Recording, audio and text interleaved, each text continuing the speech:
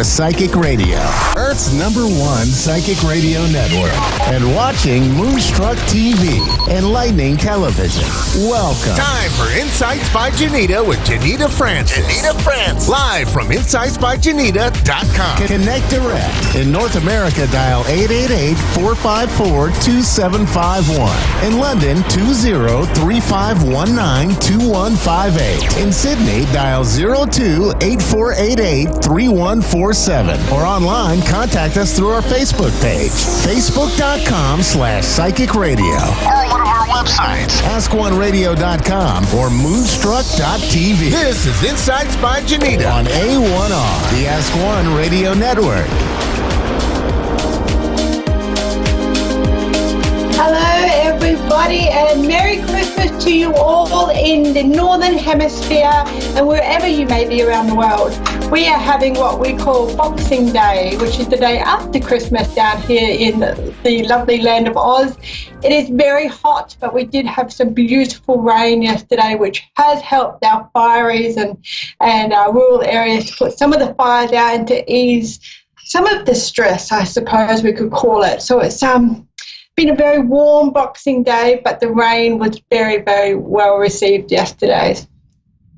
Now, I wanted to share with you today a little bit about what I do on the 25th of December. It's not because I do my mediumship and my psychic things, and I deal a lot with families of suicides and parents that have lost their child or they're stillborn or they miscarry. I deal with a lot of trauma in my life, and I love being able to help bring some peace and some just gentleness around very traumatic and awful times in people's lives. And I'm very grateful that I get to be that small part of that. But of course, Christmas time for me is spent reflecting back from all of the conversations that I've had with people over the last 12 months and all of the people that I've spoken to and the families that have sat around and had whole family healing sessions with me, and we've talked to their past loved ones, and we've had a look and to see what we can do to ease some of that pressure, to get some of that closure, and to perhaps move forward in a bit more of a gentle manner. You know, it just doesn't mean that we lose the memories. It's just that we're able to understand and appreciate the beautiful memories and not the fact that we don't have those beautiful souls with us anymore. So for me, Christmas Day is very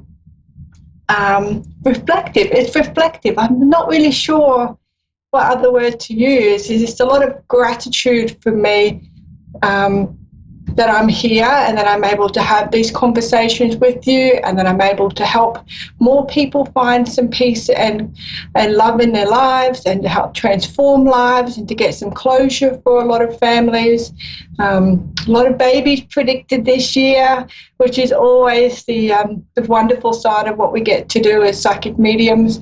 A lot of just moving forward in the evolution of self. And when I'm sitting there on the 25th of December and I think about it, 25 is 2, 5 is 7, so it's all about mystic and spiritualism, and I say, okay guys, thank you for the year that was. Thank you for all of the people that I got to talk to and to help and to push along the right path, help them find their path, help them find their purpose, help them to let go, perhaps, in some ways, of trauma and all those things that we as humans do when we're going through challenges in life. And it's so it's not a sad day. It might sound like it's a sad day, but it's actually not, because, you know, we sit here and we take so much for granted a lot of the time. We really do. We take for granted that we have a meal on our table, or that we have a house and we have a roof over our head, or that we have a husband or a wife or children or grandparents or even in-laws. So, and I think sometimes it's great if we just stop and remember that so many people in the world have lost theirs, or don't have them, or have never really experienced that family union that so many people get to have.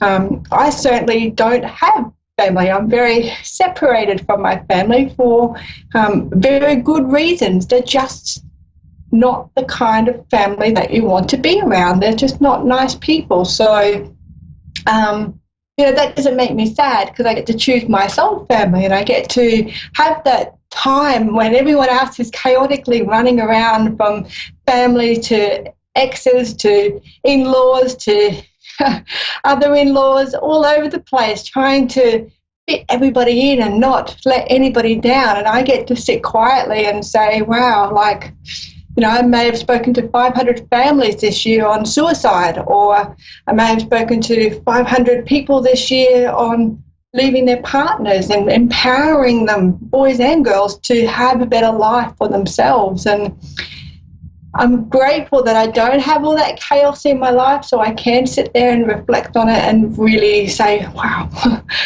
this is life. This is what it is for so many people. And I'm so grateful that I have a house, and I have a husband, and I have beautiful dogs, and, we have all those wonderful things in our lives. And so for me, the 25th is very much a day of giving thanks for everything that I have, on the friends, or my soul family, understanding where I've come from and how hard I had to fight to get here, understanding my soul transformation over the last 12 months, asking for guidance for the next 12 months. Where should I be going now? What should I be doing next? And, of course, I've got my gratitude diary ready to go. And I've already got things that I want to put in there. And I think 2020 will be a year that I want to put 20 gratitude pieces in every single day. I mean, there's so many things that we can be grateful for. I'm grateful for my gift. I'm grateful for the job that I have, and all the beautiful people that I get to talk to in my job. And I'm grateful for Moonstruck TV, for this opportunity so I can reach a broader audience than what I could perhaps in Australia, or through my other means of medium work and platforms. So it's a lovely day for reflecting for me, and to saying thank you, that I get to be a small part in people's lives over the year. And I do get messages from people. I do get mediumship stuff coming through. I get family members popping in spirit form and asking me to pass on messages, which I do. That's what my job is. We don't have 9 to 5 hours here.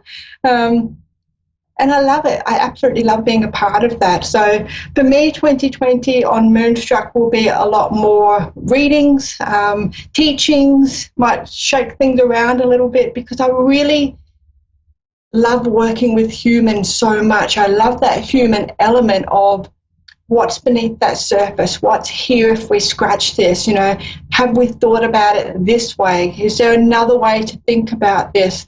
I did a reading for a lady a little while ago, and she came through to me from Moonstruck TV, and she said, my son has passed. What do I do here? I don't know how to let go.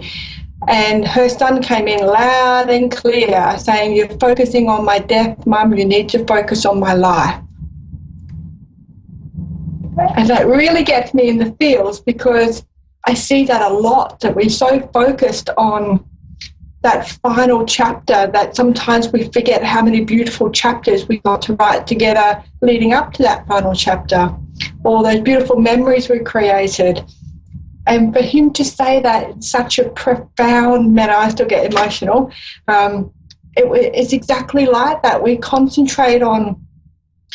Sometimes we concentrate too much on those tiny little negative things, or those tiny little things in our lives, and we forget about all the greatness that is around us. Or the final chapter, we concentrate so much on the destination that we forget to stop and smell the flowers, and to really enjoy the journey, and to see what else we can do. Some of us get right through our lives and get to our 50s and 60s before we realise that we have a knack or a craft for something, or that we're quite intuitive, or raising children sort of stops us from doing everything that we can do, because women are designed to be selfless. That's what we do. We put our own feelings aside and we do what we have to do for everybody else. So a lot of people that I read for get to that point in their lives where they say, I've been married to this person for 30 years. I don't want to do this anymore. Help.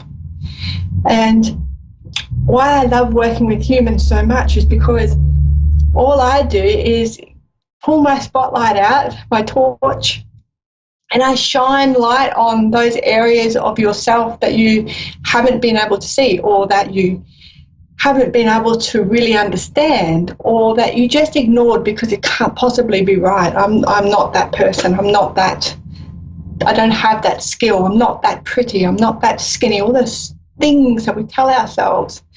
So humans will forever be my favourite subject. They can drive me bonkers, let me tell you straight.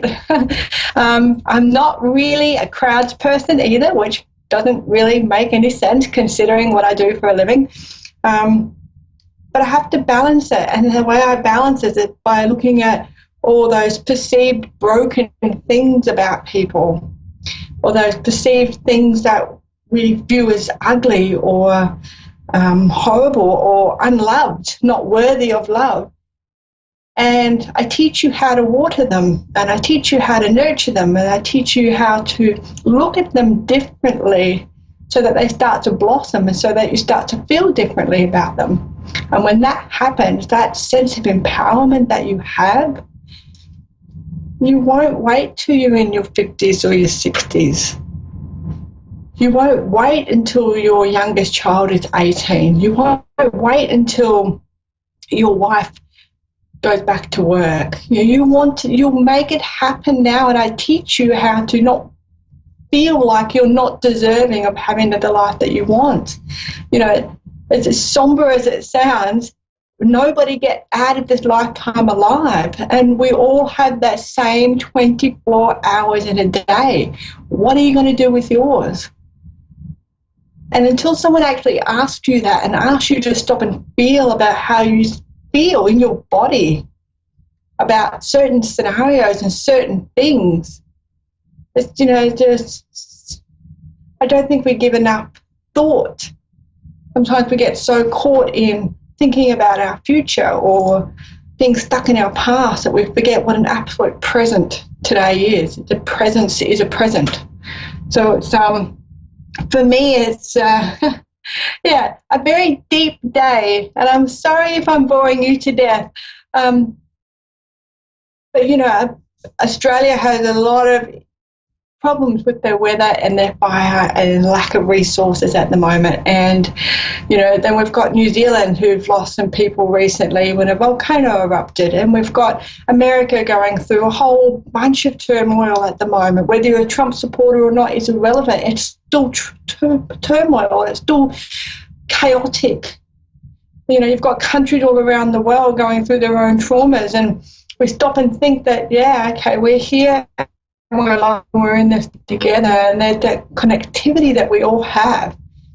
And we get so caught up in everything else that we forget to stop and think about those little small steps, those little tiny things, those wonderful things that make today such a great day, to do something different, or to try something different, or to think about things in a different manner. So, So gratitude for everything that has happened in my life, for every single relationship that I have formed with everybody, both past and present, this year, and for all the years I've been doing this, 25 years I've been doing this. So it's my reflecting day on the 25th might start to spread into 2 days as I really think about things, because it's not, when I read for someone, it's not a see you later, give me your money and rack off. It's not like that. There's a little exchange of energy. There's an exchange of love, and it's just hard to put it into really a word. It's that exchange of trust, I suppose. And it is, I'm borrowing a little moment of your time to be able to give you something that might be able to help you with closure or with clarity. And they are the two biggest C words you will ever learn in your life. And when they click for you and you actually get what I'm trying to say, you will understand it. It's clarity. It really is. It's just clear way of doing things and understanding where you're going with your life. So it's, can't imagine life any differently. And I'm really looking forward to what 2020 brings for so many different reasons. And with that, I thought I'd do a collective reading. Now, what a collective reading is, it just has a look at what the energy is in the world at the moment. It has a look at how a majority of people are responding to the energy in the world. Obviously, we are very individual people, okay, which means that we will respond to different things based on our environment, our conditioning, our habits, our understanding, our comprehension. And when I say comprehension and understanding, I don't mean academically. I mean how our experiences have shaped our character. And then I just look at what else we're feeling. What is it at the moment that's changing all of us as we work towards a new decade, that 2020, that stable number, that empowered number, and that balance that we're all seeking that we haven't had for the last several years for most of us. And we just have a little look and see how it relates back to you. So 3 decks of cards. I'll do it through the cards, seeing as though I'm reading for thousands. So we'll see how we go. I wrote an article recently in a magazine, and we've got a jumper, nice one. And we've got and the article was in the Rebirth magazine, and it was about astroscopes. And I actually do the astroscopes for the next 3 months for each individual zodiac sign. So for the summer period for us Aussies and Southerners, and for the Northern Hemisphere, it's for the winter period. And actually channeled it. So even though I love astrology, and I probably should have sat there for hours and looked at all the aspects and blah, blah, blah, blah, blah, but I thought, you know what, let's go, Spirit. Show me what you're made of. And I wrote the article. So if you get a copy of Rebirth, it is online. You can check it out there. So Rebirth. And you will be have a look at those articles and see how they relate to you. And it was actually a lot of fun. It was a lot of fun. Okay, let's have a look. So sacred power is the first. So what we're looking at is how to balance what our power and where our empowerment is, okay? So for a majority of people, we're trying to work out what is an illusion and what is intuition. Now, these are very powerful cards because sometimes when we use our intuition, not so much when we use it, but when we let others know that we use it, and people think that we're crazy, we're a bit cray-cray.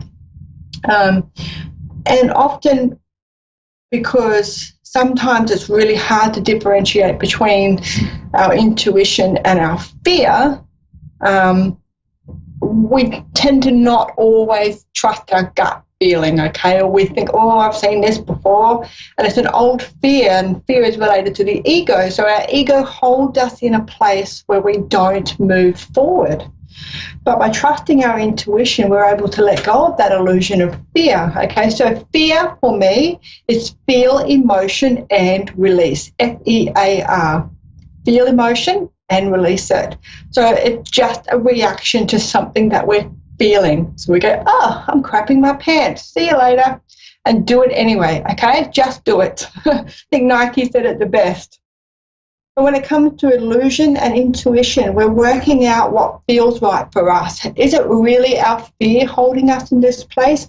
Or is it our intuition saying, just go for it, try a different way?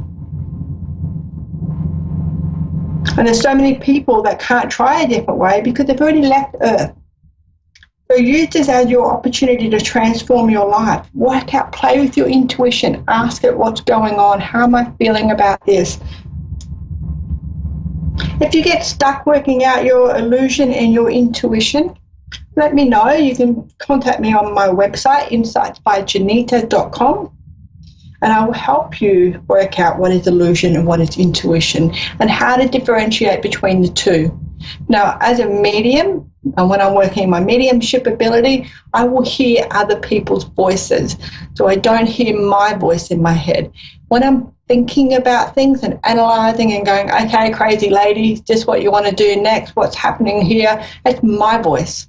So I'm very lucky. I get to have different people's voices clear as day, what they're telling me, so I know that it's them and it's not me, okay? So some mediums can't do that, or that's not how they get their messages, okay? That doesn't mean that they're right, I'm wrong, or vice versa. It means that everybody has their own gift in their own way and how they develop it.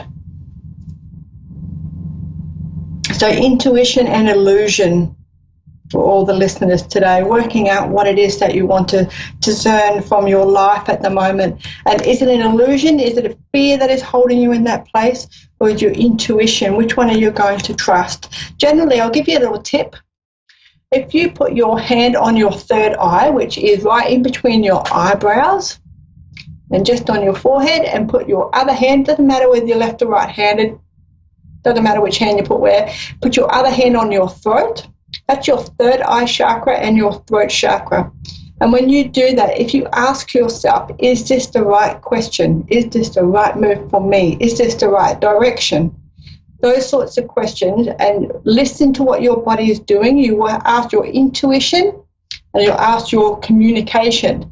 So you're saying, I want you to talk to me right now. I want you to explain to me what's going on. Your body will give you the cues it needs, okay? It will not, when I say that, it will not send you a great big sign saying, hello, you should go left, not right, okay? Your body will tense, or your heart will speed up, or your hands will get sweaty, or you'll just feel your throat close over. While you're getting the hang of that trick, and it is a trick, okay, but it's a frequency stopper. So I'm saying, I stop this frequency, I need to pay attention to it, and that's what we're doing. So you can do things like picture that person that you really did not like at school, okay, and do that same maneuver, hand over your third eye, hand over your throat, and say, okay, I'm thinking about this person, and think about that person, picture their face in your mind. And then see what your body does. See if your throat closes over. See if you get clammy. See if you get anxious. What happens? And then immediately think about something that's fantastic in your life. Eating chocolate. It can be anything. Playing with your dog. Going for a swim. Skydiving. Scuba diving. Makes no difference, okay? Whatever you're passionate about, think about that straight away. See what your body does. That's your barometer of your soul, okay? It will help you make decisions in your life. And we've got these ones, angel cards. Now, angels absolutely exist 100% because my husband married one. Oh, she's cheeky today. Okay, now this is really interesting because you've actually picked out another card, and it's all about intuition. Insights that come from quiet meditation. Seek relief from stress. If you're feeling stressed, you are in a state of chaos. You're in that lower bottom range of emotional guidance that Abraham Hicks was teaching us about. Okay, you want to get up in the top 7 emotional responses. So insights that come from quiet meditation. So meditation and insights are back to our intuition. It's really hard to get clear intuition when we are freaking out, okay? So take your shoes and socks off, go stand on the grass, go stand on the sand, stand somewhere where you can just feel sensation on your bare feet. And don't think about anything else. Close your eyes if you have to and feel that sensation on your feet. And that is how you'll be able to bring yourself in this moment right now. That is meditation. Meditation is grounding. Back here, right back here. Not too forward, not too far back, right here in this moment. So take some time to meditate. Take some time to give your body an opportunity to answer. So take that little trick I taught you. Go stand outside. Take your shoes off. Go to a park if you're in an apartment building and you don't have grass, but you need grass or sand or pebbled riverbed, those sorts of things, okay? Nature. Stand in nature. And that way you'll balance yourself a little bit more. You'll get the answers that you need. Stay in your integrity. Be honest and open in your communication with yourself. This is all about the self today, okay? Transforming yourself. Wisdom and objectivity are important right now. Objectivity. Don't trick yourself. Be honest with yourself. It is hard to be honest with yourself on personal growth and spiritual growth because I know is something that we all say. And we do know. We've been here a long time. Of course we know. But we need to swap that I know to I do. I do. Staying in your integrity when it comes to personal growth and spiritual growth and awareness, you cannot bullshit your inner child. Your inner child is not stupid. Okay, you can't bullshit them. I don't know how else to explain it politely. I would usually use a bit more colloquial terms, but you can't trick your inner child. Okay, your inner child knows stuff and knows stuff. So be honest and open in your communications with yourself on your spiritual journey. And as you learn things, okay, just say, I don't know. I still learn stuff that I don't know. Okay, I've got no idea what you're talking about. Tell it to me again. And if I still don't get it, then I say, right, I need you to explain it to me as I'm 5 years of age. And then I get it. Okay, and there's no harm or embarrassment or shame in asking for someone to go over something with you until you get it, until you get right. There is a lot of success that will come out of this. There's a lot of forgiving and healing energy that's coming into 2020 for a lot of people. Everybody that needs to hear this message is listening to this message right now, and I've just got the big tick. And the final card, which just threw out the deck at me, claiming back your power, claiming back your emotional power. It's very emotional. Okay, anybody that's been struggling in relationships that are not healthy, okay? Now, wisdom and objectivity are very important here. You need to claim your power back in 2020, all right? If the things are not working for you, walk away from them. You are in a phase of empowerment for yourself, absolutely for yourself, all right? So don't be afraid to say, no, you can stop that now. I'm not dealing with that anymore. I'm going to do this, and this is the right thing for me. You are responsible for your own happiness, okay? If you'd like a reading from me, I'd be more than happy to do that for you. If you'd like to start looking at transforming your soul and looking at that catalyst for change and what that means for you and how you can better cope with some of the things that are coming in for you as far as challenges are concerned and how to attract some more cool stuff into your life, please drop me a line. I'm over on Facebook, Insight by Janita Francis. I also have a Twitter account, Instagram, and a website as well. So I'm all over the place apparently. And look, from me to you and from my family to you, I wish you all a very, very Merry Christmas, a very happy time, whether you're celebrating it in traditional sense, not traditional, modern, doesn't really matter to me. People are people, and I absolutely love being able to be of service to you. So if you need something, please do sing out. You will catch me on my website, once again, www.insightsbyjanita.com. I'm also on Facebook, Twitter and Instagram, and of course I'll always be here at Moonstruck every Wednesday night at 8 p.m. You can always catch me there. Private readings are available, also astrological charts, transformation packages, which is my favourite part of my life, and of course gratitude, teaching you all.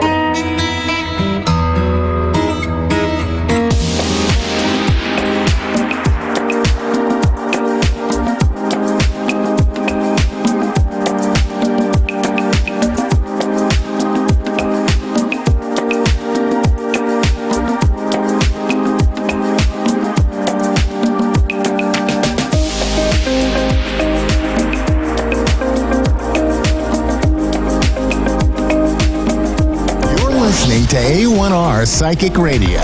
Earth's #1 psychic radio network, and watching Moonstruck TV, enlightening television. Welcome. Time for the High Frequency Channel with Rebecca Urich. Live from the highfrequencychannel.com. Connect direct. In North America, dial 888-454-2751. In London, 20-3519-2158. In Sydney, dial 02-8488-3147. Or online, contact us through our Facebook page, facebook.com/psychic radio. Or one of our websites, askoneradio.com or moonstruck.tv. This is the High Frequency Channel On A1R, the Ask One Radio Network. Hi, welcome to the High Frequency Channel. This is Rebecca Urich, and you are listening to A1R Psychic Radio and Moonstruck TV. So I want to talk about what is happening with humanity right now. We have a lot of things that are going to be start to show up, and that is bigger institutional companies, corporations, or institutions, I should just say, are going to start breaking apart a little bit. The big corporations that are money hungry, that are kind of suppressing humanity, that are suppressing us. I'm not going to get into it because I don't want to, can't say everything, right? You get in trouble. What I'm saying is that love is exploding on the planet, and all the old stuff that is not in the frequency of where we are now is going to start breaking apart and being dismantled so that the new can come in, so that the loving, supportive, human, loving, new, whatever you want to call it, life here on Earth can emerge. So, and I want you to notice that that may also be happening in your life right now too. So it takes a couple of generations for our Earth to move into a new dimension. But right now we are being forced into another dimension of love. Okay. And you may say, it does not feel like that at all. And I hear you. I feel it too, right? So what is happening is everything that we need to experience and heal is showing up right now so that we can get to where we need to be and where we want to be, so that we can become our dream, right? Our vision, right? I've talked about having a vision, about thinking about the future, right? And letting go of the past. I know that's hard, but it's time to recognize that the past, I love that phrase, the past has made me who I am now. And I like to say, okay, you're stuck, you're paralyzed in your life, you are sad, depressed, right? Is that what we want? Not really. So we have to clear that stuff from our past. And you don't even need to know where it comes from. You just need to know that in this moment right now is a fresh new moment. It is a fresh, this breath. We are moving into a new decade, 2020. So that is pretty cool, but it is time to let go of the past. It is time to let go of the things that are holding us back from who we want to be, who we would love to be, who we need to be, right? So these things are showing up right now in service. So things may feel chaotic and nuts. And the reason that is because all of that old stuff needs to show up in order to be released so that you can become the person that you want to become, that you need to be, that you are here to be on this planet. Okay? Does that make sense? So Love is emerging, even though we don't feel like it's emerging, right? But I always celebrate the obstacles. I celebrate the obstacles that are in my life because I know that they are showing up to be released so that I can get closer to what I would love, what I've been dreaming of, what I've been, journaling and using my imagination and all the personal development tools that everybody is talking about now to get to where I want to be.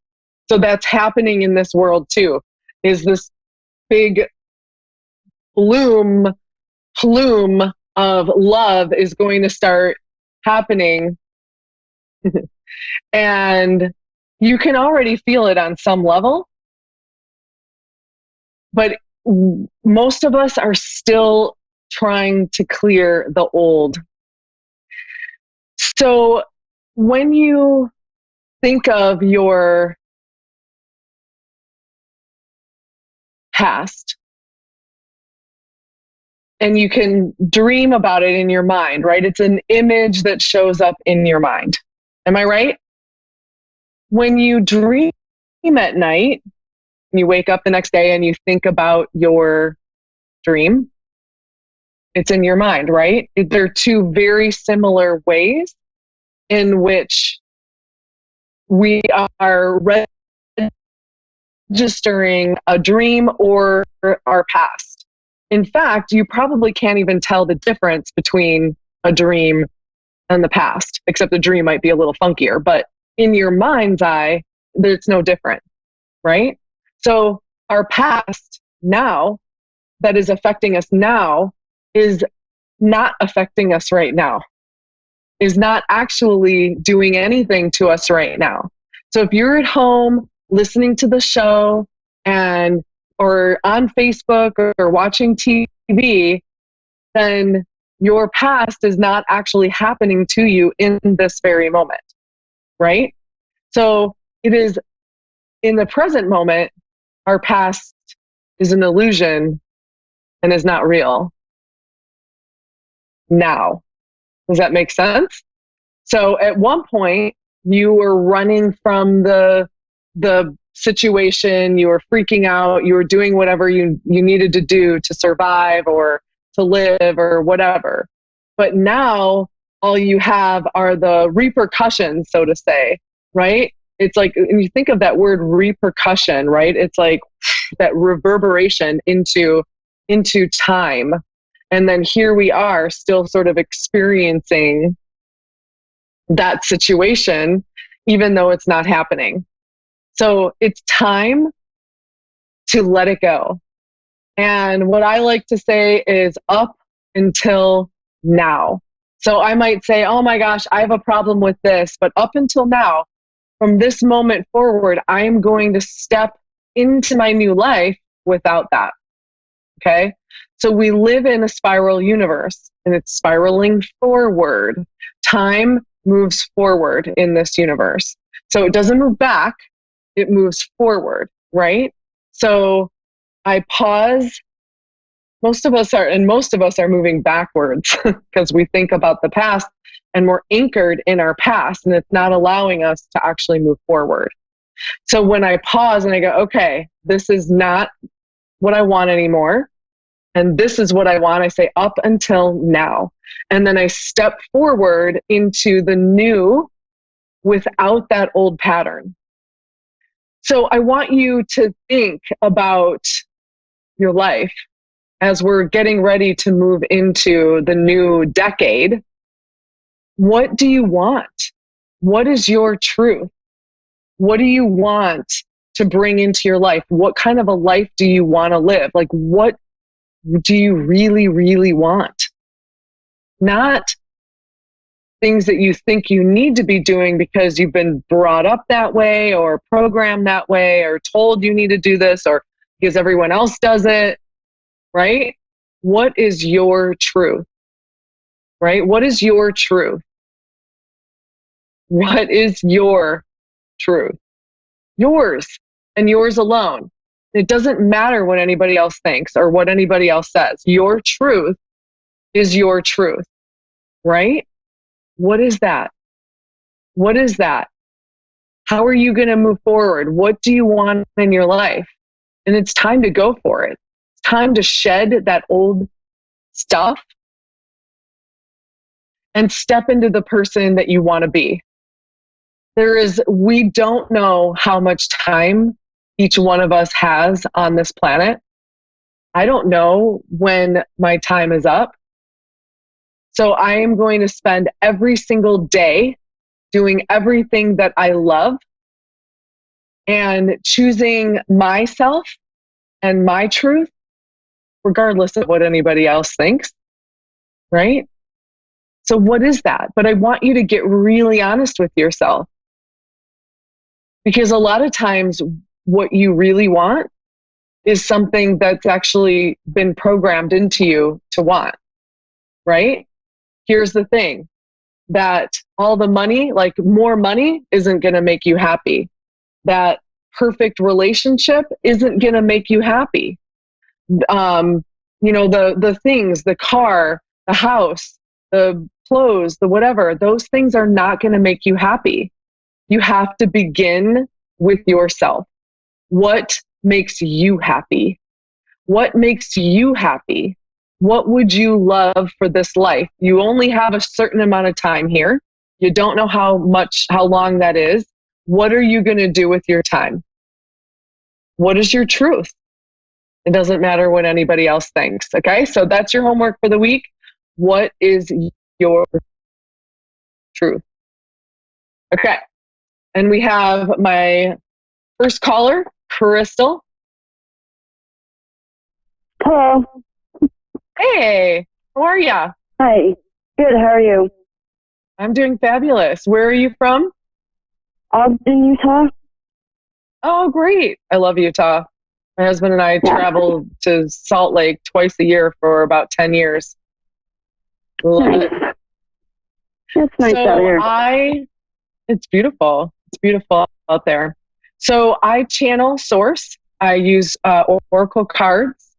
I'm also a dream builder life coach and a life mastery consultant. So I sort of blend all of those together. How can I help you today? You say you do tarot. Can you just pull some cards? Yeah, I do. Yeah, I can absolutely pull some cards. You just want like a general reading and we see where it goes? Yeah, that'll work. Okay, so I'm going to just shuffle the cards a little bit. Whoa, they just all went all over the place. Hang on a second.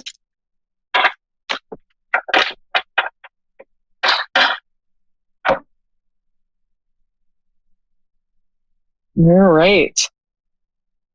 So, have you been doing work on yourself lately? Have you been trying to do self-help? Oh, great. Woo, awesome. Well, it's working.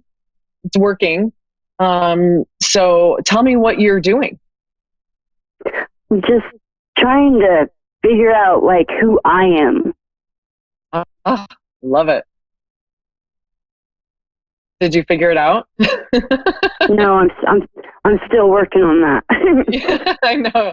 I think we're always sort of working on that, so don't feel bad about it. It'll be a never-ending process.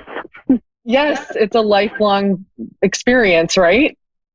Yeah. Just when we think we figure it out, it changes.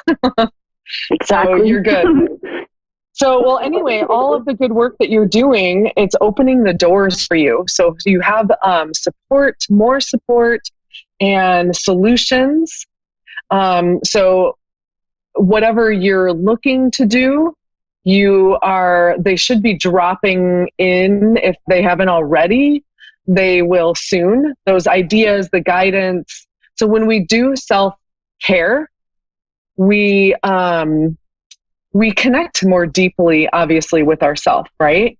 And we kind of clear out the negative and make room for messages. And I have a program where I teach people how to become a channel. So what happens is when you start doing the self-help and taking care of yourself is like I said, you start clearing stuff out, which allows the universe to begin a relationship with you and to begin to download information that you'll need in the form of ideas, or you might hear a song and the lyrics are, have a message for you. It can be in a dream. It can just be like a sudden thought that comes into your mind. It can be anything, but you're going to start to notice that as you clear out your brain a little bit more through caring for yourself, right? By letting go of that old stuff, that you're going to be more connected to your intuition. Are you feeling that? A little bit. Okay. So I'm getting that there's still some stress reduction to do. So some de-stressing still? Yeah? Yeah. Now, would you say it's anxiety, depression? A little both. Okay. So tell me about your self-care regimen. What are you doing? Just doing some counseling and medication. Okay, good. Yeah. Are you meditating or anything? I listen to music at night. Was it 423? I don't know. Band or something, or? No. Just the meditation music. Oh, okay. To like lift your vibrations and stuff. I love it. Great. So are you laying down in bed, or are you just listening to them with your earbuds? Yeah, just lay down in bed to, go to sleep. Perfect. So keep that up. Also, I want you to look at your negative self-talk. Do you know what that is? Yeah. Okay. I try to keep that under control. Yeah. Well, and let's just become aware of it. The more you become aware of it, the more you will be able to shift your mind onto something else. So we want to be really gentle with ourselves. So that includes like being kind to ourselves. So when you find yourself negative talking to yourself, you don't want to continue to be negative by being like, oh, why are you, getting mad at yourself because you're negative self-talking. Do you get what I'm saying? Yeah. So it's important for you to, I teach my clients that everyone has an internal pause button within themselves. Mm-hmm. And throughout the day, you can just pause. Sorry. Oh, you have a little one. Yeah, my daughter just had a baby. Oh, so cute. How old? She'll be 2 months on the 15th. Oh my gosh, she's little. Oh, I love it.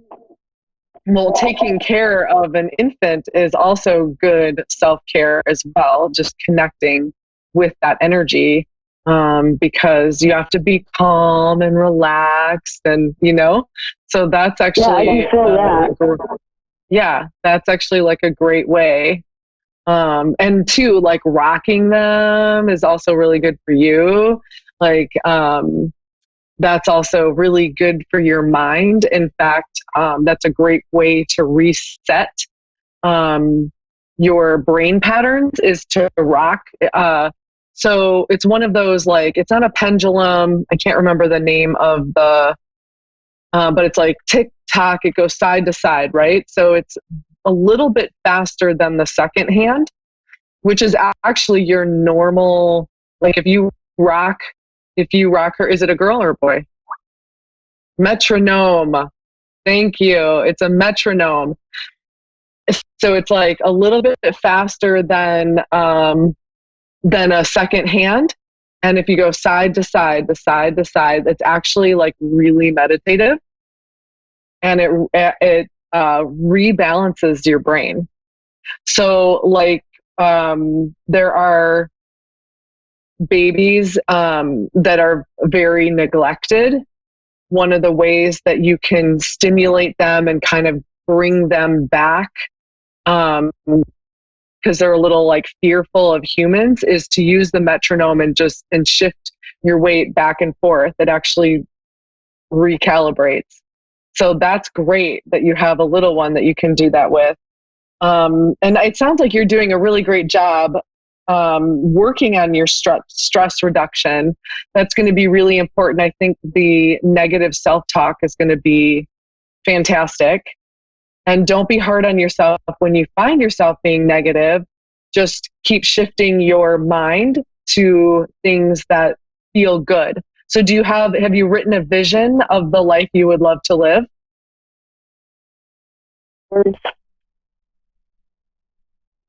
Do you have maybe spend some time journaling what you would love in your life?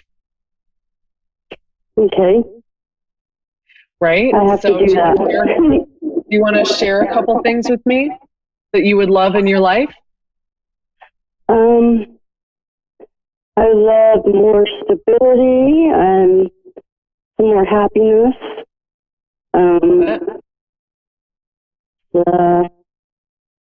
Better health. Okay. That sounds absolutely fabulous. I love it. So those 3 little things, I want you to write them down in a journal, and I want you to think about those often. And even if you can expand upon that vision. So like, what does it feel like to have good health? Like, I feel so great in my body. I am so grateful I have great health. Like, so you want to actually put it into as if you already have it. And that actually forces the universe to bring it to you faster. That makes sense? Okay. Yeah, that does. It feels really weird because, like, it'd be like, oh my gosh, like I'm making this much money and my health is fantastic. And it seems kind of odd because it may not be true, but you're drawing that into you. Fake it till you make it kind of sort of thing. Yeah, kind of like that. You got it. So what I'm also getting for you is that you are actually, so keep up with the stress reduction. But what is also happening for you is you are ready for deep emotional healing. So the work that you're doing and is really, you're ready. Like, you're ready for this healing. So it's so important. Like, just reiterating again, it's really important for you to devote the time and energy to your self-care. Keep it up. It's basically saying that you're doing everything that you need to be doing. Okay, great. How about, let me ask you this. How about your love life? That's terrible. Okay. So what I'm getting is that what's going to end up happening is this work that you're doing is going to open you up for romance, for a romantic relationship in your life. Whether it's with the person that you're with or with somebody new. Are you with somebody right now? No, we just recently split up. Okay. That's okay. Sometimes I think we have to do a little bit of work and make ourselves happy. And when we start making ourselves happy, we raise our vibration, and then we bring in that person that is a better fit or a better match for us. So this is, what you're doing. You are right on target. You are connected to the universe. You are connected to your higher self by already starting to move along the path of self-help and self-care. So you are definitely on target. Keep up the really good work. Is there anything more? Let me see if I'm get anything else for you. Yeah, I am getting that, taking the time and devoting that time to your self-care, like deciding. So like what I did for a little while was I would do everything that I wanted to do and nothing that I didn't want to do. Right. So like if someone's like, oh, hey, let's go volunteer. And you're like, oh, I really should go volunteer because it's a good thing to do, but I really just don't feel like it. Don't go. Don't go. Right? If you want to stay home and take a bubble bath, stay home and take a bubble bath. So start really listening to what you want to do. Right? What is your truth? Right? And that comes forward in the form of, I'm not going to do this because everybody's telling me to do this. I'm going to do this because I want to do it. Do you get what I'm saying? Yeah. Okay. So the lecture that I had right before you and I got on the call was, what is your truth? What is your truth, right? So it's deciding what that is. And you're in the exploratory phase of it. And that's a cool place to be, because you can just be like, do I want to do it or do I not want to do it? Like, where am I? You know? So it's like, oh, and I'm going to say no because I don't want to, or yes, because I do want to, or oops, I said yes when I really meant to say no. And, you know, just be lighthearted with yourself. Be kind and gentle as you're learning what your truth is. Okay. Does that sound good? Yeah, that sounds excellent. Thank you. Yeah, you are so welcome. Thank you, Crystal, for coming on today. I appreciate you coming. Thank you. Have a good night. Thanks. I sure will. You too. Take care. Bye-bye. Bye-bye. And thank you, Crystal. That was awesome. My name is Rebecca Urich. This is the High Frequency Channel. I am still offering free financial education. I'm a financial coach as well. And I also offer free breakthrough calls for people. So if you're interested, please let me know. Message me, like my Facebook page, the High Frequency Channel. And I'm going live right after the show doing more readings. So I'll see you there. Have a beautiful night. Namaste.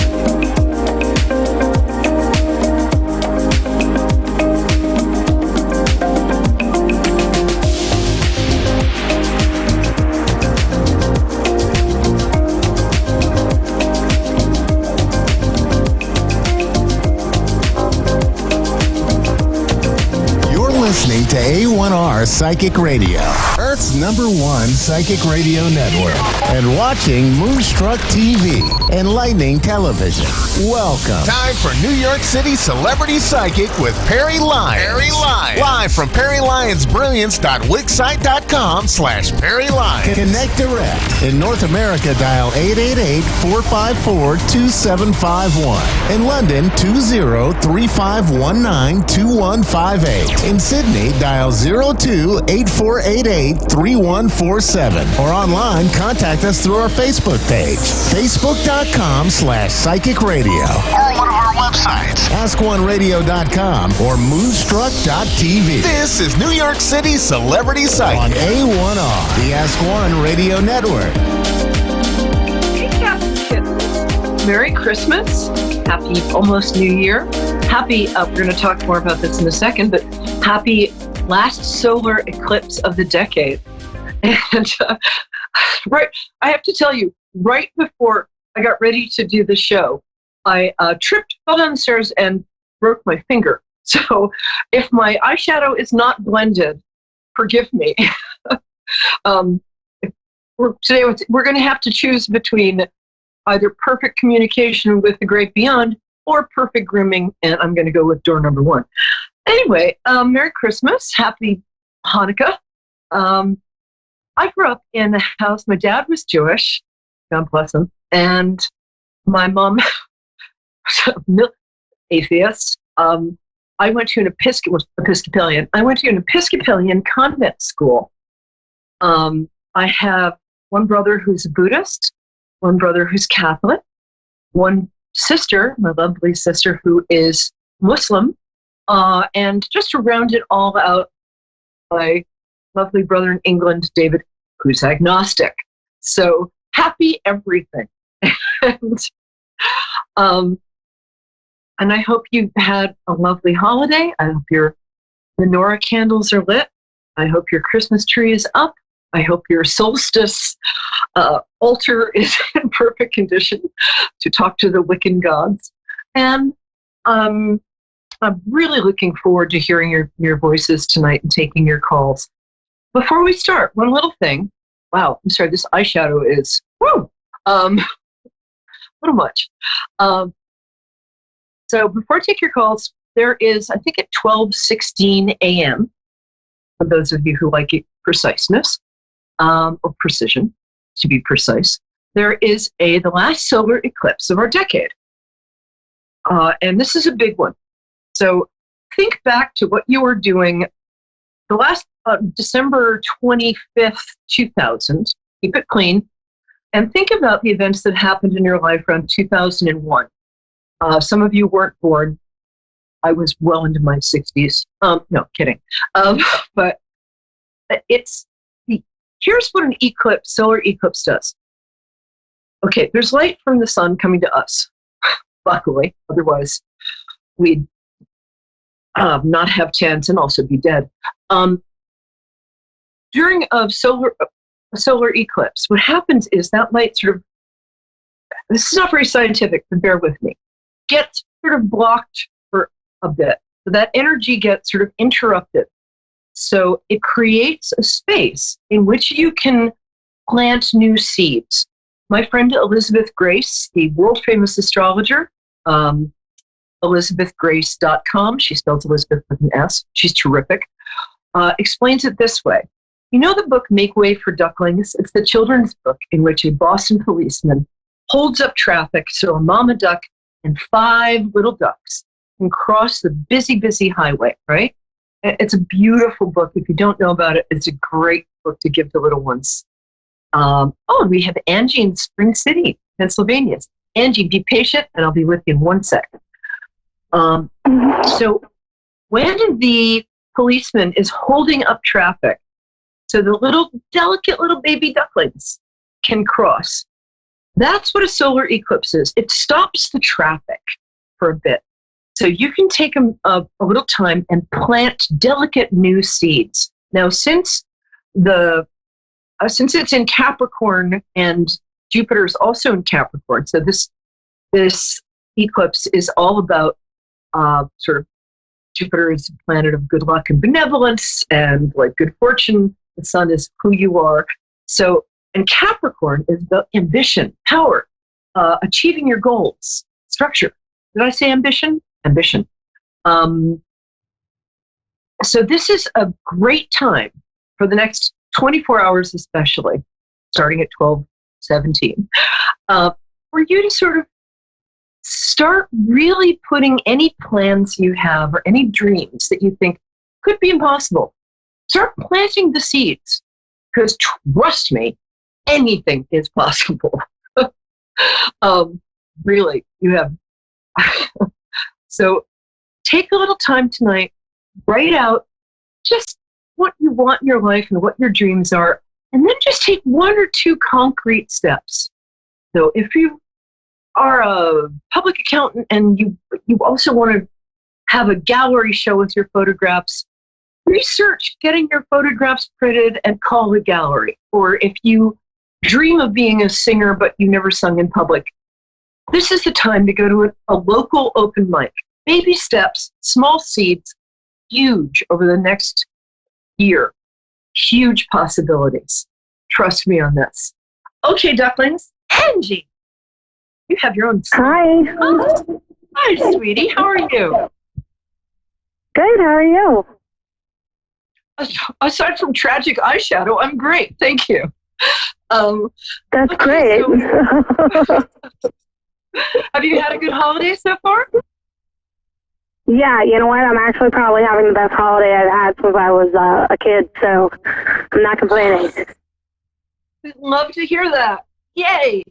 And I'm going to say, Angie, Yeah. because of the solar eclipse, that means that your next year is going to be rocking, babe. It really is. Mm-hmm. And your kids enjoyed it? I'm sorry, what was that? Oh, I'm sorry, my mic is a little off because I was asking if your kids enjoyed Christmas, but I actually don't have any kids. Oh, that's interesting. I guess falling downstairs right before I did the show has knocked me sideways. Give me a second. Okay, let me tune into you by what I usually do is I ask people for their birthdays. That's how I tune into you. And you will have kids. Okay. Two definitely, possible third, but that's in your future. So, Nice. birthday, babe?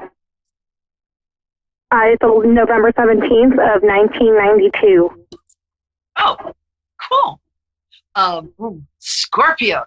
I'm a Pisces. We love Scorpios. Okay. And like I get it. Okay. Like most Scorpios, you are a rather private person. So I'm going to take a second and jump into you here. I mean, you're outgoing. You're socially very charming. And you have beautiful cheekbones. Okay. You have a specific question. What is it? Do I have a specific question? It feels like there's a question you might be a little embarrassed to ask, but what would you like to know? How can I help you? I can't think of what I was going to ask off the top of my head. So. It's funny, at a party last night, somebody asked me like what my 10 favorite movies were, and I couldn't remember any movie I had ever seen in my entire life. So that's totally normal. I'm like, what's a movie? I don't know. Jaws 3. Actually, things are pretty good for you. One thing I'm going to say about your love life is that you had kind of a tragic encounter with a narcissist a little while back. With somebody you invested. What? Yeah. No, you're right. Yeah. Yeah.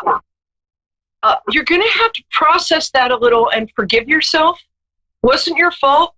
Narcissists are really, really good at what they do, which is to charm empathetic people, and you're very empathetic.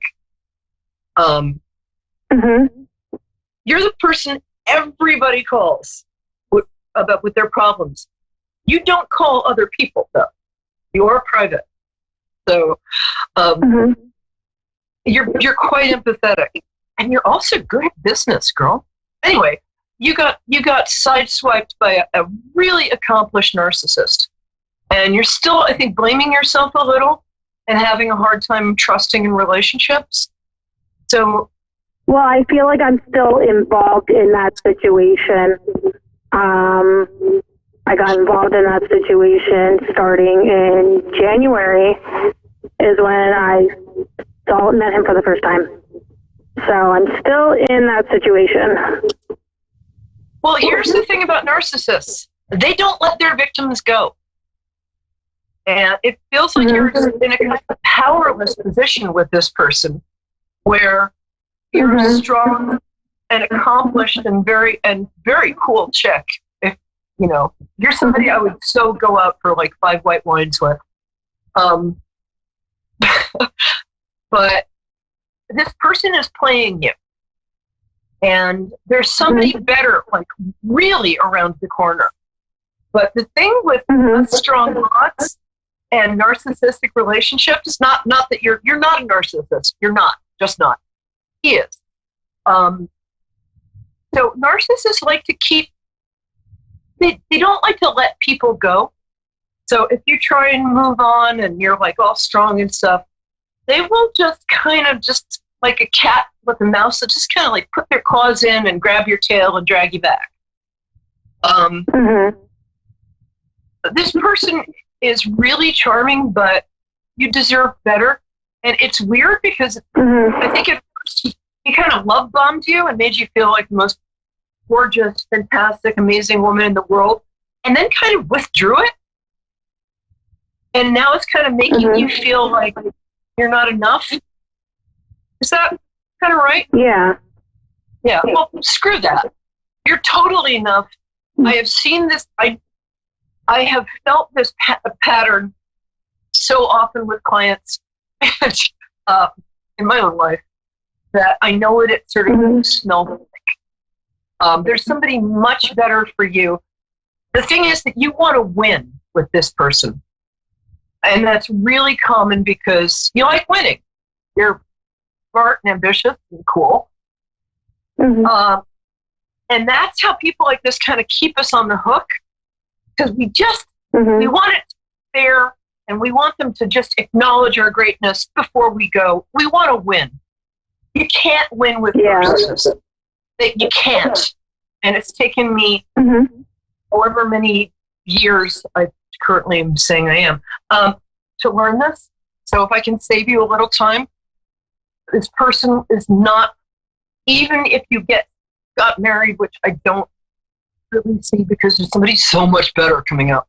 This person is in your life to kind of teach you this lesson, and in a weird way, teach you what you want and what you deserve, right?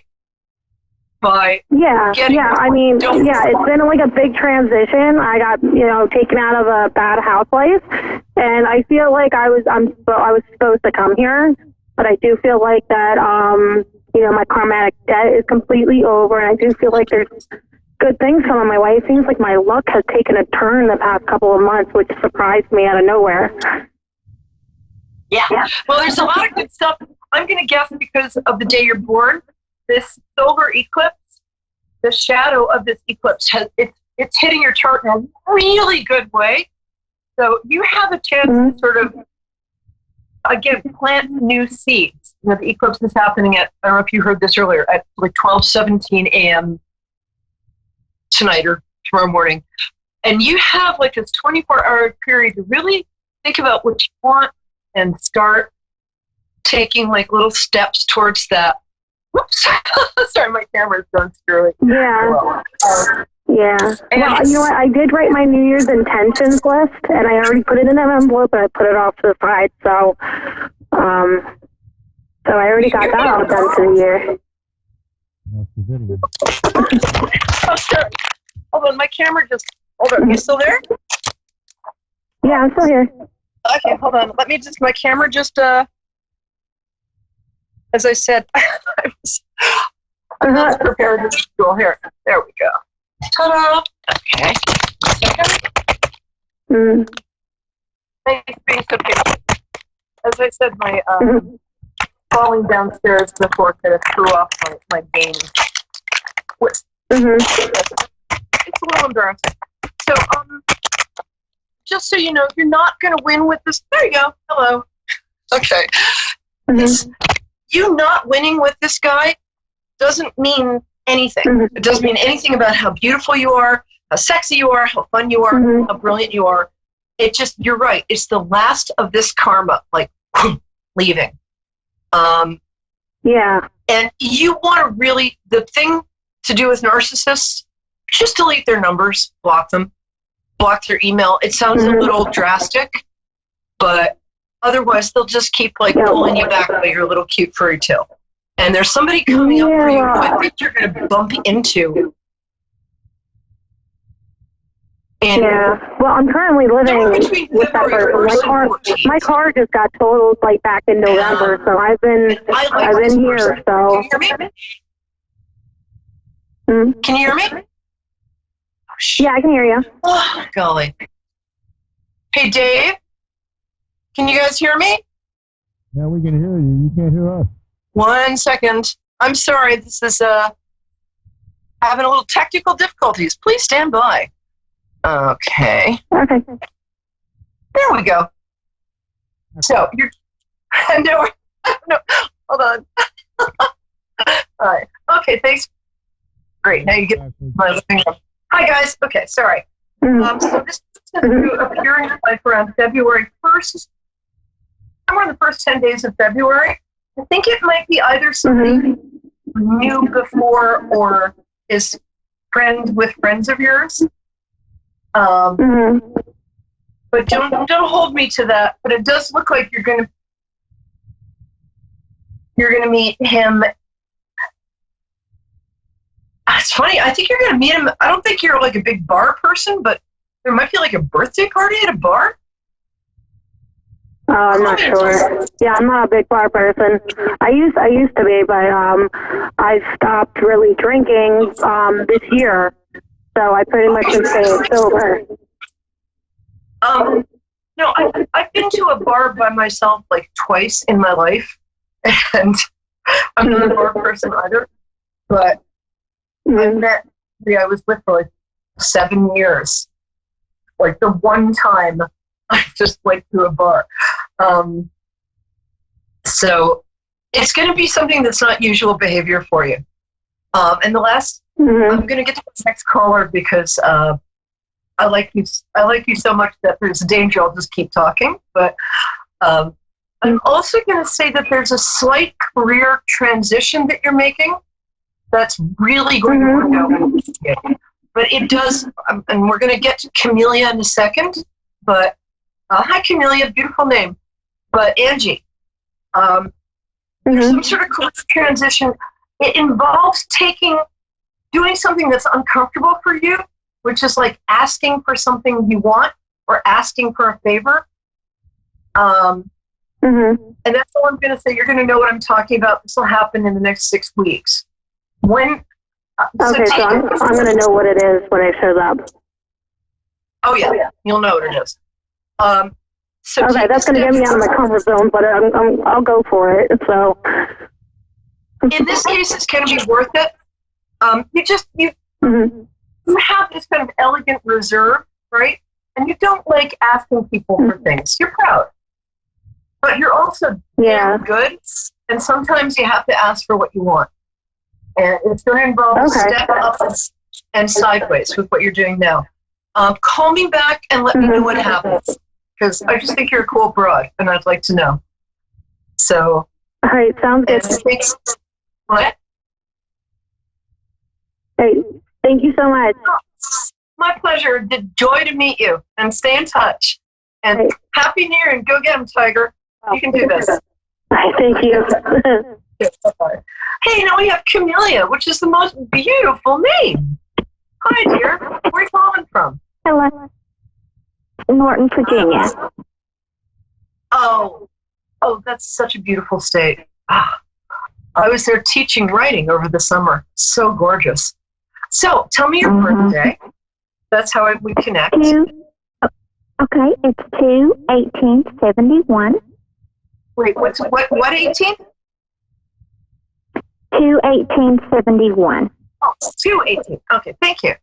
Oh, well, 18 is, in the Hebrew alphabet, 18 is a very lucky number. It's called the number of life. So I was born in the 18th too, so I think we're kind of cool. And did you have a specific question, or would you like me to do like a little overview for you, babe? Just the overview right now. Okay. Do you mind if are you petite? Mind me asking? Are you on the smaller side? Am I what? What? Am I what? Are you petite? Are you like 5? Are you on the smaller, more delicate side? Yes. Oh, that's what I thought. Like 5'2"? I have 5'1", yeah. Yeah, okay. I put you in heels, but okay. And you have delicate bones. I'm just making sure it's you. Okay, I got you. Oh, darling.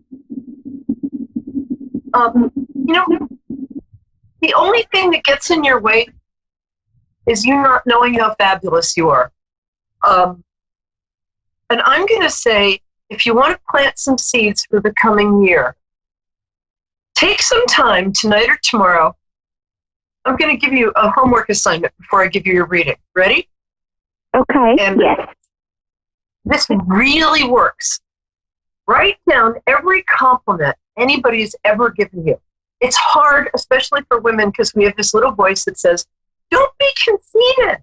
Tell that voice to go sit in the corner and have banana. And just write down every nice thing. I don't care if it's the local shopkeeper, if it's your parents. Write down all the compliments. Do about 2 pages. Read it and do it into a recorder and play it before you go to sleep at night for 30 days. Because you are on the verge of a real breakthrough. And you also, in your love life, you've got like five people who have like huge crushes on you. The first, Oh, really? you have no clue. It's adorable. You're too honest. There is somebody in your vicinity that I think you like, but there's something like you don't think he or she, you think he or she is unattainable. Is that true? Yes. Yeah. Oh, that person is not unattainable. And Okay.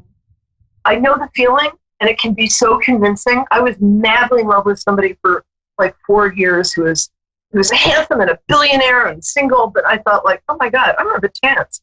And it turns out the entire time he just had a mad crush on me. So you never know. But the thing is, I want you to, I'm going to say this to you too. I want you to really take some risks in the next year. You also, do you do something, I can't quite get what you do for a living. The problem with everybody working computers is I'm seeing you doing something with your hands, but that's like not a big help. Are you good at like needlework or pencil drawing or something? Not for a living, but are you good at something like that? No. I'm trying to get what I'm seeing for you. My guides are being a little, hold on. You are very efficient, and you can be very organized. You can also be a little lazy. You're somebody who likes your comfort. What? I think you've got a job that you're good at, but I think it's not quite what you love. It's funny, I'm having a slightly hard time. Maybe it's because I spent the day in the hospital. I'm wondering if you do something having to do with medicine or healing. I'm having a hard time getting what you do. Will you tell me so I can be more efficient? Yes, I work in a medical office. I worked in a hospital for a couple of years, and then I went to a medical office, and I'm a receptionist at an audiology office. Oh, okay, so the medical thing, thank you. I was like, she's not a nurse, but I'm seeing her in a medical, like, healing environment. Excuse me. Mm-hmm. Not that. Oh, look, I got a Christmas sweater on. Oh, then I think I know who the person you think is out of your league is. That person, you can have that person if you want them. You're not married, right? I'm divorced. Yeah. You're going to get married again. And it's going to be much better. But it's probably going to be about 2 years from now. So enjoy being single and take this time for yourself, because in about 2 years, you've got sort of a whole new family thing coming up, which is going to be really cool. I also think that the person you're going to marry this time is going to have, how do I put this? Have money. So keep in touch and send me some.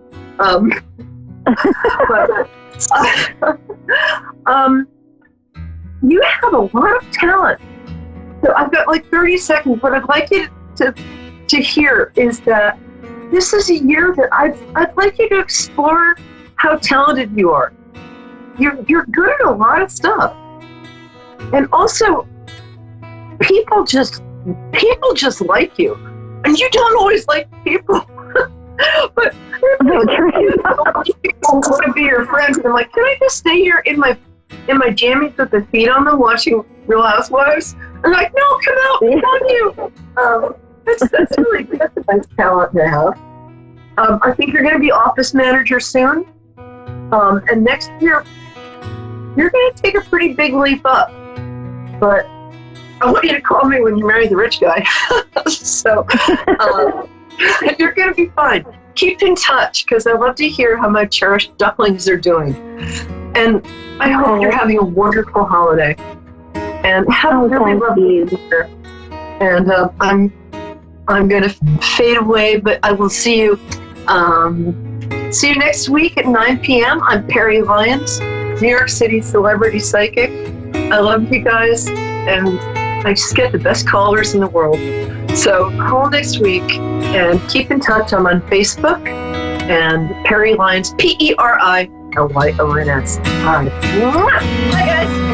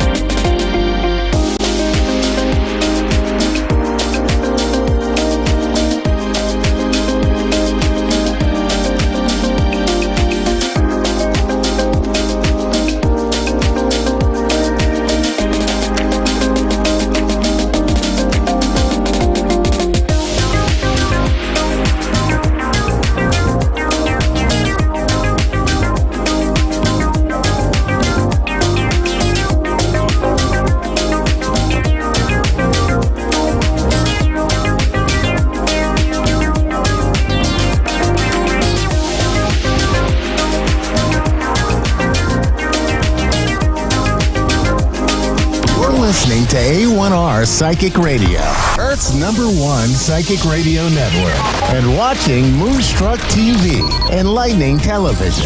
Welcome. Time for Divine Guidance with Angel Tuzigno. Angel Tuzigno. Live from crystalclear101.com. Connect direct. In North America, dial 888-454-2751. In London, 20-3519-2158. In Sydney, dial 02-8488-3147. Or online, contact us through our Facebook page, facebook.com/psychic radio. Or one of our websites, askoneradio.com or moonstruck.tv. This is Divine Guidance On A1R, the Ask One Radio Network. Hi, everyone. Welcome to Divine Guidance with Angel. I hope everybody's having an awesome holiday. I know I am. I had a day of relaxation, just what I needed. But we'll get right into it. So you can reach me at crystalclear101.com. You can email me at cosmicearthangel@outlook.com, or you can text me at 306-261-4086. So the card that we got today for all that are watching is Focused Intention.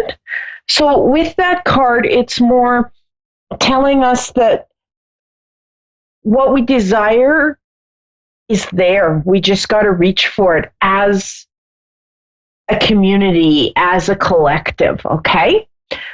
So earlier I was meditating this morning while I was relaxing, and I got a little bit of a download. So I'm going to read what I was quickly writing, and I'll try not to talk too fast.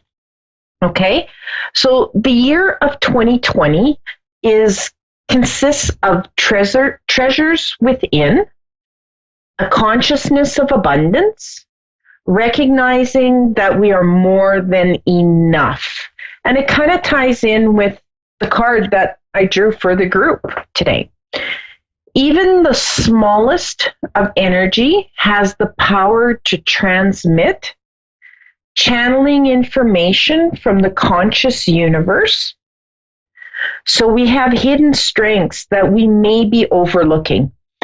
That is a downfall that we all fall into, where we have so many hidden talents and so many hidden treasures within ourselves that we overlook, that we don't think is good enough for or best for, okay?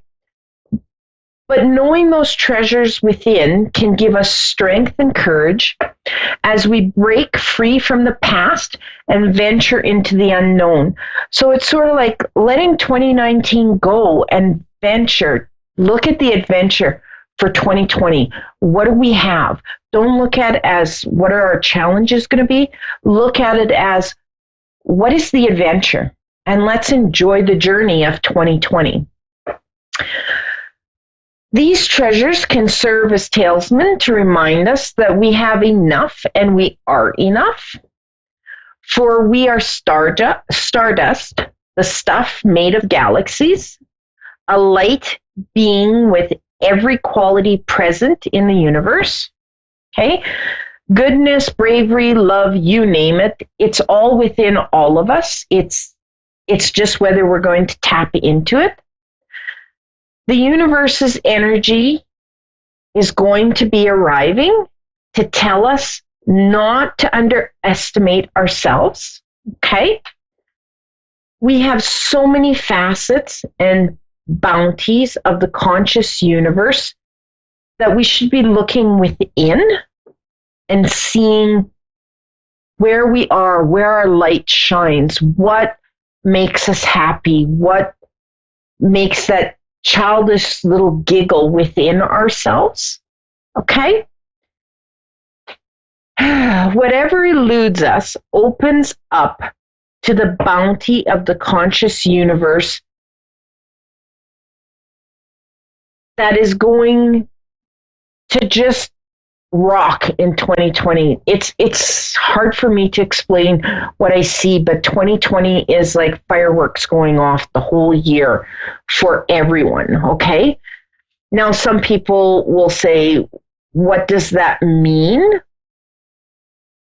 I go, but wait, there's more. You're going, where did that come from? It's always been there all along. We all have the qualities we formerly concealed from view will be made visible to all of us so that we may use them for healing, growth, and co-creating. Whatever your heart desires, we are so much more than just our thoughts and our feelings. We have a body to care for and a soul with a unique purpose, which ties into last week's show, just saying that we are what we are and we need to let that shine and we need to follow through with it, okay? We need to open our hearts, feel the warmth, embrace the love, embrace the holiday cheer, embrace whatever is in front of us because everything is a blessing. We may not think so at the time, but when we look back, we go, yeah, that is a blessing. It could be worse. Okay? So let's just embrace everything that we can. Let's look at life with a newborn's eyes, okay? And I just want to say Merry Christmas to everyone that's been listening, to everyone who produces the show. I can't say how blessed I feel in helping me blossom into who I am. And I wish everybody a happy new year. Okay? And with that being said, we'll go right into our first caller, which is Kadisha. Yes. Hi, how are you? I'm doing okay. How are you? I'm doing great. How's your holidays? It's been okay. Just been okay. All right. So you got the love and acceptance card. Okay. So that just tells me that you need to recognize your worth. Okay. You need to choose loving thoughts. Does that make sense for you? Yes. Okay. So what would you like tonight? Is there anything in particular, or do you want me to just go into general? I can just go into general. Okay, girl. You are this shy little mouse. Like, I just feel like I want to just crowd in and hide. But you have this big, wonderful heart. You are this person that shows that people light up when they see you. They just love your energy. They love what you bring to the table. You just need to have a little more confidence in yourself. Does that make sense? Yes. Yeah? Okay. Now, you've had a bumpy 2019. Oh, yeah, girl, you had a little bit of a rough time. Okay. That's going to be coming to an end. Just have faith. Just believe in yourself and start following your gut. They're making me feel like you're second guessing yourself, which this isn't the time to second guess. This is the time for you to say, this is what I want. I don't care how you're going to get it to me, but I want this. Just bring it on. Okay? And let your team bring you your dreams. Okay? You need to start dreaming a little more because you've got your blinders on and it's like I'm feeling like I'm stuck in the mud. My tires are just spinning and I'm not going anywhere. Does that make sense for you? Yes. Yeah. Do you have any questions? They're making me feel like you have a question. There's a decision that I have to. Yes. Hello? Hello? Are you still there? Yes. Hello? Okay. Yes. The money is coming, all right? Does that make sense? They just told me to tell you the money's coming. Are you thinking of changing job? Yes. Yeah. Now is the time to do that. And if you have to go to school, because they're showing me books, so if it means that you need to go back to school, that's something for you to look into, all right? Because they're showing me the up and over, which is telling me that you can move up and forward and create the world that you want. All right? Okay. Okay. Now,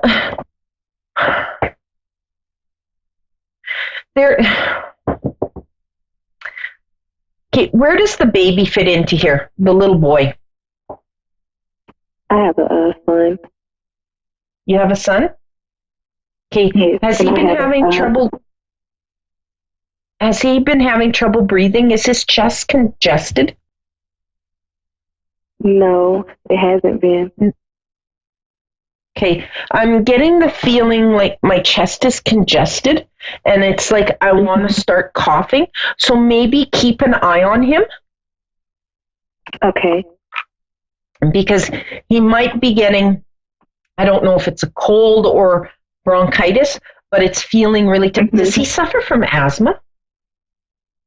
You know, he's never been tested for it. Okay, just keep a little eye out for it. Because they're making me feel like that I want to start coughing. So just keep an eye out for him, all right? Okay. Now, okay, they're also showing me a move, so I don't know if you're considering moving from where you're at. I hope so. Yeah, they're making me feel like it's going to be between 2 to 6 months. Like it's going to be happening really quick. It's not going to be like right in the winter weather, but it's going to be more like springish, they're making me feel. And it's almost like you're going to go from a 2-bedroom to a 3-bedroom. Does that make sense? Mm-hmm. All right. So do you have any more questions before I move on to my next caller?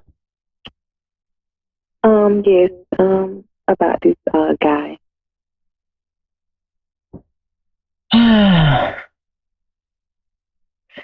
Are you with someone right now? No, we just got into it actually, and he, said that he just wants to co-parent. Yeah, because I was going to say if you're with someone right now, it's not the one for you. Okay. So know that you do have somebody coming, but it's going to be more towards the end of 2020. You might have some that will kind of flow through that you'll go for coffee and dinner with and stuff like that. But know that somebody who's actually going to come into your life and make a difference and stick and stay is going to be more towards the end of 2020, towards fall. All right? Okay. Okay? So you have a wonderful holiday and a wonderful rest of the weekend and enjoy your New Year's, all right? So take time for yourself. Okay. All right. So now we'll go on to Evelyn in New York City. How are you, Evelyn? Yes. How are you? I'm fine. Good. Thank you. Yourself. Happy holidays. Happy holidays to you, too. All right, so I pulled your card, which is the Divine Healing card. Okay? Yeah. So with that one, you need to honor yourself, okay? You need to take time for yourself so that you can heal and regenerate, because you do a lot for everybody else. So I mean, you could be sitting on the couch with your feet up and somebody phones or knocks on the door and says they need you now, and you just drop whatever you're doing and you go help them. Does that make sense? Yes, definitely, yes. Yeah. Very much. You need to start slowing down and learning to say no, okay? Because you need that time for yourself. Because if you don't take it, you're not going to be able to help the people that it matters, if that makes sense. Yes, You're just you're going to run yourself down and be sick. Okay? So it's time to start delegating and start letting some certain people grow up, if that makes sense. Yes. Okay? All right. So do you have anything particular that you want me to touch in on, or do you want just general? Oh my goodness, so many things. Basically, one of the big things is definitely my health. Some issues, as far as my knee, and as far as the recent surgery that I had, that the anesthesia was very. I went into seizures for a while. I don't know what I should do about that. Whether I should pursue a lawsuit or not. And then the other thing would be my oldest son. His relationship with his girlfriend, Coming to your health, okay? If you're reacting to being put under, and there's 1% of the world that this happens to, but when you go into surgeries, you can discuss it with the doctor and tell them what's happening when you go under, and they can either mix you up a certain cocktail that you won't have the side effects that you have, or like they do for me, they will do spinal blocks. So I'm awake for the surgeries, but they just sort of numb me from wherever down, so I don't feel. And sometimes I know it's weird, but I ask them for a TV so I can watch the surgery because it's kind of neat. I think anyway. I'm a crazy people that way. So know to keep track of your blood pressure, because they're giving me a sense that your blood pressure is a little on the high side. Watch your sugars, your blood sugars, okay? And the biggest thing they're telling me, girl, is you need to take time for yourself. A lot of your health issues are the fact that you're not taking that time to regenerate yourself and to let yourself heal. Okay? Okay. Yeah. Yeah, I don't really know. I don't know if I know how to, but anyway, yes, I do understand. I resonate with that. I used to think the same thing, but you just kind of got to just sit down and catch yourself every time you bounce up and say, nope, sit down. The dishes can stay in the sink. They're not going to run away. They're still going to be there tomorrow. And if there's dishes in the sink, you're not going to die. It's not life-threatening or morally threatening to have dishes in the sink. I know we were brought up differently. Dishes got done right away, but we have to face it. We're not young anymore. So some things have to change, and we have to slow down, and some things have to give, and we just have to learn to accept that. Okay? That's true. So Thank you. who in the family has heart issues? Has what, I'm sorry? Heart issues? Heart? Has problems with their heart. Yeah. I'm feeling like my heart's missing a beat. I know my oldest son did at one point when he was younger, but he refused to go to the doctor for years and years and years. But at one point he did. Is this the son that you're wondering how it's going to go for him?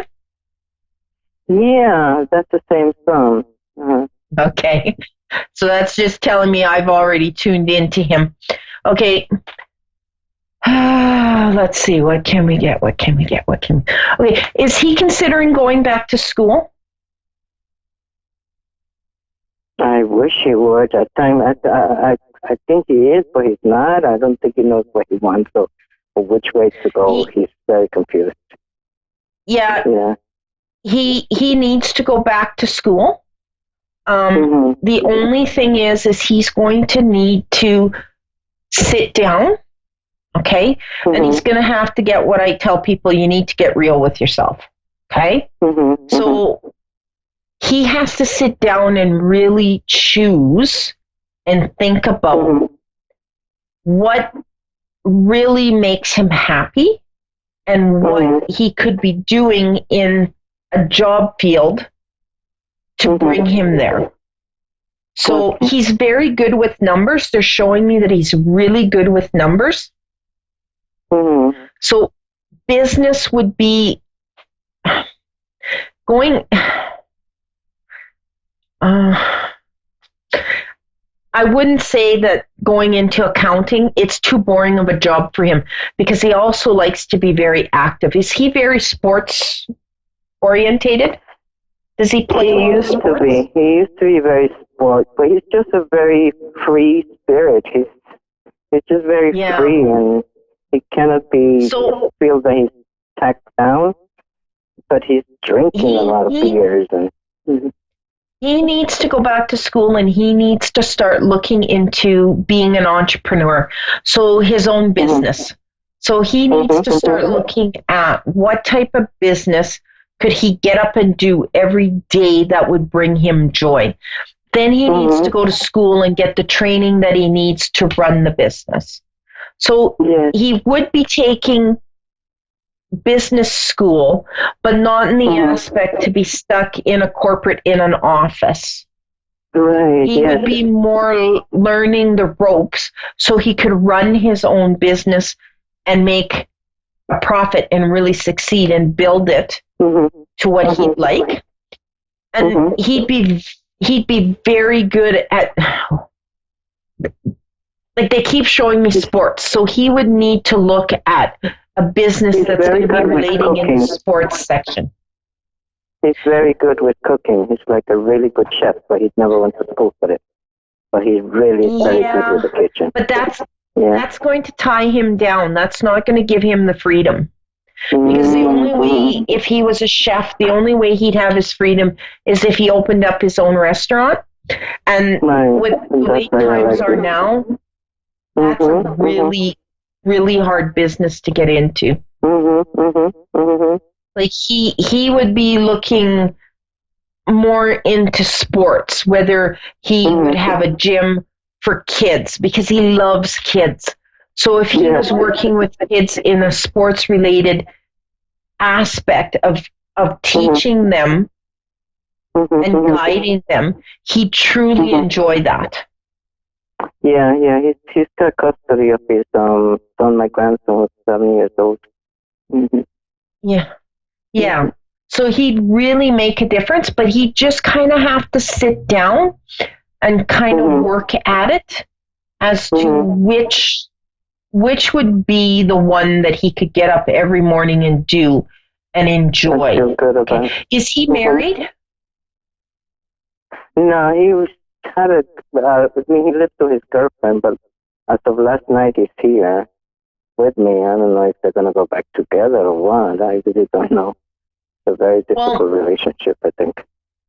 They're showing me that when he takes the step to go into the aspect of his own business, and if it is in the sports related, they're showing me that there is going to be a partner coming in that is just as much into what he's doing, and they're going to make this partnership together, and they're going to build this business together.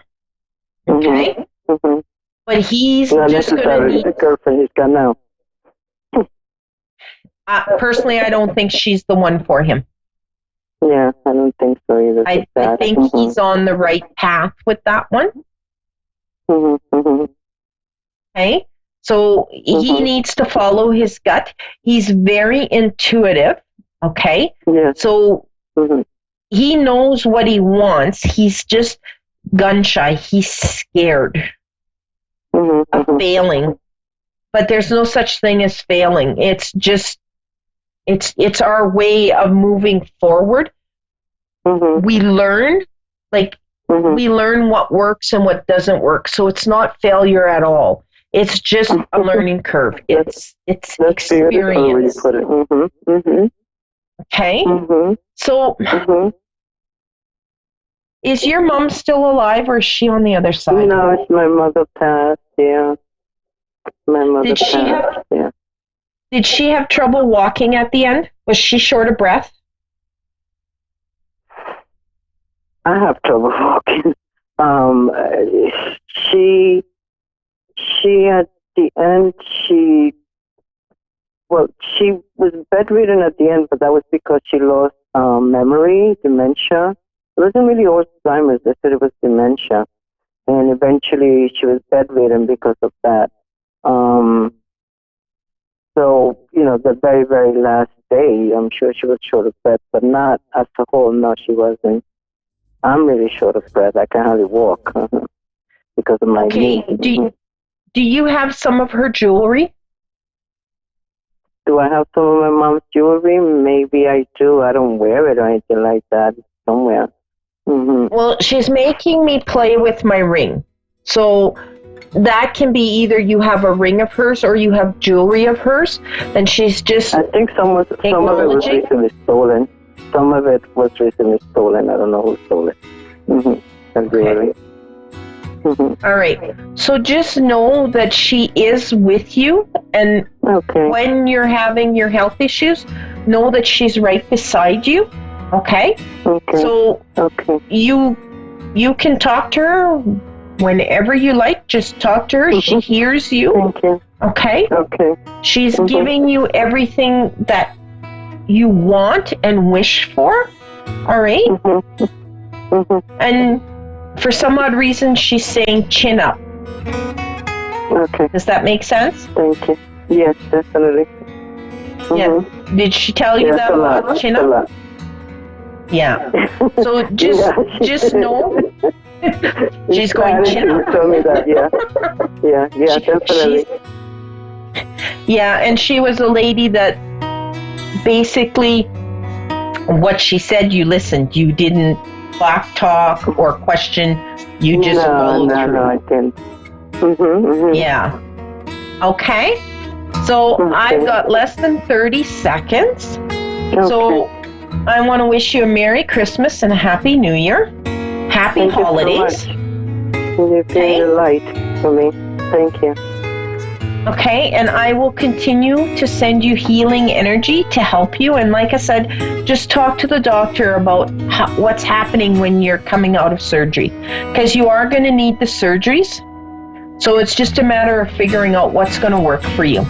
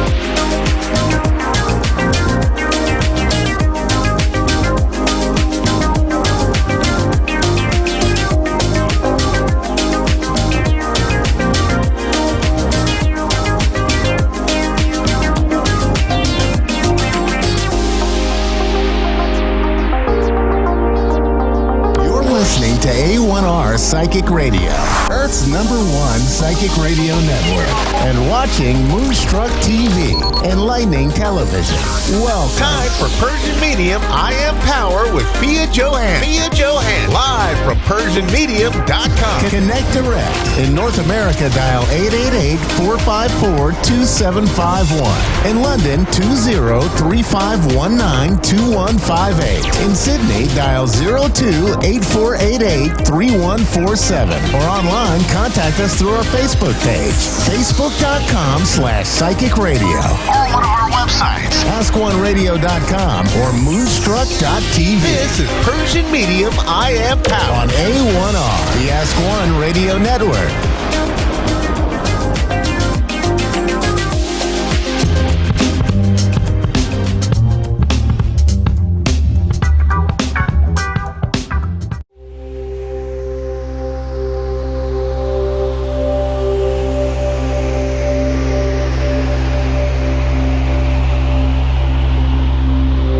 I was at the age of 7.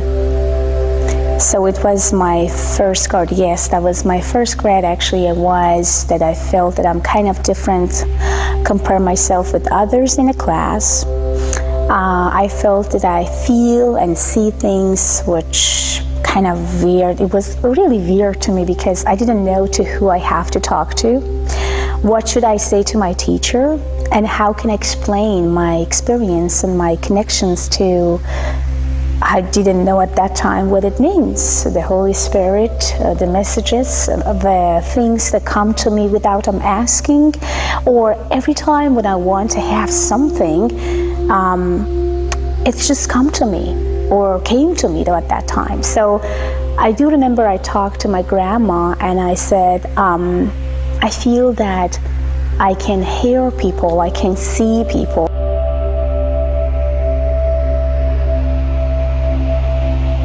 Yeah, it was about actually making a decision. It was about that just do something, because every time when someone had some need, believe me or not, they come to me by themselves. I never even knew any of those people, where they are and where I can find them. They came to me, they talked to me out of sudden, and somehow I'm a messenger. And as a messenger, I always has to deliver my message. If I'm not, then I'm getting some punish from God, or somehow some energies come to me and tell me or tell me that you have to, and you did not. So yes, it came so naturally to me. I never decided for any of those messages. Those messages came very easily and nicely to me, and the only responsibility that I have is that I have to deliver the messages.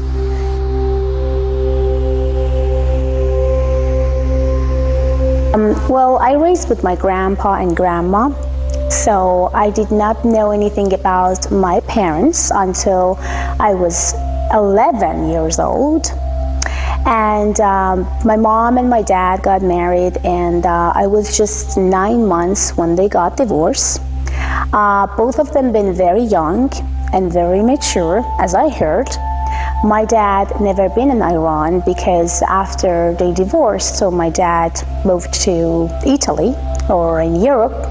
So, and my grandparents did not even tell me about that I have mom and dad. They just act and also pretend that my mom is my grandma and my dad is my grandpa.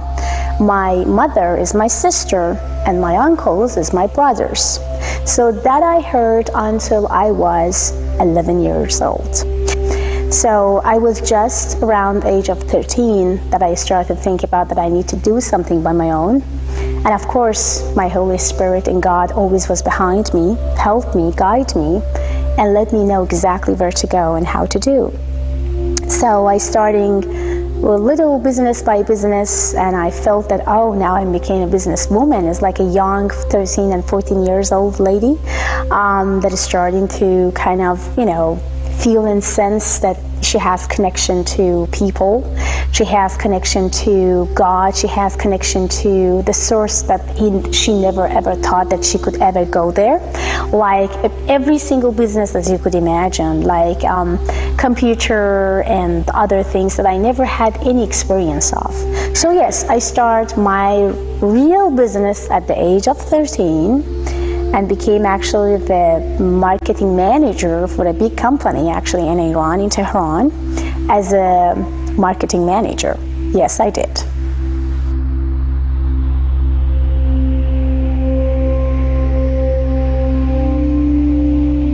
Success is you. You are success. Success is everywhere. Success is something that you think and feel and connect into your own abilities. Success is about that you believe in yourself in the first place. Success means that you never let down or let go of anything that you want and wish because someone telling you that you can't. And you know what the most amazing success for me was? When people said, you can't do it, and I did. That means success.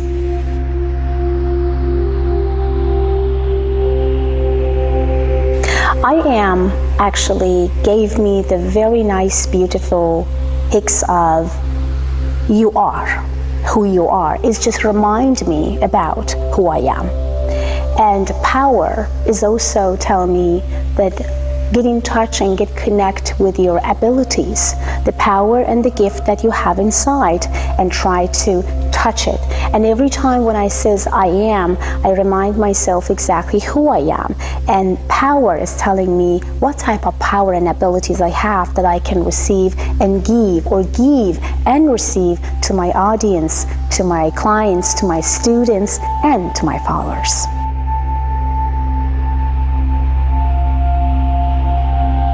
You, my students, my audience, my followers, and those that I don't even know, but I'm talking to them daily, maybe 10 times a day.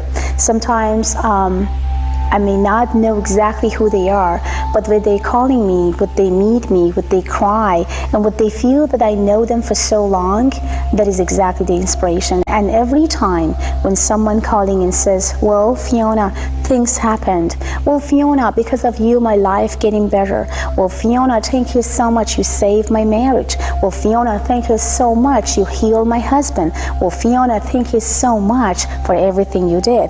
That is exactly the inspiration for me to go and do everything that goes from my power, little by little, to make you guys happiest.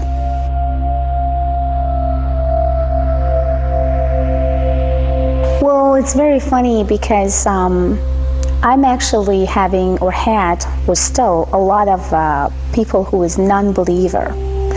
And what the funny part was, those who was non-believer, when they was around me, the Holy Spirit and the guidance that come from the add energies is just showing them that they are completely wrong.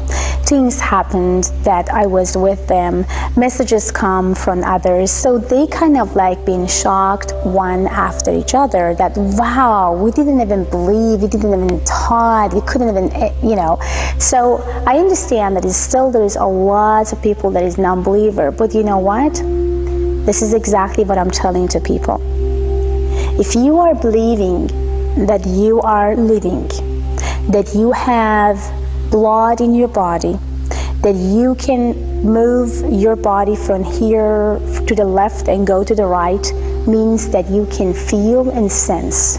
And when you get connected to the sense of the energies that you have inside, then you can feel more and more. As you know that animals can feel and sense before any bad things is going to happen, because they have a very strong sense. It depends. If you are a person that trying to, you know, make your sense or your sensualities in your emotion, your vision, imagination, your subconscious mind, get close to that power, then you can see, feel, and connect to the spirit. If you don't, if you disable those visions, if you disable those beliefs, if you disable that there is nothing as a miracle, everything is all about this, everything is all about that, everything is all about black and everything is all about white, there is not in the middle, what I have to say is completely wrong. Because I could feel and I could see exactly where we stand when it comes to our vision, emotion, feelings, and subconscious mind. If you get close to all of them, you can have and active your psychic abilities and mediumship. If not, it will be gone. So those who don't believe, they may never gonna active or activate the third eyes, the emotion and the vision in their life. So my advice to all of them is about to open up, activate it, believe it until you achieve it.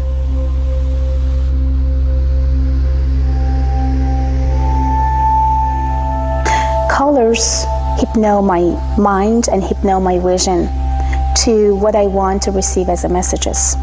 Sometimes when I have a difficult cases or I am in a difficult place with client which I'm trying to help and make them to heal, I am using those colors as a significant fingerprint for myself to receive the messages and to give them the messages. That's why I go to my studio and just like closing and shut the door for maybe half an hour to 3 or 4 hours. I'm using all the colors around, I'm playing with them, and I creating whatever I am waiting or they are waiting to get an answer from me. So yes, when I'm painting, I am not here. If someone screaming at me, talking to me, like my son many times, they come and says, well, Mom, can you do this and that? Well, I couldn't even hear them. So, well, my husband says, well, your phone is ringing, so can you answer? I couldn't even hear that because I'm not here. When I'm paint, I'm not here. I'm somewhere else. And sometimes the way that I'm choosing colors, the shape, the idea is not something that I'm choosing before I go in. So every single of those that I paint here in my house, it has some significant fingerprint of something that has to do with some of my clients, my achievement, or was very touchy. That's why I feel painting for me or to me was always like, just do it. It's time. Do you want to receive that messages or do you want to heal that specific person? Please just do it.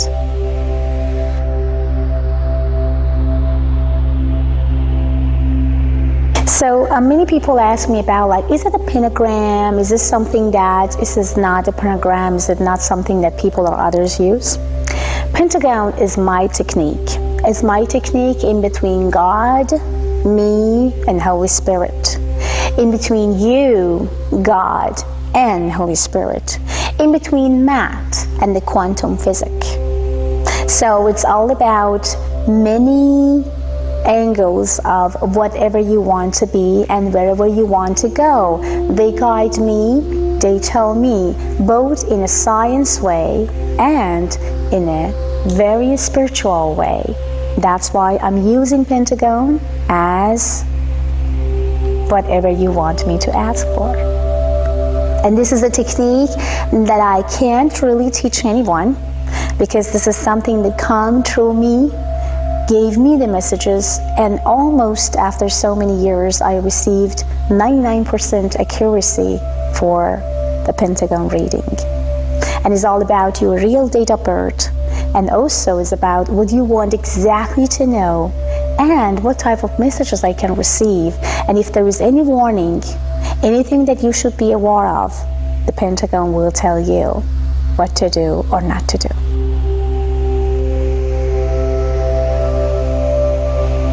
I'm working with all law enforcement, lawyers, police officers. Also, I had a couple cases where the highest top. So, yeah, I do. There is a lot of mystery questions about mystery murder cases. about questions that why this person is just like missing for 2 months without even have any sort of communication or connection with the family.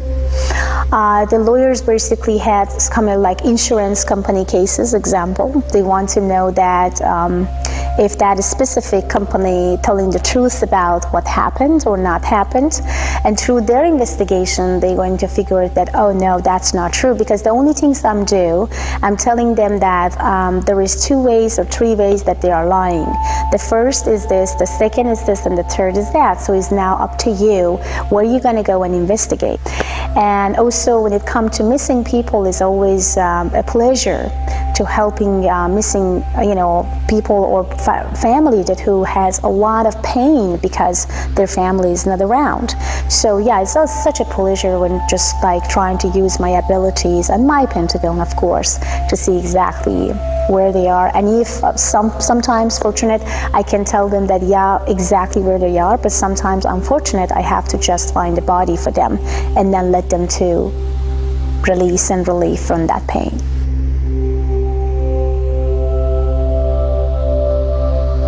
To me, it's all about messages, and it's all about spirit messages. I dreamed again, and in my dream, I saw a very beautiful, gorgeous lady. I couldn't see the face, but I saw the beautiful white hair, long, white, beautiful hair with the white dresses. And when I say dresses, because she wore a couple like dresses through her, it sounds to be that I could see her to transfer from the one place to second place and changing the dress through the white again and again and again and again. And to me it was about what is the message is all about, why I dreamed about her. And then I didn't know exactly how and which way. Then I asked again, can you please tell me what is all about? Can you just please tell me why I had you in my dream and who are you? So next day, not, but the second day, I dreamed about her again. And she said, where white became light.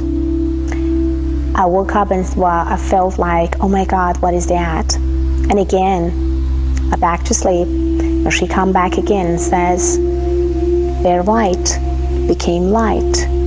And it was exactly when I started to heal cancer patients. That was exactly when I started to heal animals. That was exactly when I healed, when I got the result as a healer, that how strongly things got exactly what we want. So, and that was a message to me. If you want to heal people, then wear white. And I felt that, okay, maybe it's just a matter of timing when I'm touching them. But then when I ask, I receive the messages and says, no, until you die. You wear white until you die, because it sounds to me that something activated in my mind, in my body, to be a healer, to heal disease that doctor says there is no way to heal. That's why I'm wearing white until I die.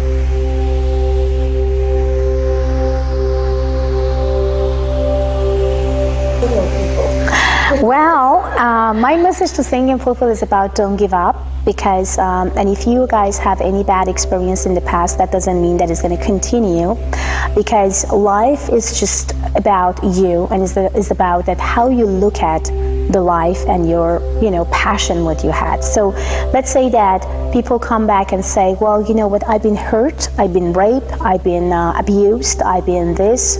My advice to all of them is about stop to say I've been is a past. I don't want you to live in the past, because past is past. It's just going to give you more blame and anxieties. And then what you want to do from now on, do you know exactly what you want from the new guy? Because many of those clients that I have, they may say, well, I don't know, I just want a real man. And who's the real man for you? A real man is about to be a very wealthy man but kind of stupid, or a man that has everything. People says, oh, I want to have everything together. What I says, well, lady, everything means everything to you, but you have to be specifically and significantly know exactly what you want from that guy. So for those who are single today and kind of give up because they don't know exactly what to do and where to go, because there is no man, well, of course there is. And of course you can make it. And of course you can find your twin flame, your soulmate, the man that you are going to be connected for whole life. But it's all about give and receive. For a woman who wants to just receive and be as a receiver, they are not going to go anywhere. Even the man that comes from the Holy Spirit and trying to be a perfect model is not going to make you happy. So you have to first be happy on your own skin before you date anyone. And if you are not happy in your own skin, then please don't date anyone, because you destroy your life and destroy that person's life as well. Be happy in your own skin and then start dating and feel and receive the moment that you want. So the art, exactly as I said, the art of receiving is giving.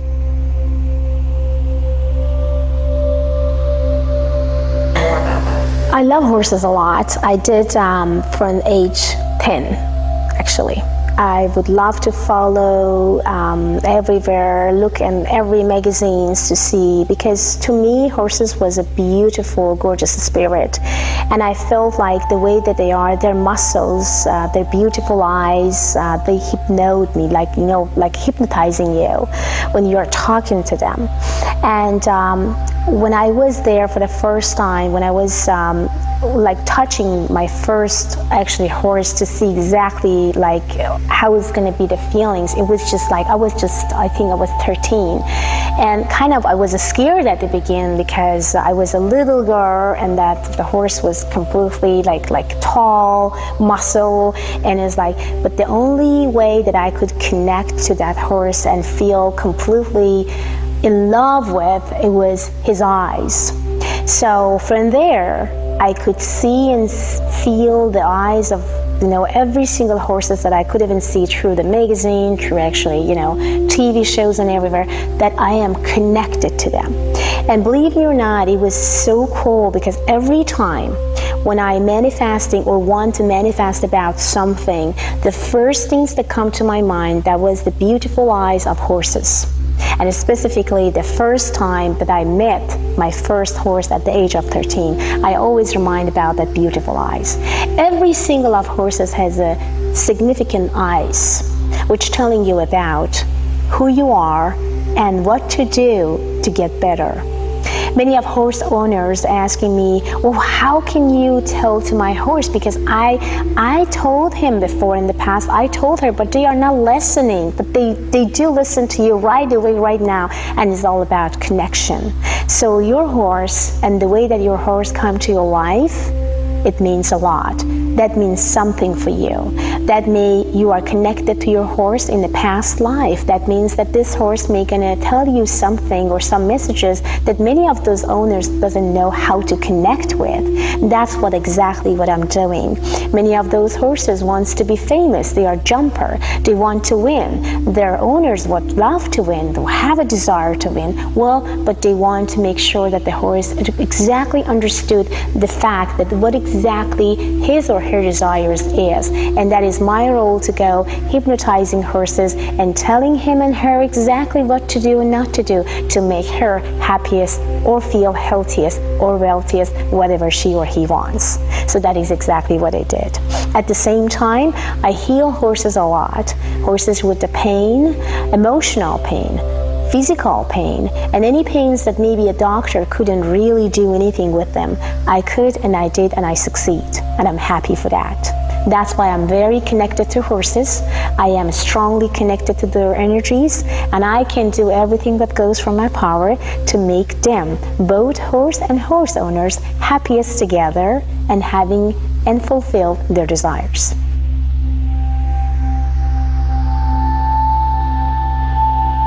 Okay, the way that you guys can see me or talk to me or find me is in 3 ways. Okay, the first way is Avid Advice. AvidAdvice.com is an online platform that you guys could just call, chat, and ask any questions you guys have. Many of you guys may not living in California, or maybe you are located in Europe. Many of you guys may be in Australia, maybe in another state, so it's kind of very hard for you guys to fly here and just say, well, Fiona, can you just ask this, just answer these questions. So you can call and chat with me anytime and no time. I'm always online 24 hours and 7 days because of all the clients that I have worldwide. Then, they're going to be the shortest, the nicest, and maybe for you, the easiest. And the second is my radio shows, which is people calling and listening to my radio shows for half an hour. But unfortunately, not people can find me easily there because there's tons of people that waiting on the line to trying to have a convo with me. And the third one, which is the best ever one you can think and imagine, is a face-to-face meeting in my wellness center with my team in Corona Del Mar and in Avid Awakening. So we do a lot for you guys. We will do and touch your soul, your body, and your emotion and get you closer to yourself. So that's why I'm receiving a lot of emails after that says, well, Fiona, I would love to see you again. I would love to talk to you again and see your team, because after I went home, I just been somebody else. And of course, this person can't come back all the time. So what they are doing, they calling me on Avid Advice after that, and they asking again for other, subject and object what they have in their life, and they want to make sure that if they can make it as a progress. So that is exactly what I'm doing, and that is exactly what I did all my life until now. But of course, Avid Awakening is much better because you are guys going to meet me. We both can exchange energies. We are going to hike, and we are going to see exactly what type of need you have and what we could do to make you happiest, healthiest, wealthiest, and get connected to your own soul.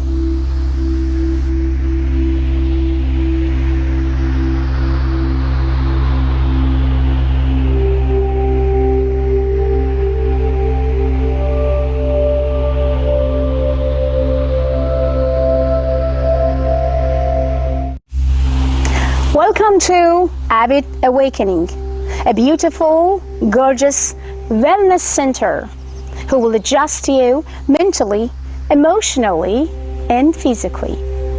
Also, it will help you to manifest your finance, anything and everything you desire for. This place is a very beautiful place which is located in Corona Del Mar. So please book your appointment today.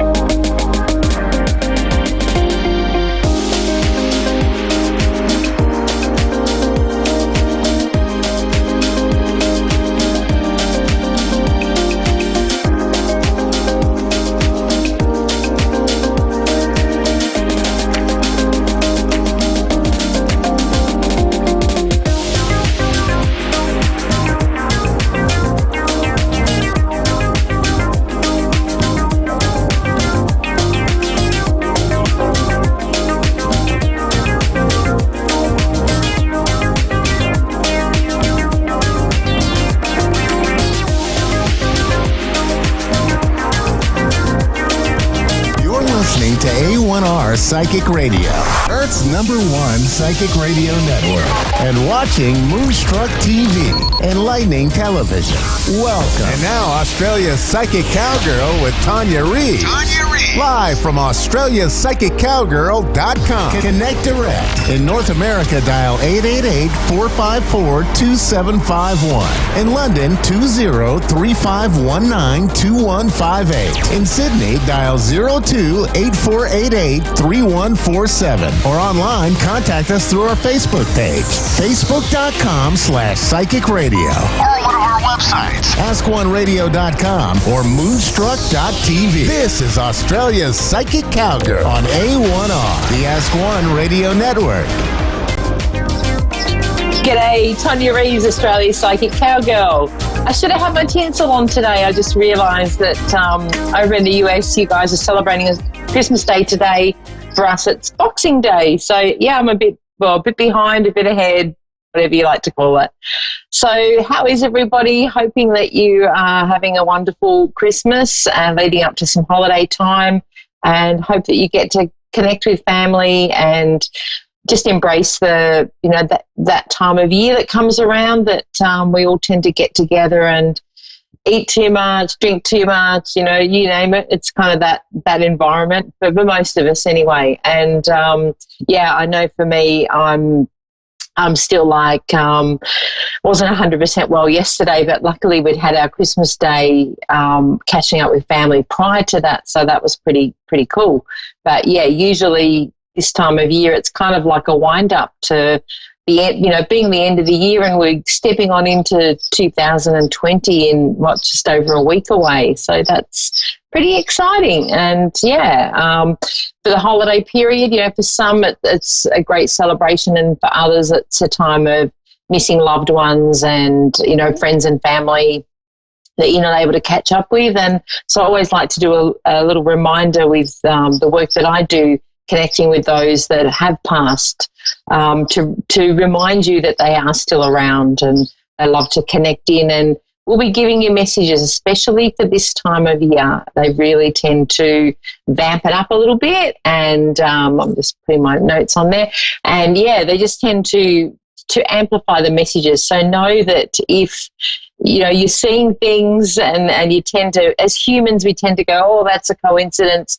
Know that it's not. Know that it's them giving you signs, and they will do all that they can to be able to bring those signs to you. So this can be things that tend to be repeated. So you might be feeling you're getting signs through, messages through, can be songs, can be feathers around in random places. Another one, coins in random places.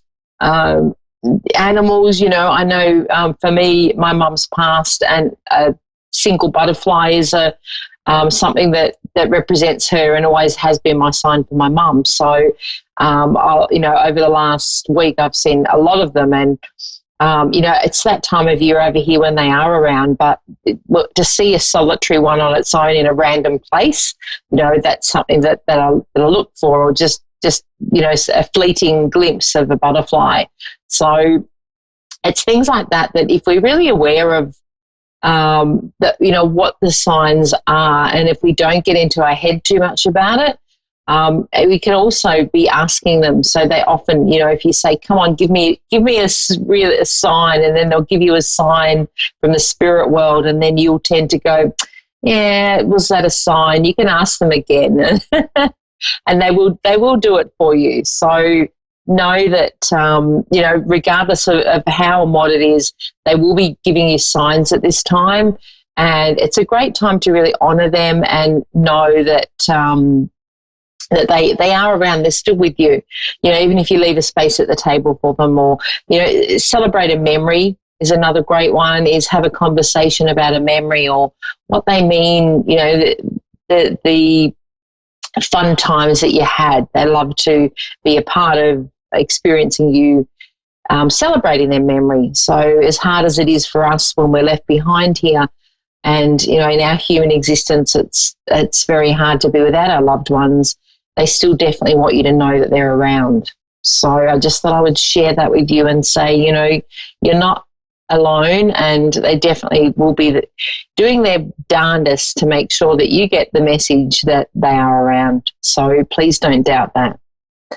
Okay, I'm going to go on to my first caller today. I have got Dina from New Orleans, Louisiana. Dina, how are you? Good, how are you? Good. How's Christmas been for you? Oh, it's been wonderful. Nice and relaxing. Ah, lovely. And that's certainly something to look forward to, isn't it, when you get a nice relaxing Christmas and you can just, it's almost like you get to wind right down ready for next year. Yes, absolutely. Yeah. Awesome. So is there something specific you wanted me to tap into for you today, or do you want me to just tune in? What would you like? Yeah, just tune in. I'm open to whatever. Okay. There's something around with you, just connecting initially with you, there's been a big change this year. So is there something new you're stepping into beginning of next year? Because I feel like there's a big change, but I feel like you know what that is.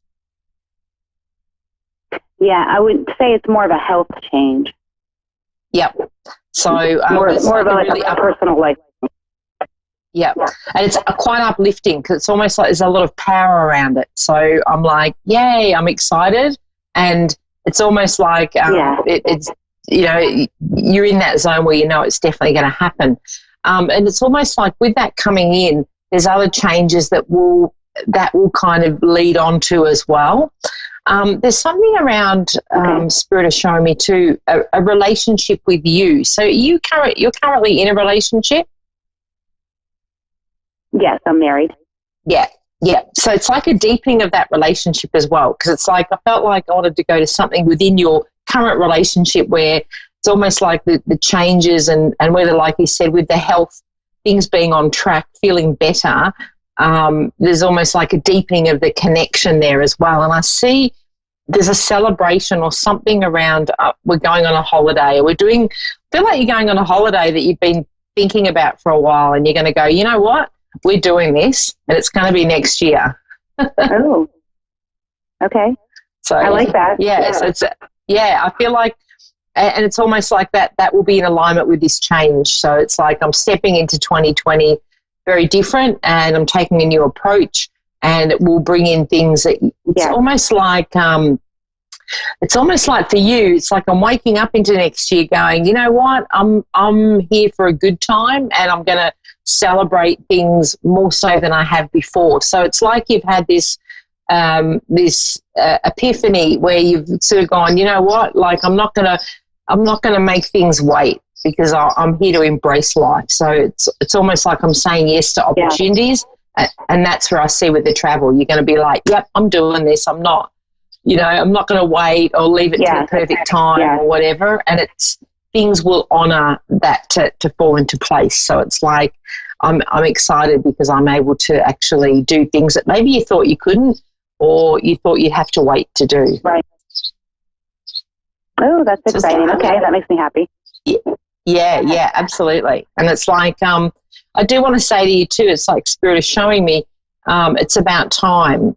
When I say it's about time, it's like you've had quite a few ups and downs, and it's time now to reap some reward for, we've had that things being a bit unstable, and we're now ready to go, okay, I've got this. So I feel like I've got the ball and I'm running with it, and I'm not being sidetracked, or I'm not being led off the path. And it's also for you, you've been shown this year about those that are going to come with you and those that aren't. So there's some aspect there of leaving behind the ones that don't have the faith, I want to say. Yeah, absolutely. Absolutely. So that's cool. So, and when you do that, I always say it's a great thing, and you're opening the door for others to step in. So it's really cool to be able to say, okay, when I want to move forward and make the changes, if there's some that aren't really in alignment with that, then we let them go, and then that brings in more of those that are in alignment with us. You're quite spiritual as well, so I feel like there's a real connection there for you too, and you're you've already got that within you, but there's also a deepening of that too, which is going to be quite powerful, I want to say. Yay. Yay. Yeah, there's definitely, and there's something about also for you inspiring other women. So there's some part of your journey that you're doing that's going to be inspiring others. Oh, I love that. That makes me really happy. Yeah. Yeah, so that makes me really happy. Great, because it's like if you haven't thought of it, you need to, because there's a lot of women out there that would love to hear what you have to say, and sometimes we think because we've experienced it that who would want to hear that, but they're showing me for you it would be very important for others to be inspired by you. Okay, I love that. Yeah, so look into that, because I see you making a difference there. So whether it's doing workshops or something where you're just sharing with others, that may be going through struggles and things, to say, look, this is my story and I'm here to help inspire you, because it's like you are inspirational. Thank you. I love that. That's the way I want to go. So that makes me really happy. Oh, great. Awesome. Yeah, because it's like we all have that soul purpose, and sometimes it, like we go through life and we capture aspects of it where we're helping others, but then when it comes to our big picture, it's almost like, yeah, we need to, so I just get that bit of encouragement to go, yep, I've got this. Yeah. And it's quite funny, I love it. because I've got birds nesting here, which sometimes does come through on the radio, and they're all going crazy. And as I'm telling you this, and I'm like, that's a sign, they can, sometimes they're more vocal than others, but it was like, as I was telling you that, they were going crazy. Yeah. So they're like, tell her to listen to that. Exactly. Yeah, that is so good. So you've really got some amazing things for you next year, and I do see some change around for your other half as well. So it's like it's almost like you're stepping up, and he's inspired as well. And I feel like I want to say to you to pass on to him. Can I ask if his father's in spirit? Do I what? Your husband? Is his father in spirit? Because I've got a mail coming through to pass that message on to him. Oh, I have a deceased husband as well. Oh, okay. All right. But what about your partner now? Because I feel like this is to do with your partner now. Yeah. He's still here. Yeah, okay. So, but his father. So I'm confusing myself, don't worry. So your partner now, his father, is he alive or is he passed? Yeah. Yeah. He's still here. He's still there, okay. But I feel like there's a male, so maybe we're going to grandfather. But it's like they want to give him a message, and that is to be open to changing what he's doing. And I feel like it's something around career for him. It's like he's either been having second thoughts or he's thinking about change, but I want to inspire him to say it's time to do it. Okay. Awesome. Yes. All right. Yeah. So just pass that message on to him, because I feel like it's rather important. This chap coming through has got a uniform of some sort. So I'm not sure where that fits, but if he's a grandfather, there's some connection to uniform, or, he was wearing, I wanted to go military, so I don't know where that fits, but. So know, Dina, that you are divinely guided. You are really guided in what you're doing. Want to cry. Yeah, absolutely. And know that you're getting the signs, and I also want to give you a kiss and a hug from your husband in spirit too. It's like he's around, and it's almost like he wants to be in the background, but as you mentioned him earlier, it's almost like that sort of gives him the thing to come forward and to say he's really happy that you're happy, and he is looking out for you as well. So know that, and he does show me that he gives you signs. So I feel like there's a sign in music with him too. There's something to do with, he's showing me music is a connection for him, and And he wants me to tell you that he's okay. So it's very important that he says, I'm okay and I'm up here and I'm all right. And he's also got a dog with him. It's like, oh, okay. He's got a dog. Yes, So he he's like to does. show me that. Yeah. Oh, God. I love that. Yeah, that was our dog. Beautiful. Yeah. So it's very important. Wow. He's saying, he's a dog. All right. I must go on to my second caller. That's the validation. Oh, beautiful. Thank you so Dina. much. So beautiful and so many blessings. Thank you so much. Thank you. Thank you so much. It's been an honor to connect for you. Thanks, Dina. Take care. Thank you. Have a Merry beautiful day. I Christmas. appreciate it so much. My pleasure. Bye-bye. Okay, we've got Diana in Edmonton, Alberta, Canada. Whoa, is it snowing over there? How are you? How are you? Very good. Is it snowing over there? Is it cold? No, it's not that. It's not too bad. I mean, it's like -7 right now. It's pretty good. We're sweltering over here. It's rather warm, so isn't it funny? Polar opposites. So, Diana, can I help you with something specific, or what would you like? How would you like to connect today? I was just wondering if my hubby has a message for me. Okay, so we've got, this is your hubby that's passed. Let me have a look.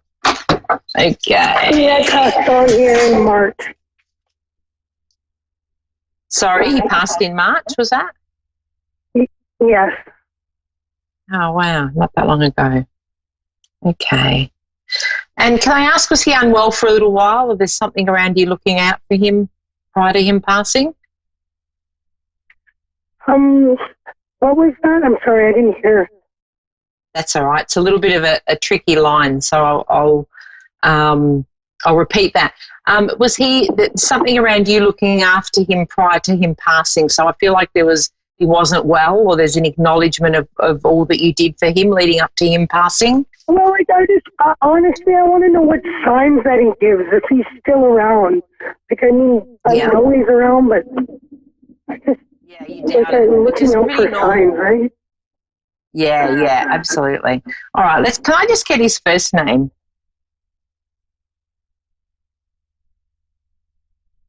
What? Say that again? Sorry. No, that's okay. What was his first name? I just want to, there's some connection with a name. Okay, Christopher. Christopher Page. And his birthday is October 20th, 1970. Oh, wow. There's some acknowledgement he's up there with his brother. Does that make sense? There's a male up there with him, or he's stepping in saying he's with somebody. And I feel like I wanted to go to his brother. That he's what? He's crossed. Has he got a brother that's in spirit as well? There's someone. His sister, maybe. Okay, now this is a male that's with him. Let me see. Just like he's acknowledging there's another male with him. All right, now we're going to go to, because we're limited with time, I want to make sure I can get that as far as the messages go for you, he has got a bit of a character there, so it's like there's some funny things that do happen. And, okay, almost like I want to go to you lose things, and it's almost like he has a hand in that.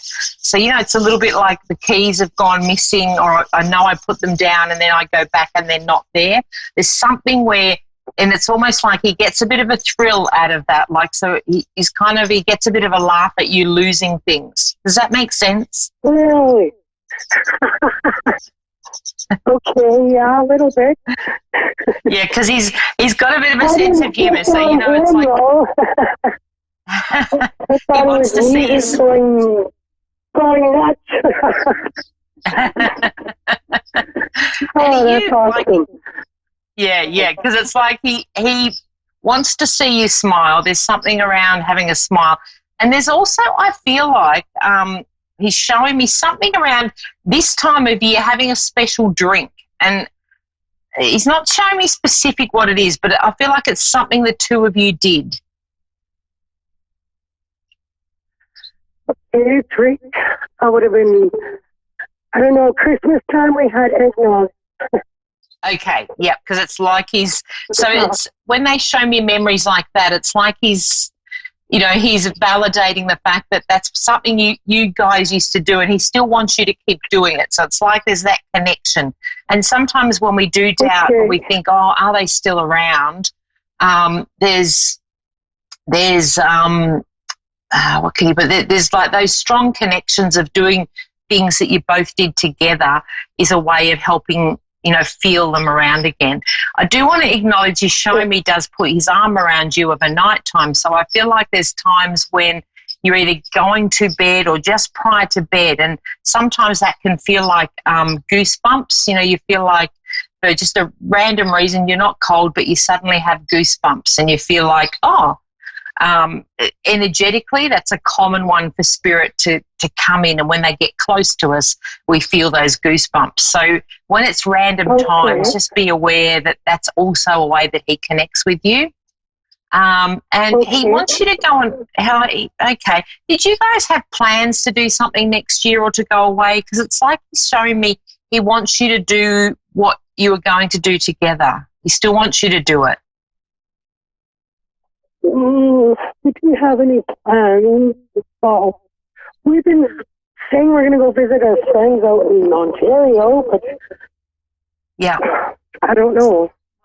Well, I feel like you'll be doing that. So even if you haven't thought of that, it's like he's showing me that to tell you to still do it, even though he's not here, because it's like he'll be doing it with you. So the fact is he is around you, and he wants to have the fun with you still. And even though he is in spirit, he's still connected to you. So it's like, I'm still going to be doing things with you. So I want to do some fun things. And I know it's hard when you're going through grief, and especially for you, your first Christmas with him not being there is undoubtedly just so hard. Yeah. Well, I got my family surrounding me, so yeah, I got lots of family here right now. Yeah, that's great. In this quiet room. Yeah, beautiful. And you can't beat that, having family and memories and a bit of fun. And I also feel like I want to go to a young boy that's a bit like your husband. So I feel like, I don't know whether this is a son or a grandson. His son. Yeah. So it's like he's acknowledging him. He's not here, though. Okay, I want to say, because it's like he's specifically gone to him to say he wants to say he's really proud of him. There's something that he's done possibly since your husband's passed, and it's like he wants to acknowledge, to tell him, to say well done. He's really happy for him. Oh, thank you. I needed to hear that. Yeah. So it's like he's saying yes. Thanks, and he's all seeing, and he's always around you. And I feel like he's also showing me there's a piece of clothing. Do you have a piece of his clothing that you still have close by? Because it's like he's acknowledging, like, I see you doing this. Yes, I do. Yeah, so it's like that's his confirmation to say, I'm watching you, I see what you do. So, know that I'm watching you, that's his thing. You tell me that. Yes, he's not going to let you. He's not going to let you get away without him joining in. And I feel like that's part of his personality too. He hated to miss out. It's like, I'm not missing out. I might be in the spirit world, but I'm not. I'm here. I'm having fun as well. I'm joining in. Okay. All right. So know that he's definitely around, and he's got the personality to make sure that you know. So sometimes, just don't doubt when you see things. And often what I do is if I get a message, I say thank you, and it's like the more you encourage them, the more they'll tend to get stronger and stronger at giving it to you. So it's really cool. Okay. But yeah, he's quite happy and proud of the fact that he can connect with you. So I see it as it's only really sometimes that humanness that makes us go, was that real? Did that really happen? Yeah, I know exactly what you mean. Yeah, so it's like, don't doubt it, because he's very strong at giving that to you. And I also want to go to, I don't know where you are, there's birds flying around. Like we often get eagles here. I feel like there's something about a bird with him as well, with some sign or something. But I feel like it's strongly about a bird coming in and connecting with you. Okay. What color just look out for that. So an eagle or what? Yeah, I feel like, well, when I say it, it's not a common bird. So it's almost like if you see, and I'm trying to, like, to us, we often get the two eagles that come around, and sometimes we get a hawk.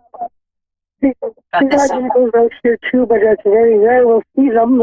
It's a blessing to see them.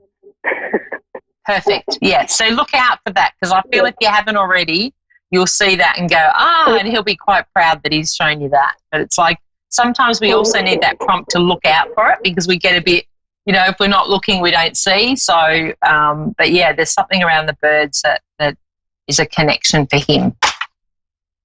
Okay. He's a beautiful man, I have to say. Like, what a selfless. He is. Yeah, absolutely. Very much all to do with family, and, he just wants to see you guys all happy. It's very important to him. Yes. Yes. And he's not just here to guide you, he's going to guide everybody. So that's another great conversation you can have with the family, to share that he's giving messages and see what because I feel like that'll be something you guys will build up over the next, 12 months, signs where you can all share how you've been able to connect in with him, because he's there for all of you, and he's very much always been a family man, and it's like he's definitely that way in spirit as well. Yeah. Yes, so he will make his presence known. He's not missing out.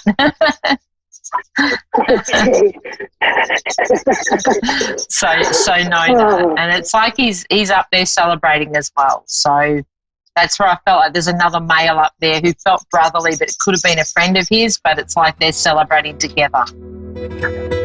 Okay. I don't know. It's not a lot of people. Yeah. It might be somebody, that definitely. They looked a bit alike. That's why I wanted to go as his brother, because he looked a bit similar. Same colouring. Okay. But sometimes that works out a bit later. You go away and have a think, that'll come up as to who that is. I felt like I wanted to go to the name John with that too, so I don't know if that helps to work it out. But anyway, I'm nearly out of time, so thank you so much for calling in, Diana, and I hope you have a wonderful Christmas. Yes, it's been an absolute blessing to connect to you and your husband. Beautiful. Thank you. Okay, bye-bye. Take care. Bye. Blessings to you. Thank you all very much. Thank you, beautiful callers. Have a wonderful, wonderful Christmas. I will catch you same time, same place next week. Tonya Reeve signing off from Sunday Creek, Victoria, Australia. Yoo-hoo!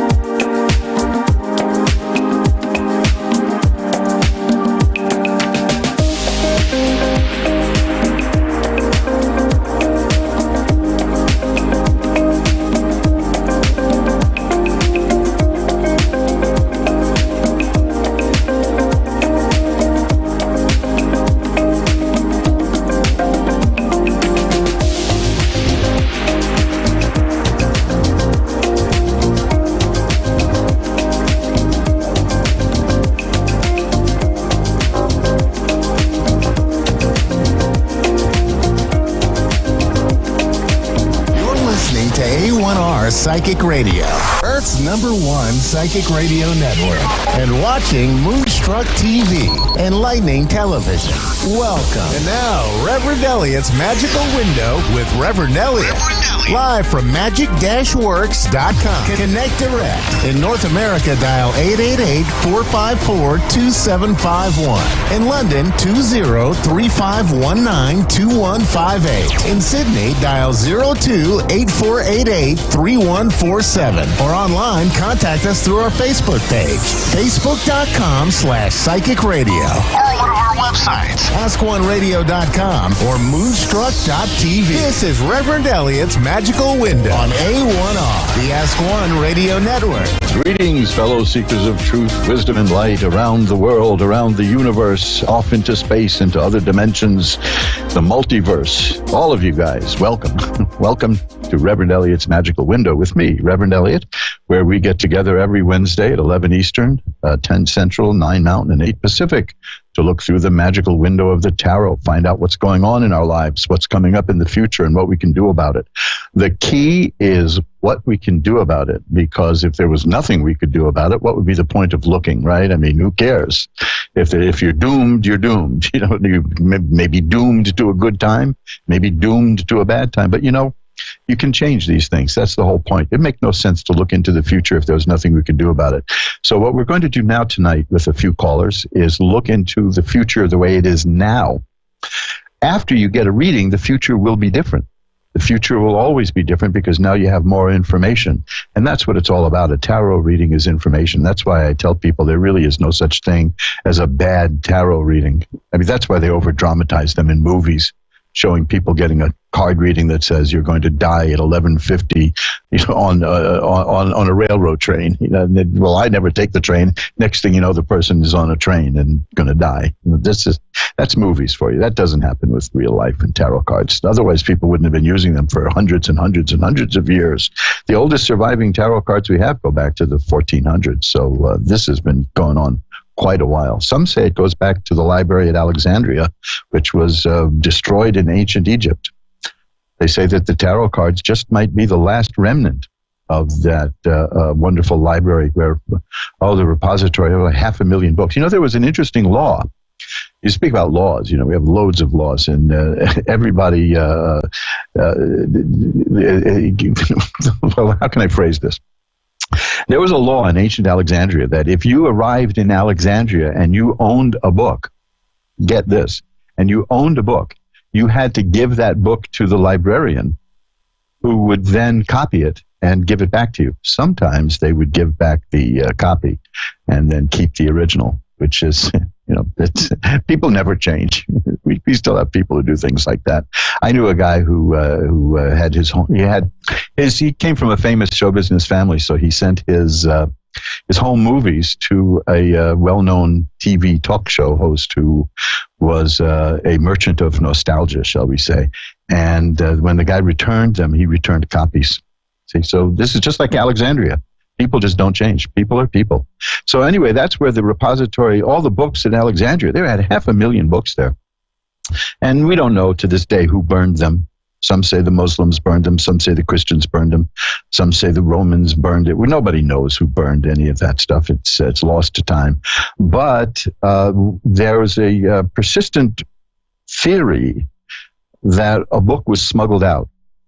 And that book was put into the form of playing cards and handed to the gypsies so that nobody would ever suspect that it was a very deep philosophical book. And that's considered the tarot cards. That's one of the origin stories of the tarot cards. There are many of those. There are many. I love reading the origin stories for tarot cards. I think I may even just make up one of my own and join in with the tradition of making up stories. But there are so many of them, I wouldn't know what to do. Maybe I'll link it to UFOs. Who knows? It might as well. They've linked tarot to everything else. Might as well link it to flying saucers.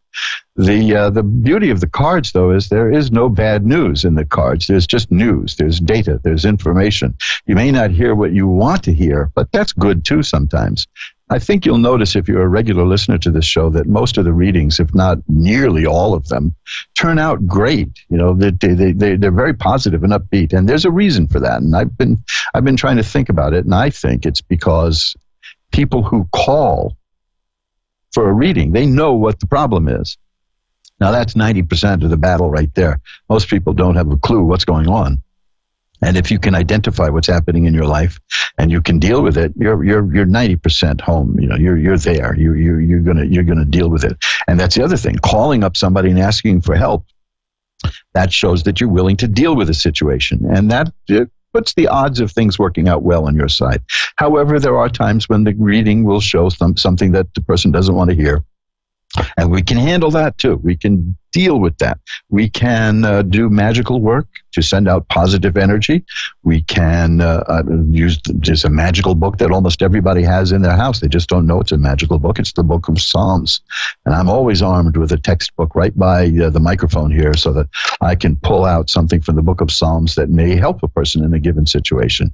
So that's what we're going to do tonight. We do that every night. Every night. I'd love to. But we do it every Wednesday at 11 Eastern, 10 Central, 9 Mountain, and 8 Pacific. That's how I tell the time now. I do it in 4 time zones. Not to mention the time zones in London and Australia and India and all the places I've gotten calls from. So why don't we get into the calls now? I'm going to get ready to do this now. I'm going to light some incense. Here. Yeah. Smoldering now. I've got some frankincense going, so it's nice and churchly here. I've got some candles going, and I'm going to now ring a bell 3 times to declare sacred space. But before I do that, I just want to get in that if you want to know more about what I do, go to my website. Check it out. There's like 60 pages of great stuff there. Look at the occult jewelry. I just put up some really nice new stuff there. It's talismans and amulets that'll take care of any need in your life. We can discuss that too at some point. So here comes the bell to declare sacred space. Now we're going to pull back the curtain on the magical window. And the first caller tonight is Ashley in Kentucky. Hi, Ashley. You're on with Reverend Elliot. Hello. How are you? I'm doing well. How are you tonight? I'm doing good. Well, maybe we can make that a little better. What do you think? What would you like to look at? Really anything that pops up. I'm pretty open to any information at this point. Okay, well, these are some interesting cards, and I've got to ask you a couple of questions. The first is, have you had a lot of troubles lately? Yeah, in a lot of different areas. Okay, because let me tell you, I ask you that because there's a card here that means that the troubles are over. That's why I asked. Now, of course, in order for troubles to be over, which is a great feeling, we have to have had troubles to begin with, which is not a great feeling. But this is the Ten of Swords, and it's a card that card scares a lot of people because it looks like somebody's dead, but that's not what that means at all. It shows a person lying in the mud face down with 10 swords in her back. Now, that's pretty gruesome, but what it means is the worst is over. It means that life threw its worst at you, and you can get up, and you'll be beaten a little bit. It hurts, but but the worst is over. Now, was it family trouble? I am struggling the most with family, finances, relationships. Just kind of finding my ground. Well, the main card I have here is the Three of Swords, and that's a card of great sorrow and pain. And that is a card that generally means trouble within the family, but something you don't have to discuss any of that. The main thing is that the card is the Ten of Swords, that first one here, which is the one that the worst is over. The next are an Ace of Rods and the Page of Coins. Now those together symbolize a new career, a new work possibility, and a new income stream. So if you've been looking for new work or a new career or career change or advancement in your career, those are the cards for you because that's what's coming up. Okay. Now, there's also the Ace of the Ace of Swords is here also, and the Ace of Swords indicates a new way of thinking and a new way of seeing the world. And you mentioned you wanted to find your ground, and that's what that card is about. And taken together, you have 2 aces and a page. Those are beginnings. You're entering a time of change in your life with new beginnings, and it should be very exciting. Okay, good. Now, I'm in graduate school right now, and I got a teaching. Okay. Mm-hmm. So you got a teaching position? I have a teaching assistantship. I'm a graduate student right now, and they offered me a position to help with classes while I'm earning my master's. Well, that's good. You see, that's the whole thing about a new career, and that's the Ace of Rods, and that's what you're going to theoretically you want. That's what you're getting your master's for, is for work, right, and career, and you're entering a very good phase. There's going to be changes in the way you see the world. There's going to be changes in your attitude and your mind, because the swords are mind, mental activity. There's the Page of Coins is the definite appearance of money in your life, and the Ace of Rods is the beginning of new career work. So I think you've got some really good stuff coming your way. Now, you've sacrificed for this, and that's the card that I have here, which is the Hanged Man. That's a card about somebody who has sacrificed one thing in order to get something else. That's a very strange card in the deck. I rarely get it in readings. It shows a person hanging by a foot upside down on, sometimes it's a tree, sometimes it's just pieces of wood. But when you turn the card upside down, the person is no longer hanging there. The person looks like they're dancing a jig and they're happy. It's a fascinating card for that reason. Almost everybody who looks at that card, the Hanged Man, immediately, even if they don't know anything about tarot cards, immediately is tempted to turn it around, and they see a really happy card. So this means that the results are going to be good. You're going to get a payoff for all the sacrifice that you've made in order to get where you're going. Your future is a time of change and a time of hope. That's the star. Now you have a lot of things going on here, and all of it is positive. So I think you're going to handle it. But again, the important point is the worst is over, according to these cards. I hope that makes you feel a little better. Yeah, it does. Is there anything else you want to look at? I just wanted to see potential career, because I just started my master's program. So I was kind of hoping to see. That was in there. That was the Ace of Rods. That's telling me that there's going to be a career that there's a new career opening up for you. So that's definite. That's coming. So that's why I was surprised when you told me you were although I shouldn't be surprised. I've been reading cards long enough to know that they tell me these things, but I never take them for granted. That if you're a master's student, that's going to open up the doors for you. The card I have here in terms of that now, just in terms of what you ask right now, is the Sun. That's a major card. Just like the Hanged Man was a major card, this is a card that means growth and healing and health and happiness and joy. You're going to get what you want. I don't see any speed bumps here at all. From your life from here on in, that card that said the worst is over was followed by nothing but good stuff. Yeah, so I've had a really difficult couple of years. Yeah, that's why I asked you if you'd had some hard times lately because of that card, the Ten of Swords.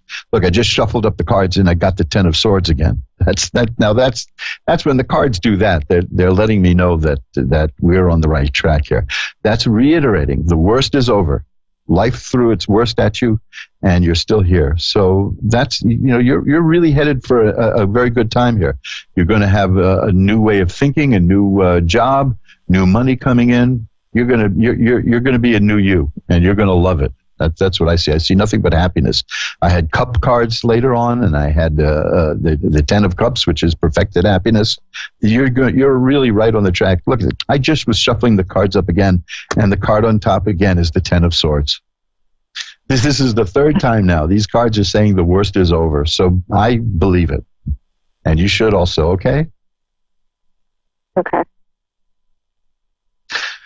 If you need anything else, because I know it's hard to believe, especially after a lot of hard times, you can always drop me a line and I can pull a few more cards for you. I'll give you my email now, and you can also contact me through Ask One Radio. You can do an internet search for Reverend Elliot's Magical Window. You can get to my website, magic-works.com, magick-works.com. There's a contact form there. My email is asktarot, as one word, asktarot@earthlink.net.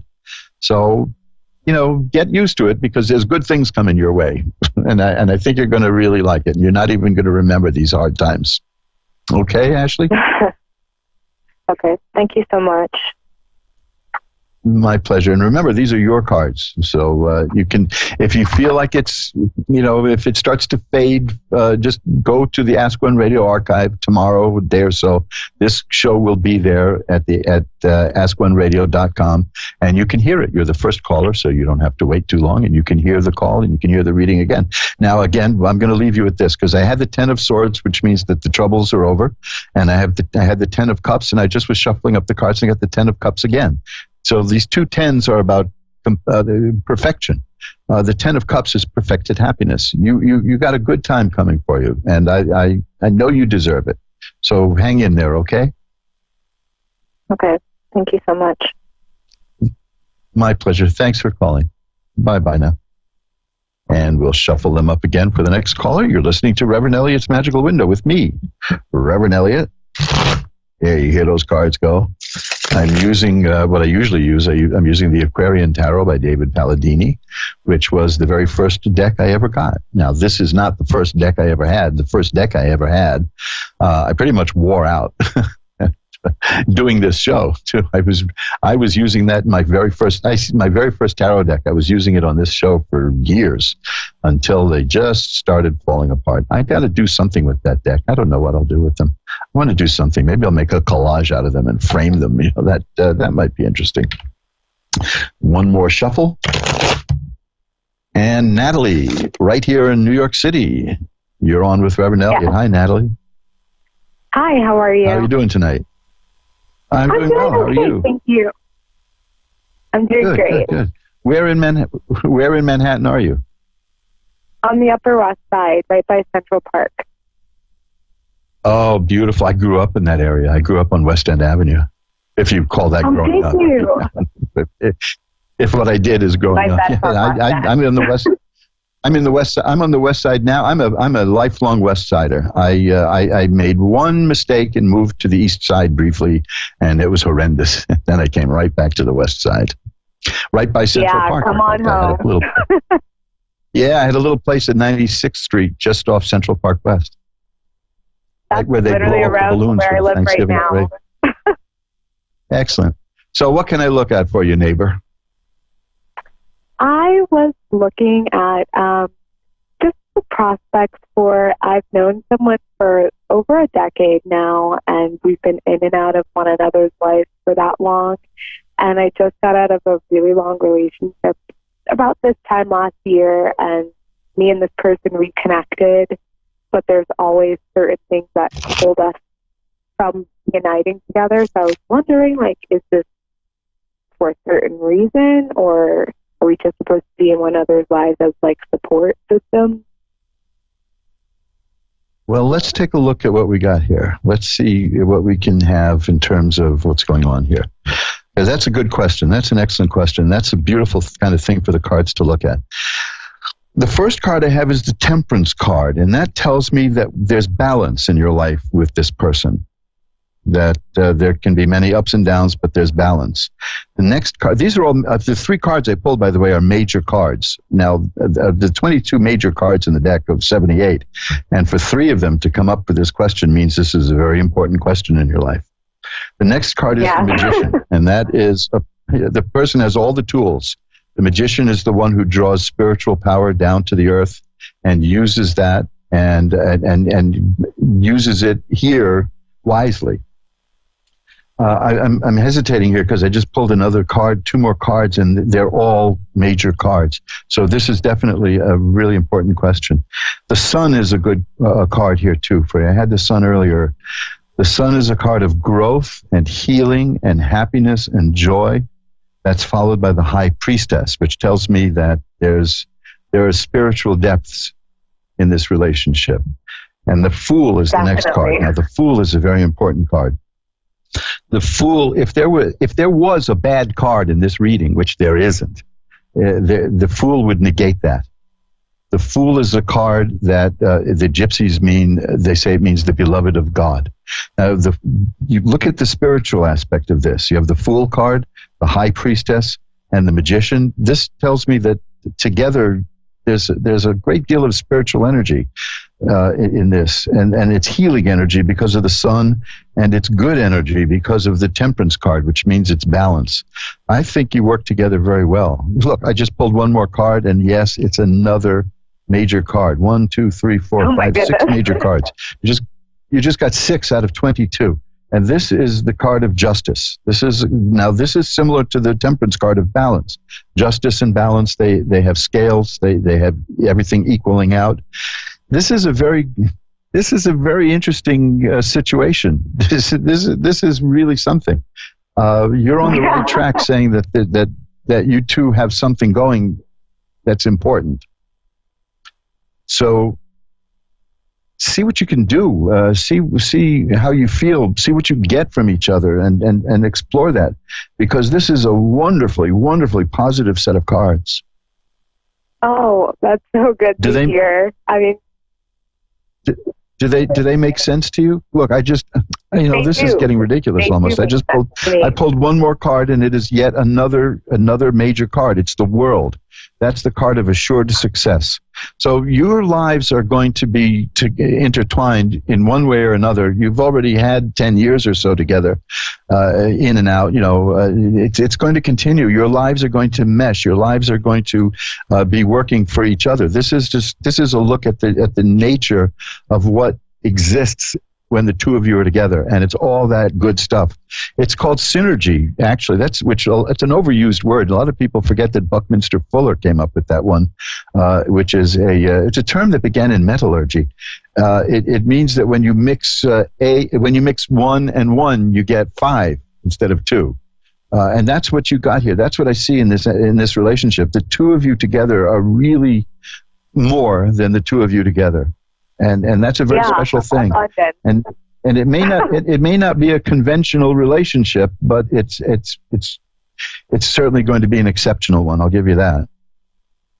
Oh, well, thank you so much. And you recognize it too. But you know that, right? I think everyone listening can tell by the sound of your voice that you know that that's what this relationship is like, right? Yes, it's been formed since we were teenagers into now early 20s, early mid 20s, very important chapters in life, just continually going through it with one another. Well, this is going to continue, and it's going to grow, and it's going to age with you, and it's going to be very good from what I see. I want to pull one more card. Well, there it is again. It's the World, assured success. I shuffled them up. That's why I pulled another card. I shuffled them up, and again, I got the World. So you've had nothing but major cards here, which tells me that this is the dominant theme and influence in your life. So go, just stick around here and see what you can make out of it, because it's a gift, and it's a spiritual gift. That's the main thing. There's a lot of spiritual power in these cards that you got. So, oh my goodness, thank you so much. You're both quite young, so you've got a great future ahead of you. Thanks for calling. Okay. Yeah, thank you so much. My pleasure. Bye now. Now, where are we? Let's see. We're going to shovel them up again. What a wonderful reading. Now, remember, folks, there are 78 tarot cards, and only 22 of them are major cards, and I just got 8 cards here that were all major cards. When that happens in a reading, it means pay attention. It means this is a very important issue.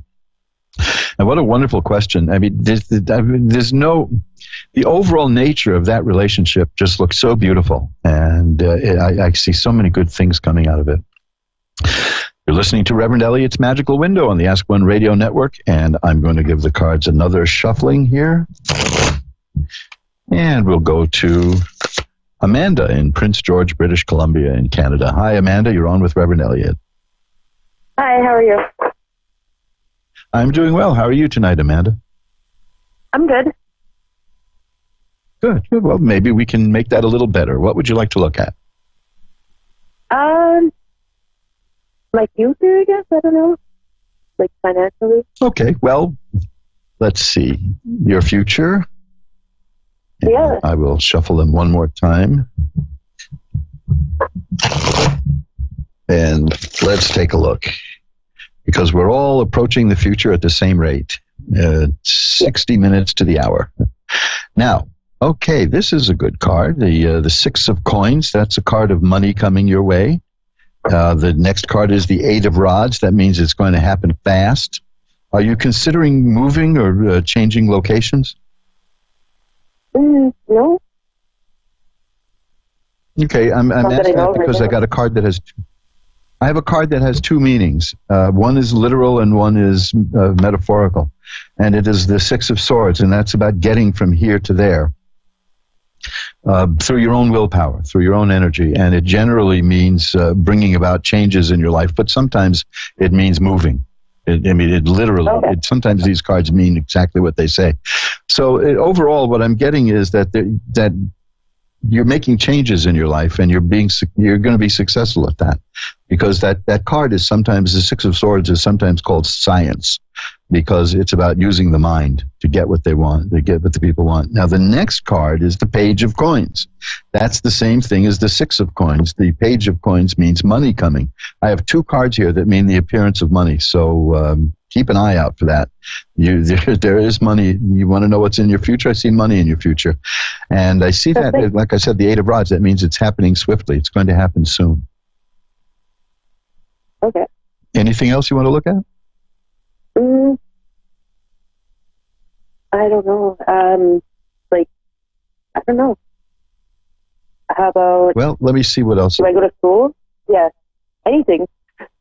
Are you going to what? Do I go to school? Like I've been planning to go to school? Well, let me see what I've got. Well, I'm getting more... I'm not getting practical stuff here. I'm getting like stuff about you, for instance, for instance, I've got here the Seven of Rods, and that's a person who can get obstacles out of the way. It's a person who's not stopped. I have the Empress card, which is a card of a person who makes things happen. It's a card of fertility. It doesn't necessarily literally mean having children. It means making things grow and making things happen. And I have, this is a perfect card to follow that, the Eight of Coins. It's about a person who starts a new job, starts some new work, and does so well at it that they get rewarded for it and recognized for it. It's pretty good. I also have the Four of Rods, which is a card of a happy home. So what I'm seeing, because you asked the general question about your future, and what I'm seeing is the possibility of new work. You don't let anything get in your way. You're able to deal with whatever comes your way. You're making changes in your life that you are conformed to what you want your life to be like. And there's money coming your way. That's the overall thing that I see. I hope that helps a bit. It does, yes. Okay, let's see if I can pull one more. Do you do medium readings? Or you do, no. Is there any... Well... No? I do now and then, but it's not a specialty of mine. I leave that to the cards. In all honesty, you'll find other people on Ask One Radio who are really good at that. And what I can do, I look at the cards, and if I don't see specific cards, like say the Death card, then I don't connect. And usually I do see that card, though. That's the funny part. If you want to give it a shot, I will, but I'm not feeling it right now. I'm feeling more future-oriented with you. Yes. With you, I'm seeing way more in terms of future-oriented. Okay. Okay. Is there anything else you wish to look at? Not really. My love life. Well, that I can answer. That's easy to do, because you've got the Knight of Cups, and the cups are about romance, and the cups, that was the next card in the deck here. I was wondering if you would ask about that. The Knight of Cups is about a new relationship coming, and it's going to be what's the word I'm looking for? It won't necessarily be stable because it's new. It won't necessarily be. It'll be a bit up and down. It'll be tempestuous. It'll be good, but it will be. It won't be static. I'll tell you that. That's for sure. And but that's coming soon. But that's followed also. Let's see, by the Page of Coins again. That's the money card. So I'm seeing that there's romance and money in your future. Mm-hmm. Now, let's see what else we have here for you. The Ace of Cups. Yes, definitely there's romance in your future. The Ace of Cups is definitely a card of romance. So you're really you're right in the ballpark for that, and you're ready for it, aren't you? Yes. Well, that's good, because that's what I see as coming. And let's see. Let's just confirm that with one more card. We'll pull out one more card and see what we get. We get... Oh, that's interesting. Well, this just confirms the other cards. This is the Wheel of Fortune. That means this is a time of change in your life. And that's what I've been seeing is change. The change in terms of the money coming in, the change in terms of a new romance, change in terms of work. You know, the future is going to, this, yes, in general about the future, and what I'm seeing is a time of change. So that's good. And it's good change. It's not like change that's going the other way. This is positive change, and I think you'll like it. All right. That's about it. That's about all I can see, but it looks good to me. All right. Thank you so much. My pleasure. Thanks for calling. Bye-bye now. Bye. And we'll shuffle them up. This is the time of year, by the way, that a lot of people want to know what's coming up in the future, because the future, meaning the year 2020, is just around the corner.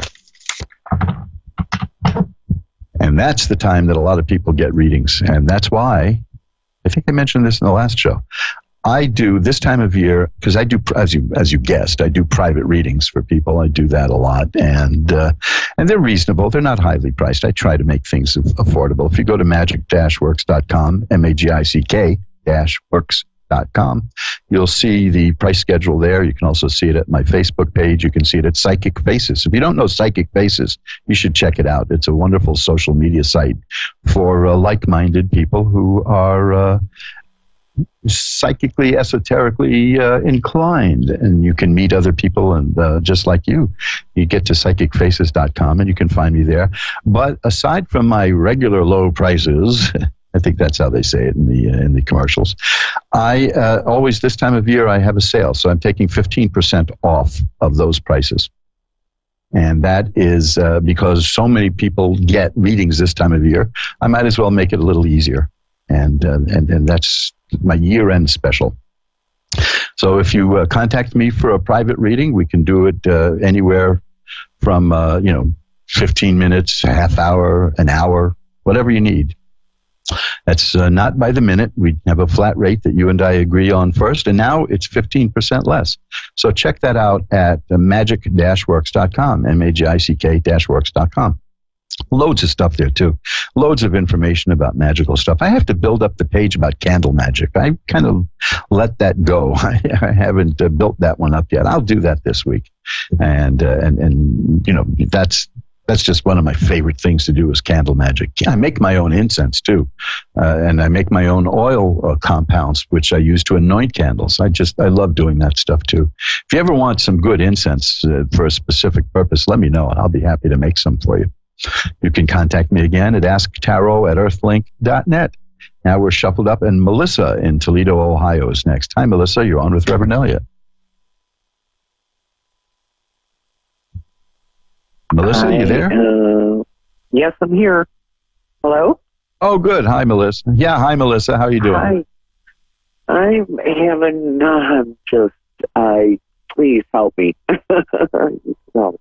Well, what can I look at? What can I help you with? I want you to help me with tell me about my relationship with Kevin. I want you to tell me about my job. More about my relationship with Kevin than anything. Where's this going in 2020? And tell me about my job in 2020. Now, do you see what your job is like? I want to know what my job and my career is going to be like in 2020. Okay, well, let me tell you, though, the first set of cards I have here are pretty sad cards. I mean, are you having a problem? Are you having difficult? I got 3 sword cards here, and let me tell you, these indicate problems. Not you, but something's going wrong around you. The first is the Eight of Swords, and that's a person the person feels stuck and isn't able to move and feels really restricted. The next is the Nine of Swords, and that is a card of sadness and sorrow. Now, what I'm most interested in is the Seven of Swords, because that appears to be the source of the problem. And the Seven of Swords is about somebody who's sneaking around, doing you damage, who's not being fair with you, who's treating you badly. Is that going on in your life? I'm not sure. I have those thoughts, but I'm trying not to think that that's happening. But you sense there's a possibility. Yeah, but you do sense that somebody is, let's be honest, working against you is what this adds up to. I don't see that often in cards, but I do see it here. And I do see that is the root of it all. Now, I'm going to look at some more cards underneath that one. Is there anyone in particular you have in mind? That what? Who's anyone in particular who you think might be doing these kind of things? Is it causing you problems? Well, my boyfriend, who I've known for 20 years, and I've been with for 4. We have this relationship that has a lot of issues. He has a lot of baggage, and he has a lot of. He's very damaged from his childhood. Yeah.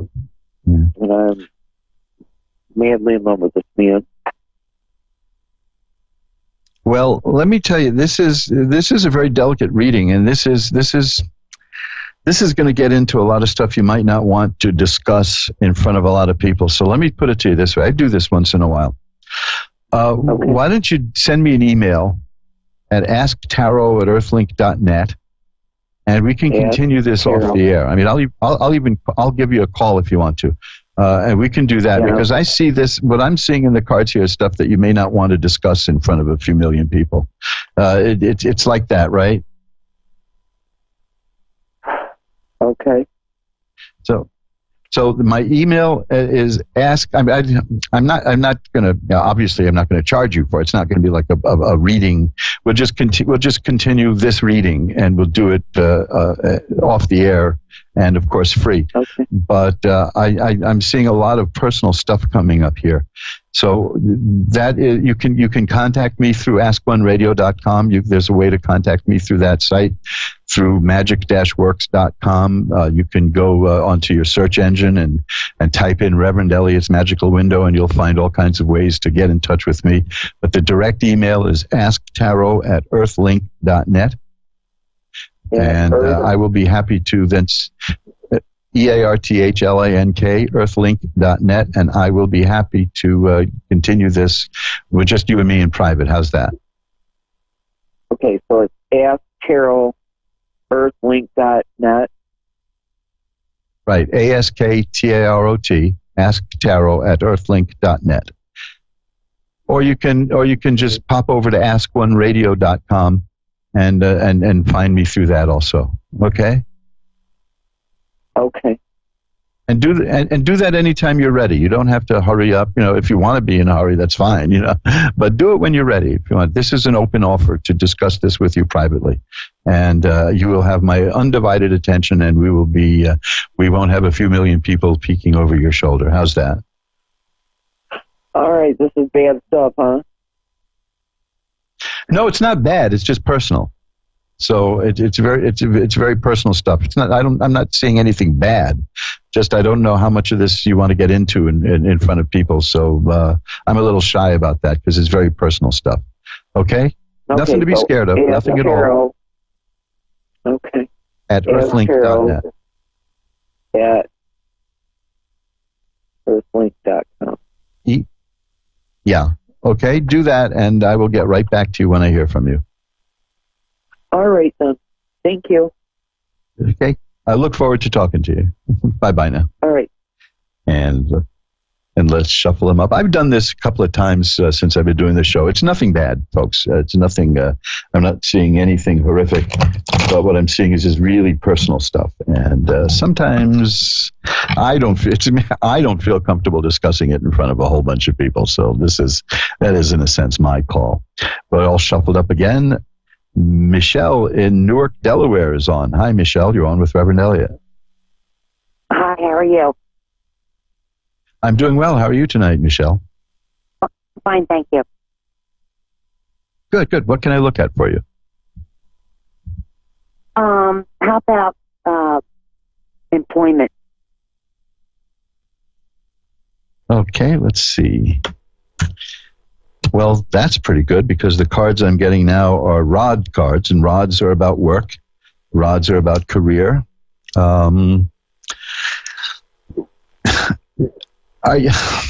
This is the 10 of rods is the first card I have, and that's about a person who feels pretty much overburdened and overworked.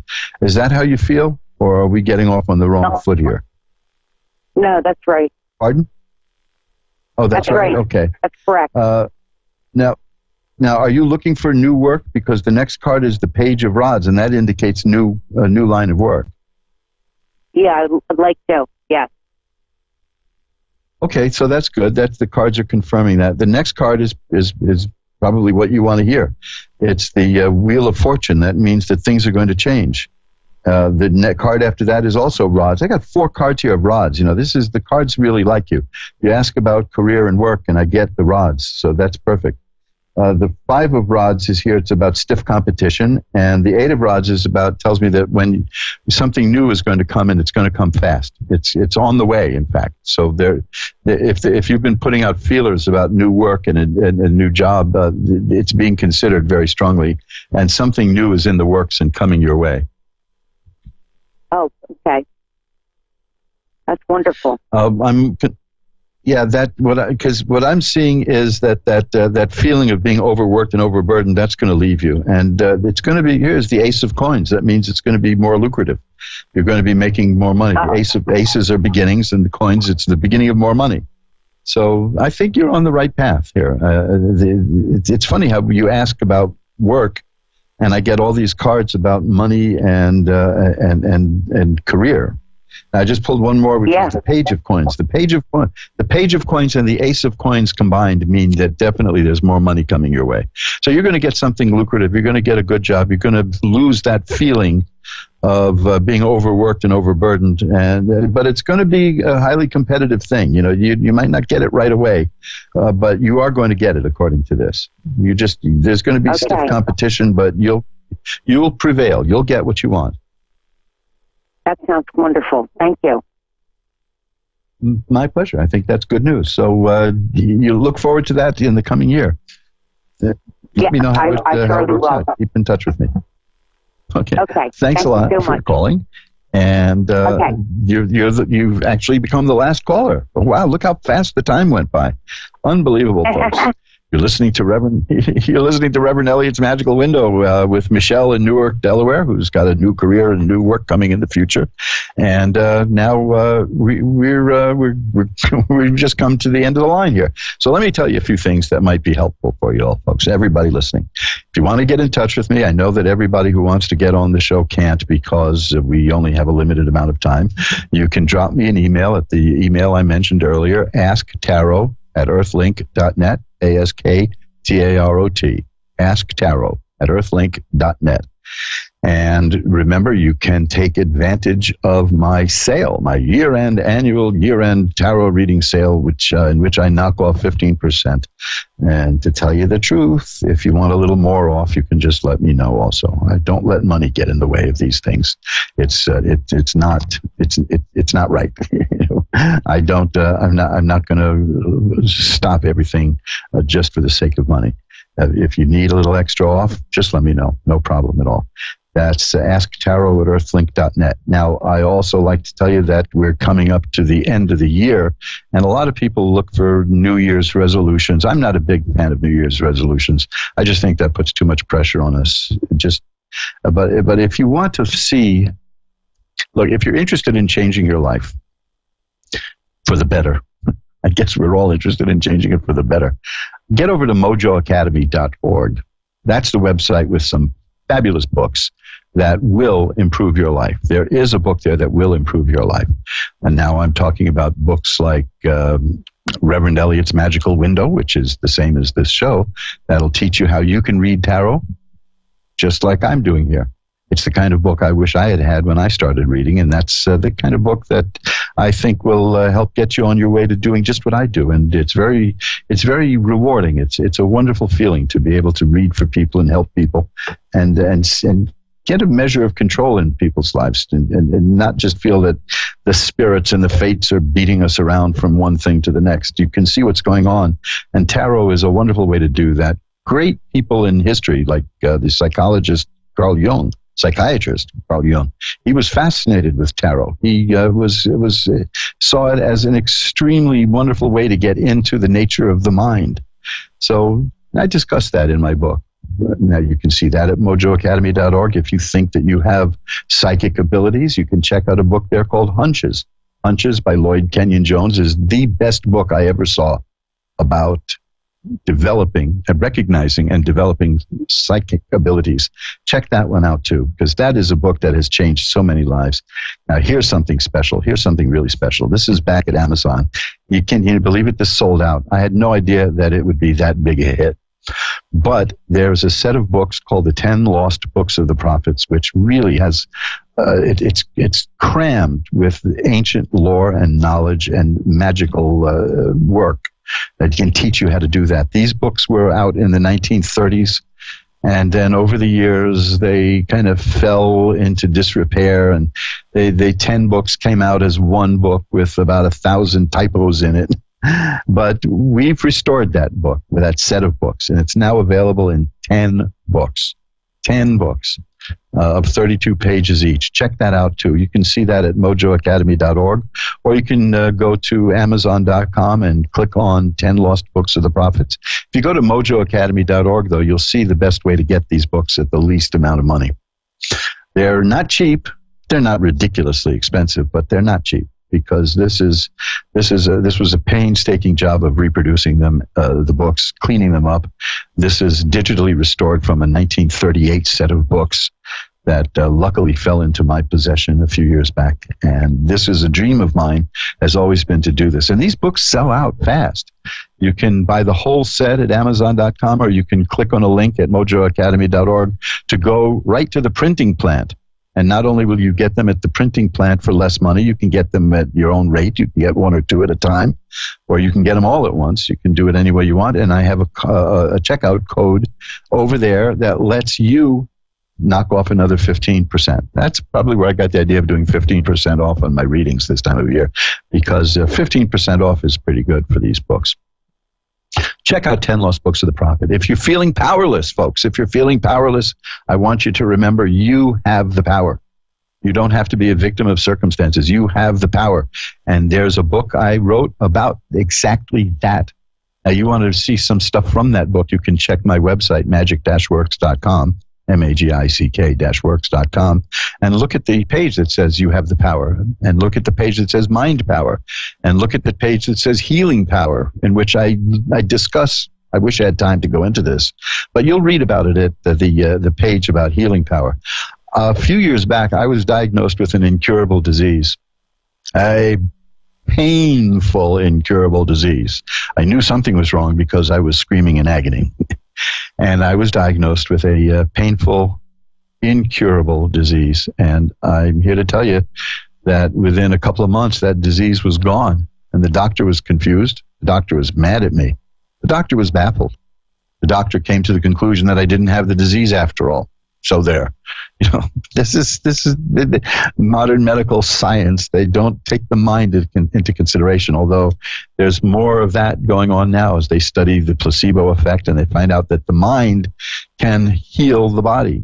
The mind has the ability to heal the body. Now, don't ever use this kind of stuff as a substitute for competent medical treatment, but if you go in for, it's well known that people who go in for medical treatment with an attitude like they're not going to succeed, that doesn't succeed. You can read books like Norman Cousins' book, Anatomy of an Illness, which you can find the movie Anatomy of an Illness with Ed Asner. You can find that at my website on the page that says Healing Power. Just click a button and you play that movie. This is why I'm interested in tarot. This is why I'm interested in the occult sciences, because they deal with the mind. Now, that's usually a bad thing. People say, oh, this is all in your mind. Everything is in your mind, folks. Everything is in your mind. The reality around you is what your mind creates from instant to instant, from the input that your nervous system takes in through your eyes, through your ears, through your nose, through your skin. And from that, we create the environment around us in our brain. Think about that. It really is something that we build. How many people have you known who go through life with a horrible attitude, and what happens to them? Horrible things happen. How many people have you met who go through life with a happy attitude, and happy things happen to them? Oh, bad things happen to all of us, but it's how we deal with it. It's like the difference between saying, I did a bad thing and I am a bad person. See, that alone, that is a distinction that a lot of people don't make. We all do bad things from time to time. It doesn't make us bad people. And you can find out all about that and the mind. And you look at that book at mojoacademy.org. It's called Bending Spoons with Your Mind and Other Miracles of Mind Power. Now, I didn't write that so you can go destroy everybody's silverware. Go from house to, you don't get invited to dinner very often if you do that. But it shows you that your mind is very powerful. I've said this before, I'll say it again, magic-works.com. Scroll down to the bottom of that page and you will see me, a video of me turning a wheel without touching it, telling it, stop, start, go left, go right. It's a beautiful little video. And it was a spontaneous video. It was just something done spontaneously. That's why it's pretty low quality, but it's just me making that energy wheel move. It's a psi wheel, PSI, psi wheel. Psi, of course, is science talk for things they don't understand. So I want you to remember, if I can get one thing across to people in doing these shows, is that you have way more power than you know. You don't have to be a victim of all the horrors that everybody tells you about, of all the news that's bad. Have you ever? When was the last time you heard really good news? It's always designed to bum you out. And don't allow that to happen. Don't let your attitude be ruined by people who have a vested interest in ruining your attitude. Doesn't it get you? I used to watch the network television news, and they would have one depressing story after another, and in between they would have commercials for anti-anxiety and antidepressant medications. Well, of course I have anxiety and depression from watching you, is what I would say to that. But no, there's so much more to life than that. And if I could recommend a book that is the most eye-opening book that I ever put out, I would have to say it's The Bending Spoons with Your Mind and Other Miracles of Mind Power. That's at Amazon.com. That's at the printing plant. You can see how to get that at a discount too. If you go to mojoacademy.org. Oh, there's a whole bunch of books over there. Wonderful stuff. More stuff all the time.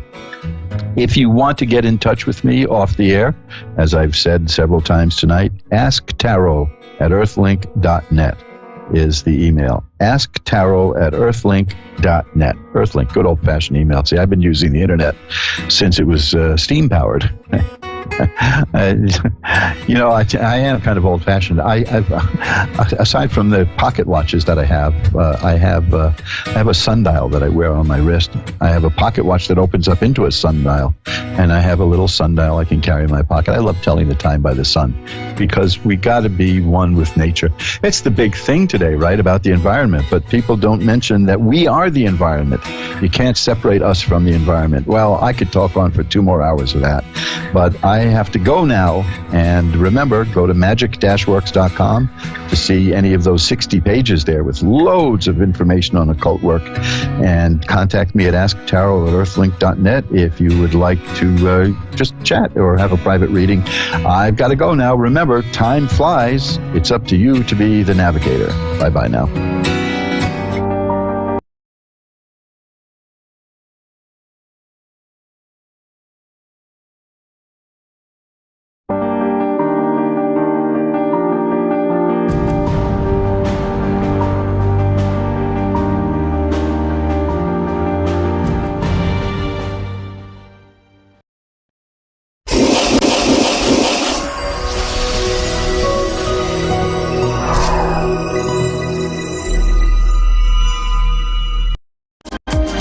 Hello and welcome to the show. This is Soul Star Radio. I'm Jacqueline Griswold. We're coming to you live from the Mind Body Spirit Festival in Melbourne, Australia. And I'm joined today by a very special guest, wonderful Francis Bevan, who is a psychic medium, astrologer and author. So welcome to the show, Francis. Thank you very much. Awesome to be back.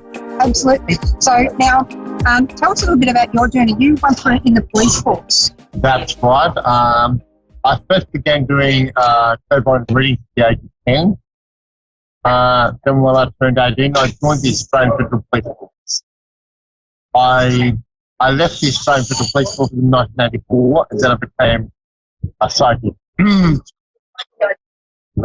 Yep.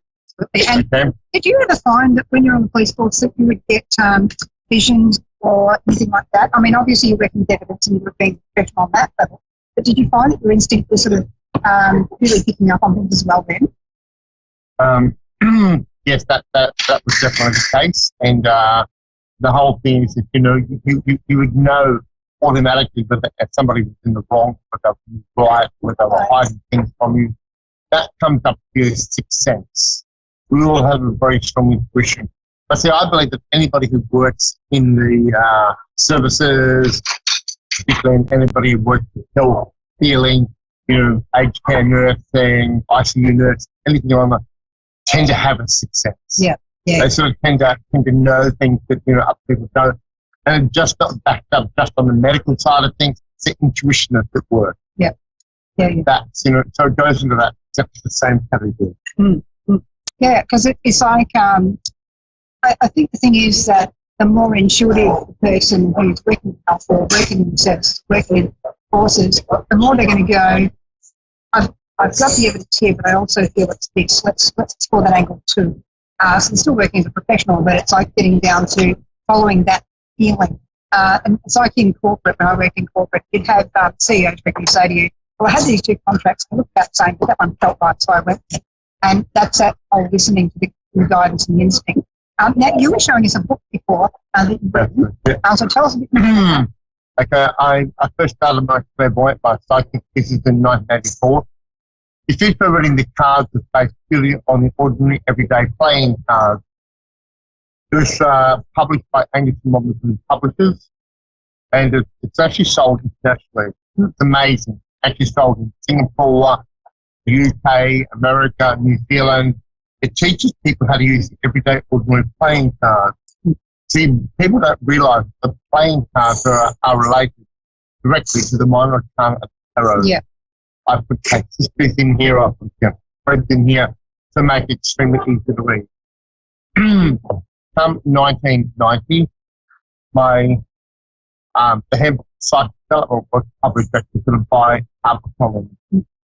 HarperCollins at that stage had taken over and published. But this one breaks into 6 different sections covering the playing card. It's more information in this one about the playing card, of the tarot, showing you how to combine the cards, how to use them in group readings, how to use them in various spreads, both simple and complex. I go into numerology, I go into astrology. On the astrology side of things, what I do is I actually sort of show how to use sort of even astrology and the tarot together. Because every major tarot card links directly with one of the astrology, either signs or planets. Section 3, though, covers how to become psychic. How to trust your intuition, how to do things like psychometry, jewelry reading, how to do mediumship. And Section 6 of this book teaches you how to be your own psychic, how to establish yourself in business. I love it. That's really good because a lot of the time people teach psychology, they don't actually teach you how to cope out in these bad world, how to deal with the public, because you get all kinds. You definitely do. And some of them are more frilly and lacy than others, and others more interesting. Now, actually, we've got our first caller on the line. We've got Amy in, my gosh, I'm doing a Mercury retrograde, mate. We've got Cheryl in Amherst in Massachusetts. Are you there, Cheryl? Yeah. Yes, she's there. Yes, hello, Cheryl. How are you? It's Francis. I'm good.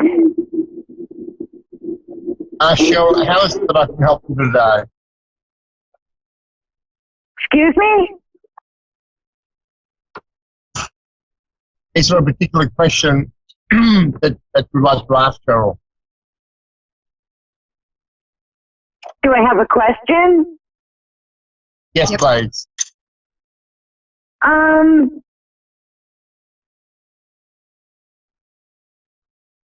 Yes, I think so.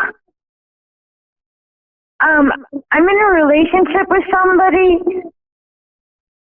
but it's becoming very difficult because he has to go renew his visa every 6 months, and he has to leave for 4 months every time. And I don't know if it's going to work out. Cheryl, what's your date of birth? Excuse me? What is your date of birth? 3/23/79. Cheryl, what's sort of happening? And the fact I get a very deep sense that you're going to walk away from this relationship.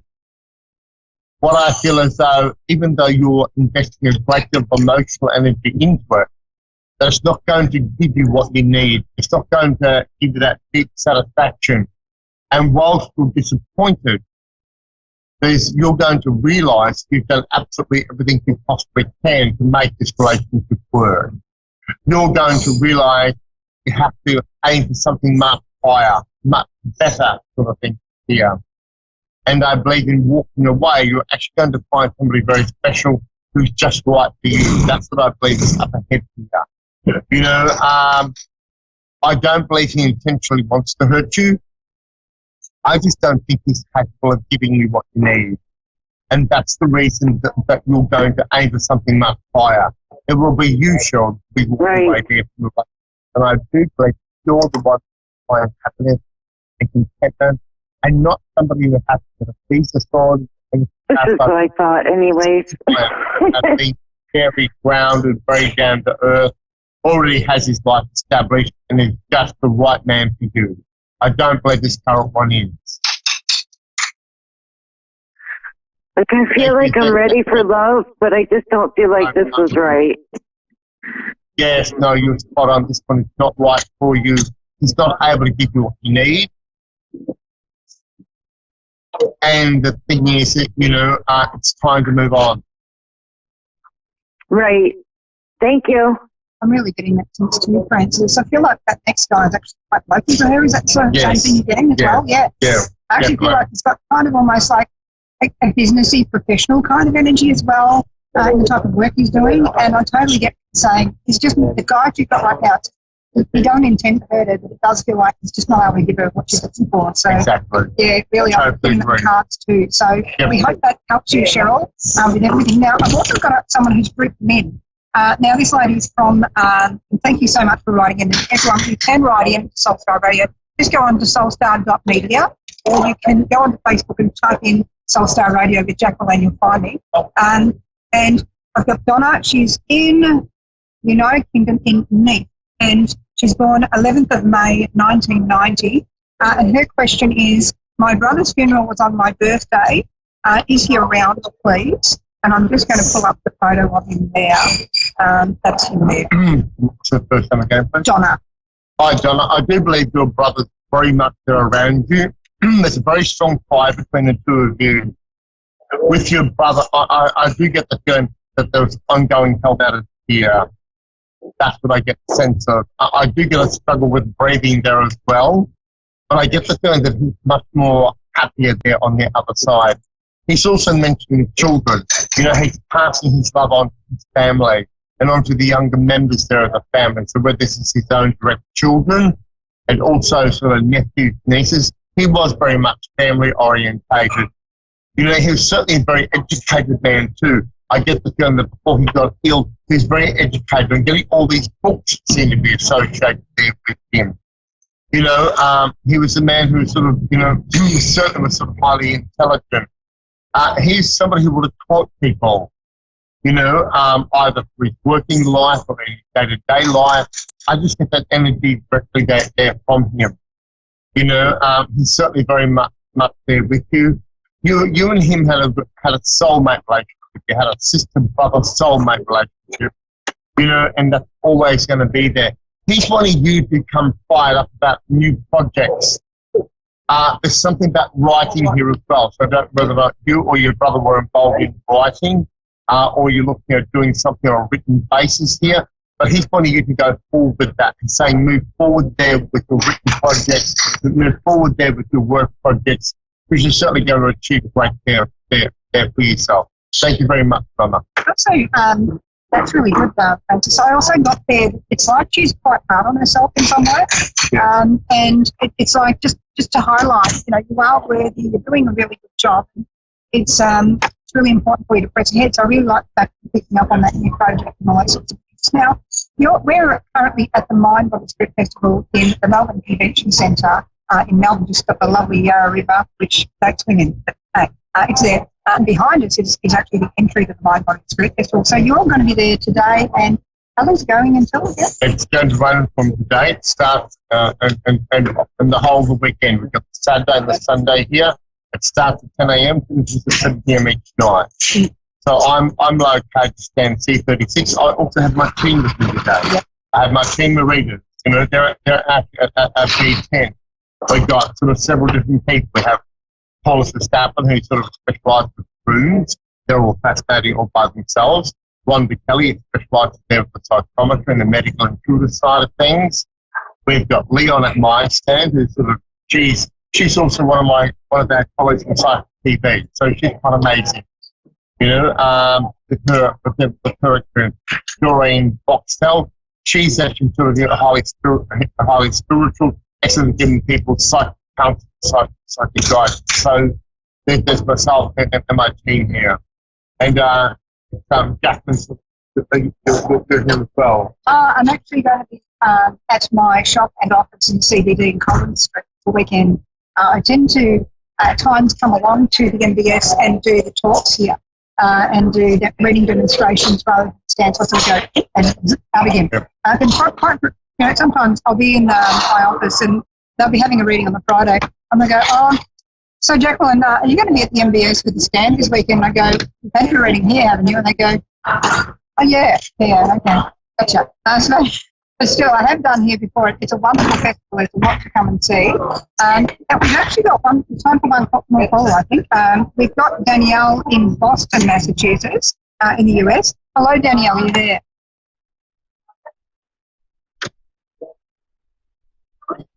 She's there somewhere. Can't quite hear it, can we?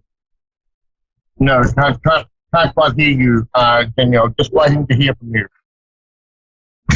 See if you can come in. Otherwise, I do have another written reading. We might go to that. We've got Celine in Melbourne, Australia. Her date of birth is the 22nd of March, 95. And she's saying, I've had the closest people die to me in the workplace, getting married soon, and want to know if they are around me, how they feel about it, and want to know if they're with me, if they're okay, safe, and if I'm making the right decisions in life. So I've just got a photo of him coming up now.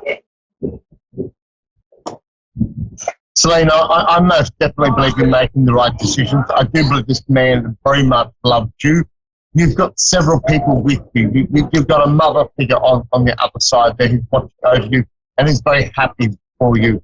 There's a woman here who sort of would have either passed from cancer as well, something connected either with the breast or the chest. That's what I'm picking up on very strongly that's there. You know, but she's certainly there watching over you, that's for sure. And we also have a male figure that's there as well. You've got a few people that's there around you as well. But most definitely you are making the right decision. It is time to go forward, that's for sure. And the good thing about your man is that he's not going to only just wipe your tears. He's going to give you the power to go forward there with things. He's a very strong-minded man. You know, he will give you that wise advice, that strength when you need it. It shows us here in his working front that he's extremely professional at whatever he may do. He's very well known here for his mind, whether he works in law, medicine, or something on a professional basis. He's known for his mind. He's highly intelligent, highly respected. But the thing is, he's drawn to you because you're opposite to him in a way. Because you complement him, this sort of thing. That you're more, you know, that yin that goes to that game, that Juliet that goes with Romeo sort of thing. You've got that strong connection. It's always going to be there. Sure, you two may not always see everything the same, but Celine, I don't believe you want a yes man. I believe you want somebody who's going to be himself. And that's definitely what you're getting with this man, and it's genuine and positive. So go ahead with it, sweetheart. You're doing the right thing. Just learn to trust yourself. Does feel that way, yeah, absolutely. Yeah. Now, we might try Danielle again in Boston. Are you there, Danielle? Yeah. Yes, I'm here. I'm feeling her. I'm just not hearing her. Yep, she's there. Hello? Okay, we still can't quite hear her. Did you want to try picking up the pen, even though we can't hear it? And see where... Danielle, you've got some awesome things coming up ahead career-wise. Things are really going to go forward for you in a good way. You've learned to be very independent. You've achieved a lot for your life through your independence. It does look as though, in a way, that your financial side of things is certainly going to be very secure. In a way, it's either creating like a new home environment around you, which may mean either a move, new furniture, new furnishings. You know, I feel like you're really going to get enjoyment out of your life. I get a strong connection with the bush, with animals, and nature there around you as well. That's what stands out very strongly. But you're very much on the right path. And Danielle, there's an older female who watches over you very much. I get the feeling you're sort of like your grandmother sort of feeling coming through here.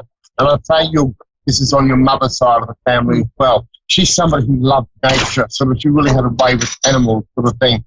I see this quite compassionate side of things of that. And she's one of your guides, standing out there very much watching you and guiding you directly in the right way. What you've got to learn to do, though, is trust yourself and drop any fear and replace that with faith. You've got to drop the anxieties, have faith, and just go forward. Thank you very much. Awesome to read you, Danielle. Beautiful. I was actually saying the first part, and here sort of wavy and back in a bit of a bun there. It's pretty beautiful, that lady. Hopefully that helps Danielle. And Danielle, if you need to, you can always contact the show directly through soulstar.media or go on Facebook, Soulstar Radio, and I can sort of, and the gaps that might be there if you haven't quite heard, you haven't heard us. Also listen to the podcast later. It's been wonderful having you on the show. But let's talk about briefly as well with psychic protection for just a few minutes. For those who are sort of new to it or feeling a bit bogged down with heavy energy, how can they sort of shift that, would you say? See, Justin, what I'm doing is come 2020, I'm actually focusing on 2023, my teaching year. Yep. Okay, so there's going to be workshops and courses. Those are listed there on my actual website, on francisbevan.com. So they're sort of going to be here for all over Australia. Plus, I'm travelling actually to Malaysia. I've been here as well. And that's going to be part of what I'm going to be teaching Malaysian people. One of the easiest things to do with psychic protection is, whilst I'm not religious, I do believe in the Bible. I do believe that it's certainly to help with the strength. But it's also the fact is having that faith in yourself, a full faith in the universe. And if you need that help, you need that protection, ask for it from the universe. Ask for your guides, ask for from God himself, sort of thing, because it is going to be there. And the whole thing is, negative energy very easily invades when you get anxious, when you get worried, when you get stressed. So you need to make sure that you're doing your best to take care of your health, your general state of health, you're meditating, relaxing, going to connecting again with nature, sort of thing. That's what it tells us. You know, so if you focus on that, you focus on sort of just creating that positive space, that positive energy, that will block out all that negativity. So negativity as well, for people who don't think about, I just think that good, bad. Sometimes people can be focused on that other person's just all bad and I'm just all good and I am just a victim and they are the perpetrator. It can be that we need to look at our own actions as well and take responsibility for that and kind of take ownership of that.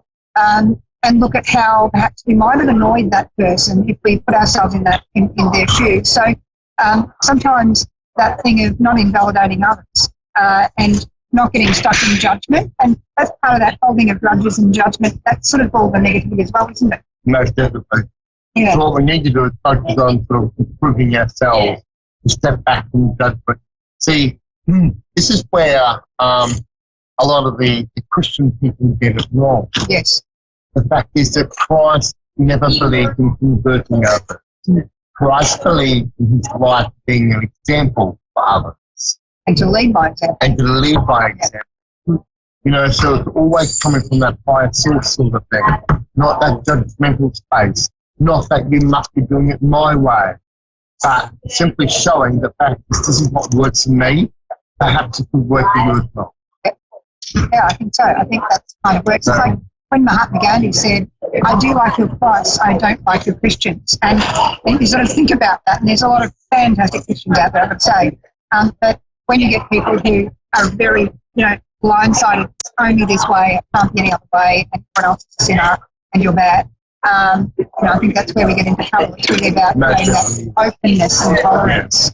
Because if you have that openness and tolerance, acceptance, without just allowing everything in, you have your own filters still. But if there's an openness and an acceptance of other people and other people's way of being, then you're kind of freeing of any of those abilities for people to hook into you or you to hook into them. And it's really that lack of books that stops that energy from sticking lots. And if you can focus on being detached. Yeah. And trying to be objective and standing back, not allowing your emotions to control you. Yeah. That's where people go wrong. They allow their emotions to control you. Yep. You know, and sort of with business is not emotional. Yep. You have to look at it as business and take that separate sort of stance. That's what you've got to use. You have to sort of detach. And when you detach, you can see things much more clearly. And you can choose whether you want to be negative or whether you want to be positive. So you create that positive. That's it. And you go around. It's been beautiful having you on again, and lovely to this time be doing a show side by side. And I'm really hoping you have a wonderful weekend at the MBS here. Thank you, Jack. It's always awesome to work with you, always awesome to see you, and to connect with you as well. Beautiful. Thank you very much for everyone who's written in, who's called in. We're sorry we can't get to all callers and everyone who writes in every time. We do our best, and so we'll be back same bat time, same bat channel next week on Soul Star Radio. In the meantime, a lot of shows coming up tonight on A1R Psychic Radio and Moonstruck TV. Stay tuned for more. In the meantime, I'm going to send lots of love. Bye!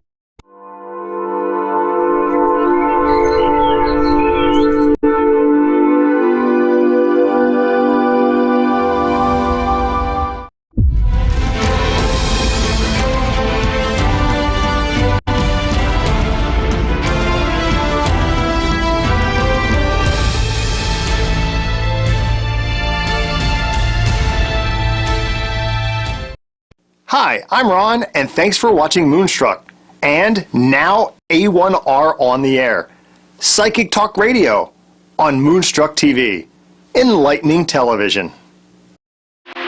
Good morning, everyone. Welcome to the Aussie Goddess Show. I just want to say a quick shout out this morning because we've been undergoing some really severe bushfire stuff here in Australia. Where I live, we've been inundated with, we've had quite a few fires close, but it's been very smoky, and I know that there's a lot of people who've had to be evacuated and a lot of animals at the moment that need some help from us.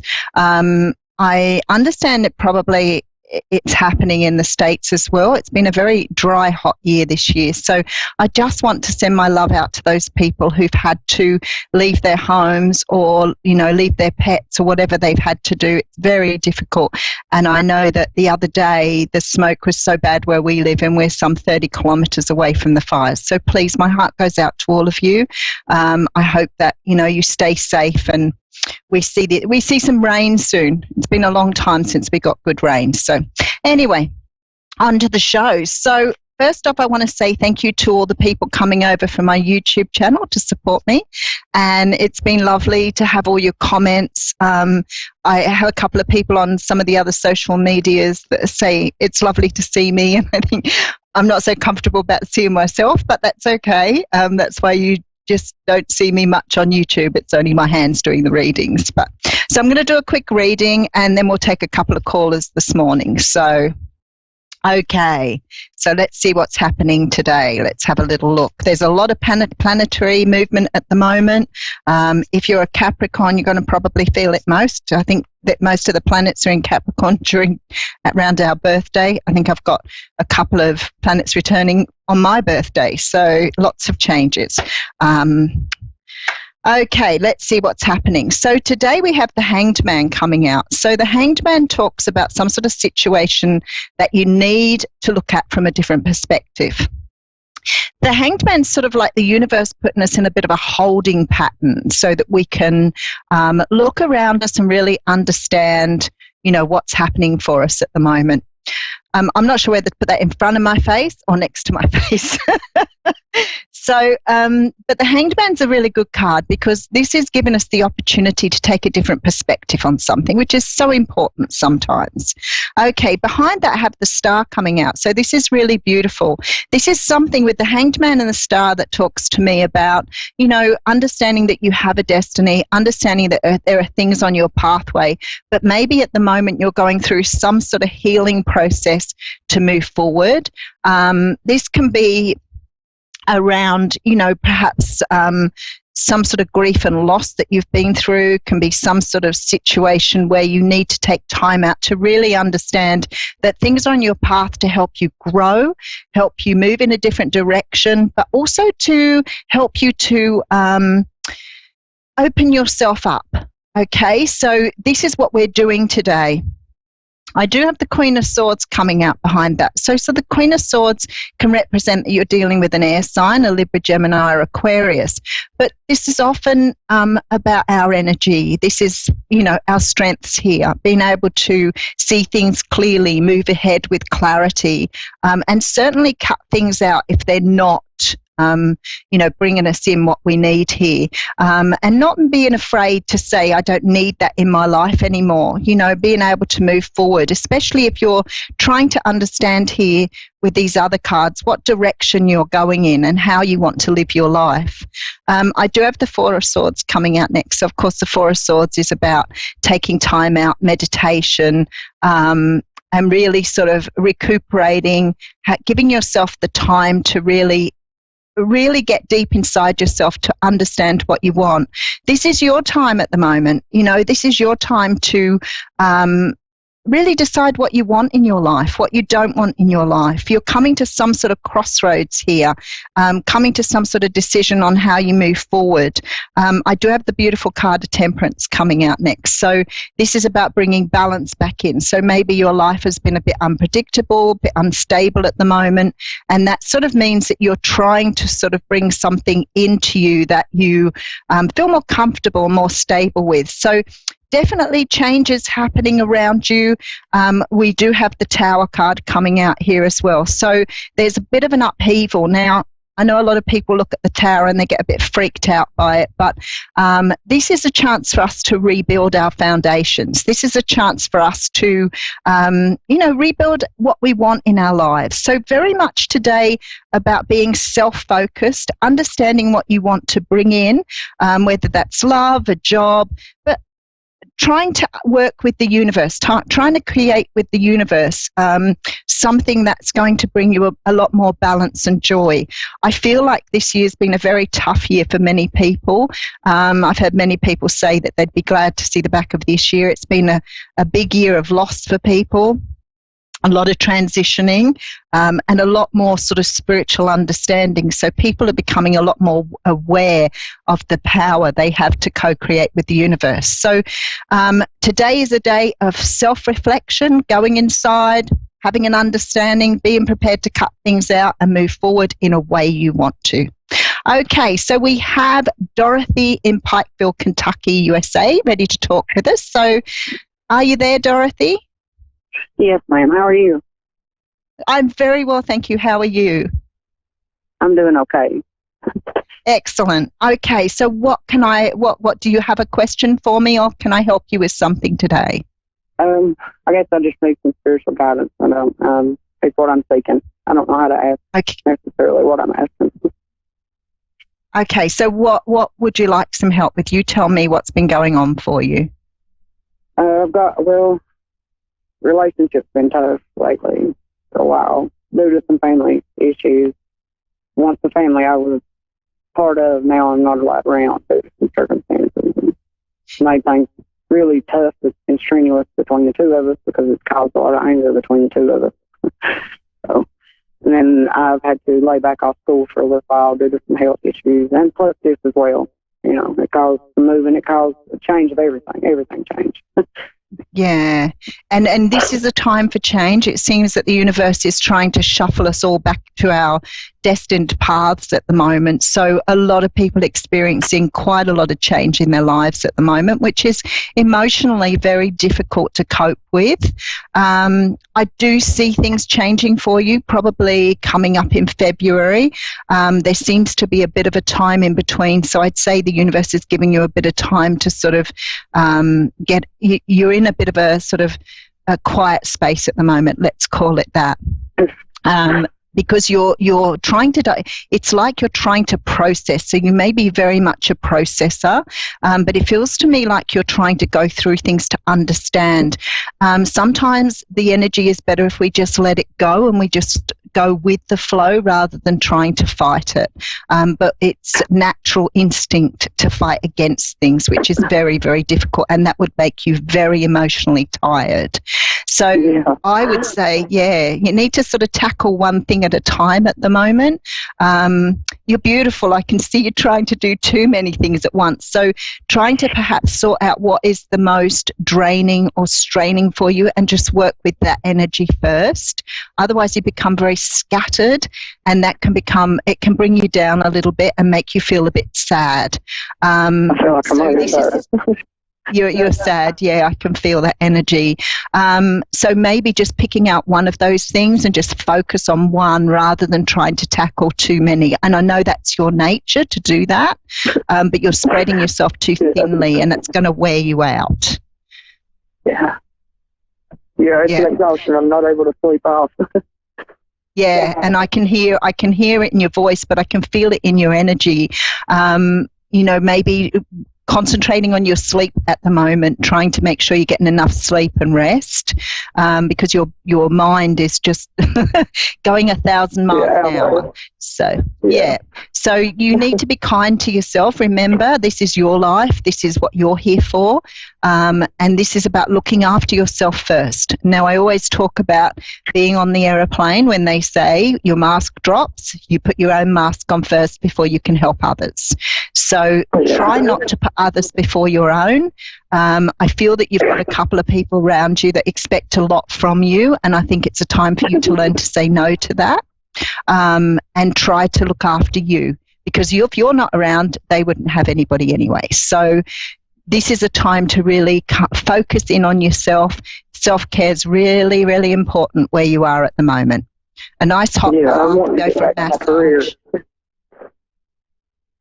What was that, sorry? I wanted to get back to my career. I was in beauty school, and I only had 4 months left. That's not much. That's the time that I've already consumed. And I do feel things getting sort of somewhat back to normal by around February. So you've just got to sort of plot out the next couple of months. So it's not even that. It's probably, maybe several weeks to get back into some sort of more stability for you, because it's very erratic at the moment. But I see things turning around for you in February, and I think it will be a slow turnaround, but I do see you getting results around about February next year. And then things will start to move back along again, because you're very sort of stuck at the moment, and that's why it feels like change is, quite overwhelming for you. But by February, I see you really starting to see things coming in. You may get a message you've been waiting on probably early in February that might give you a little bit more it might give you a little bit more insight as to why some of these things have happened. Okay. I've been looking for an answer, that's for sure. And I think, by about the middle of next year, you'll be looking back at this time thinking, wow, that was a tough time, and I'm glad I've put it behind me. So, everything will be back in its place by then.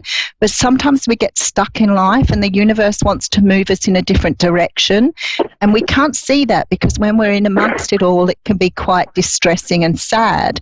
But once we get into the new situation and we have all the beautiful things coming in, we look back and we think, that was a tough time, but wow, I had to go through that to really understand my own value and the direction I wanted to go in. And that's where you'll be in around about June. You will grow. You will grow dramatically from this. I can promise you that. And as long as you try really hard to go with the flow. Don't fight it. Just understand that things are being put in place for your betterment. Okay. Thank you for your advice. All right. You're very welcome. And honestly, by about February, you'll be starting to see the changes. I'm looking forward to it. No worries. Much love, Dorothy. Take care of you. Thank you so much, sweetheart. You're very welcome. Thank you. Yeah, it's a bit tough sometimes, isn't it? Sort of sitting waiting for things to happen in your life when you're going through tough times. I do have, Vanita in Birmingham, England, United Kingdom. Hello, Vanita. Hi. Are you Hello. there? Hi, how are you Yeah, going? hi, hello. Hi, I'm good, thank you. Oh, good. So Hello? you're speaking to someone who was born in Brighton, so it's been a long time since so you're a fellow person. Vanita, what can I do for you today? I think I would just like a general reading, please. Whatever you think like I need to know.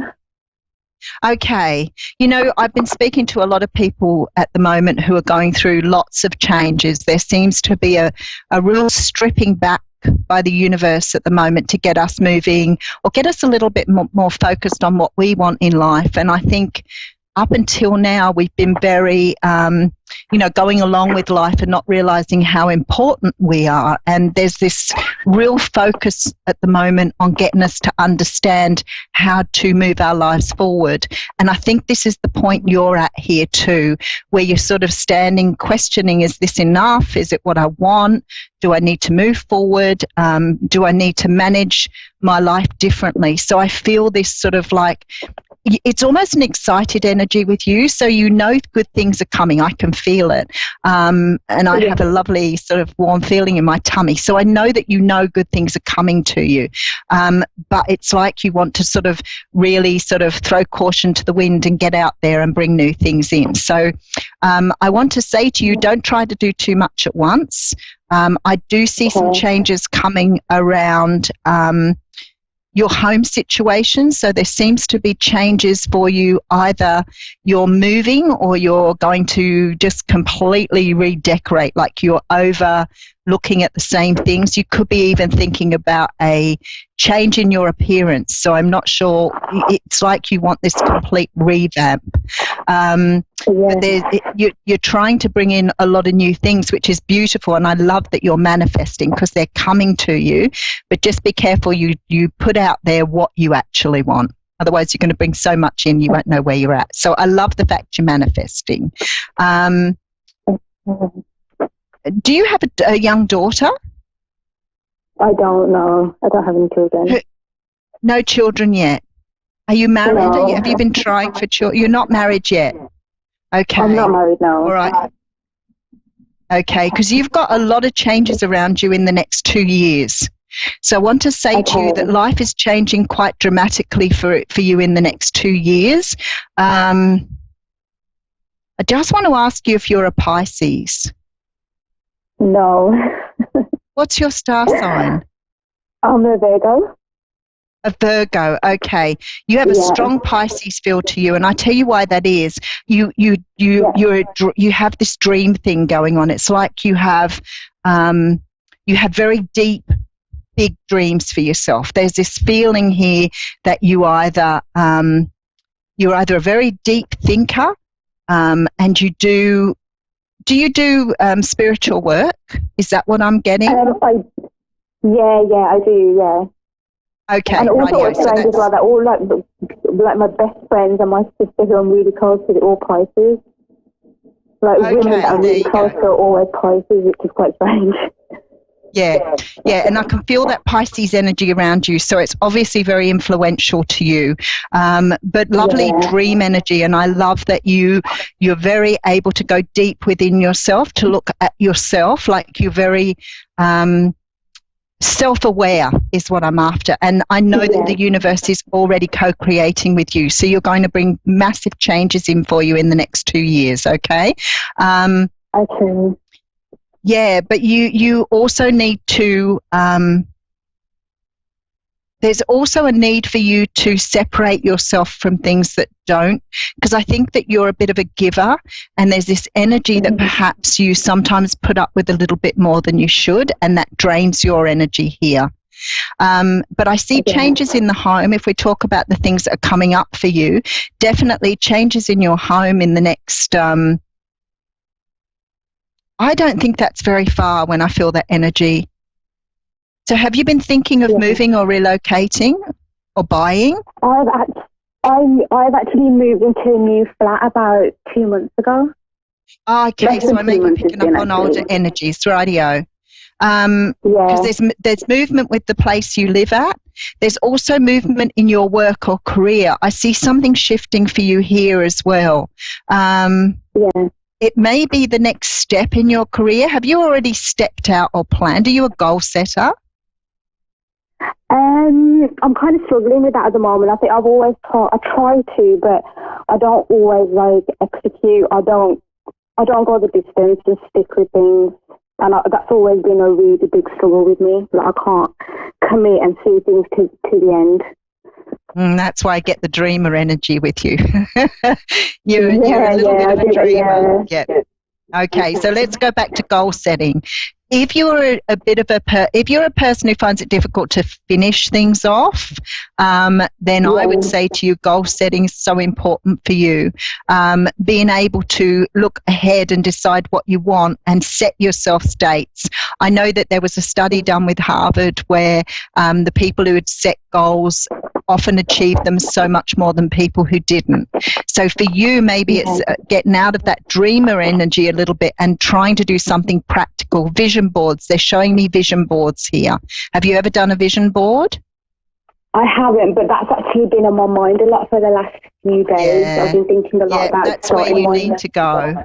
Yeah, because otherwise you have this beautiful, lovely energy of being, always dreaming about things, but you're not achieving. So move to a vision board, set yourself some goals, understand that, you can bring in what you want, but you have to be clear because when you're in that dreamer energy, you're sort of going to the universe and saying, I'd like this, but then I think I'd like that. And maybe that would be nice. And how about that? And the universe is going, wow, Benita, you need to be clear about what you want from us, because how are we going to give it to you when you're scattered like that? So vision boards are really, really good for you. But having a clear idea of where you want to go. Now, if you're not sure of the destination of where you want to end up, then possibly have a good do you meditate?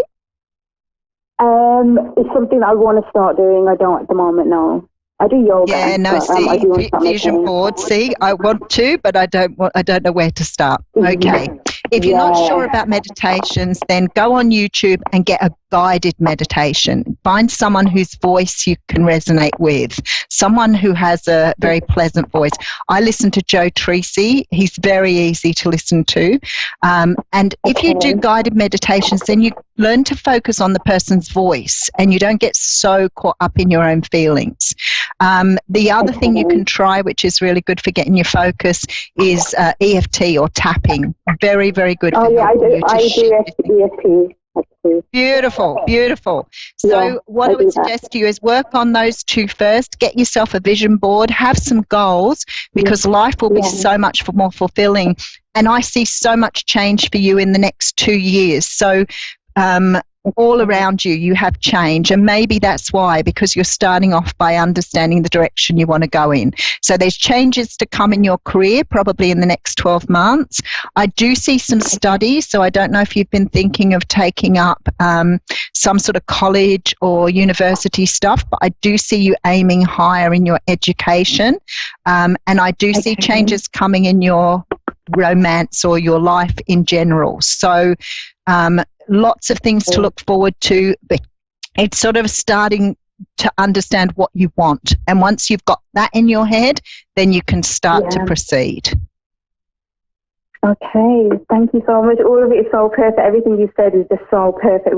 That's exactly where I am right now. There's a big habit that I have, and I'm just got to this point where I know it's stopping me from going forward and stopping me from doing things that I want. And today I have actually decided that I'm just going to change and change my habits. So you have it's the most beautiful everything you energy. said. Don't lose your energy, though. You have the most loveliest, lightest. It's almost like flowers. You have this beautiful energy, so don't lose that. But just find that part of you that you can work with rather than sort of getting scattered, because then you get a little bit irritated and frustrated that you're not going in the right direction.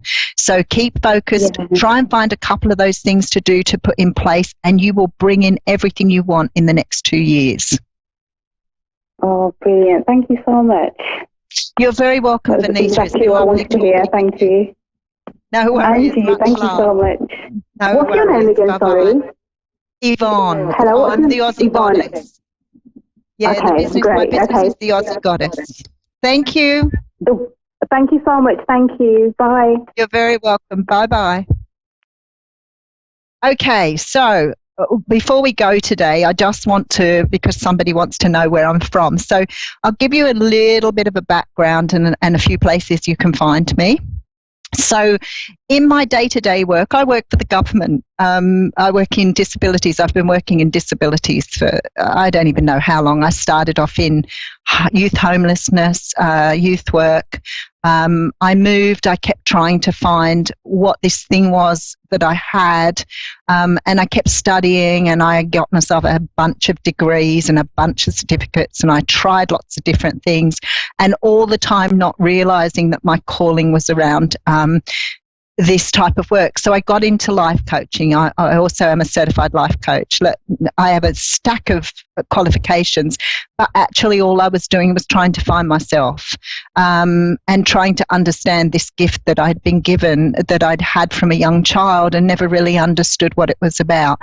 I read the tarot as soon as I read cards. I read playing cards as soon as I could understand what I was hearing, seeing, and feeling these feelings about people, and these always having these ideas of coincidence, what I thought was coincidence, because I was manifesting and didn't realize it. So I spent a long journey coming around to this side of myself. So now I have my own business. I've been doing this professionally for about 5 years. The last 2 years I've really taken it seriously. So you can find me on YouTube. I do daily readings. I've been doing it about 1.5 years on YouTube. I do dailies, weeklies and monthlies. I do a lot more personal readings now. So I do readings from my home if you're in the Sydney area. I do readings by phone, Skype, Messenger and WhatsApp, and I go all over the world with those. So I speak to people in a lot of different countries. I do fairs. So I get to do, and last year I did way too many fairs, and it was just ridiculous. So this year I'm cutting back the fairs a little bit and just probably doing some, maybe one a month over the year. But I love fairs, but a lot of traveling for me. As a mother of 3 very grown-up children and 7 beautiful grandchildren and 1 beautiful great-grandson, my home life is busy too. So just recently I decided I wanted to have a move, so I'm moving closer to be with my family now going forward. Now everybody's getting a bit bigger, and that I've still got 2 baby grandchildren. But anyway, if you want to find me, you can find me on YouTube. I have a Facebook page at The Aussie Goddess. TheAussieGoddess.com is my website.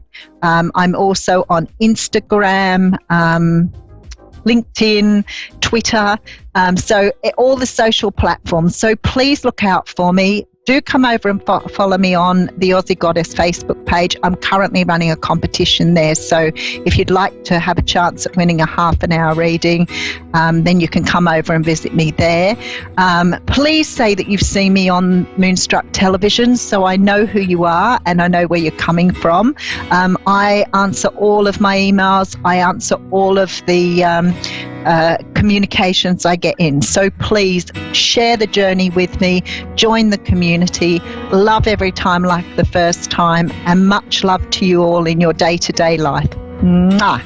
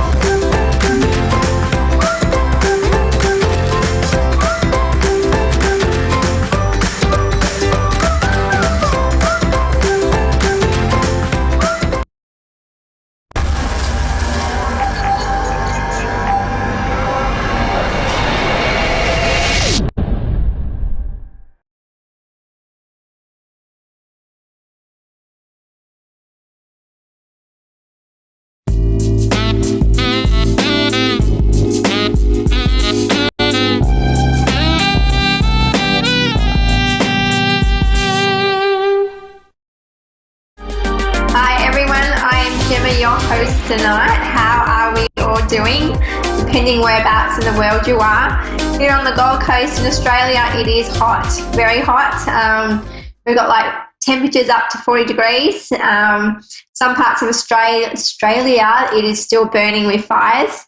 And yeah, it's a bit hazy outside, it's a bit warm, but you know, summer has hit, and so is the festive season leading up to Christmas. So I actually was only just realised as of today that I think for us, it's like, for all of us, it's like 19 days, 19 sleeps, maybe 20, depending whereabouts you are located, until, you know, the big jolly man arrives.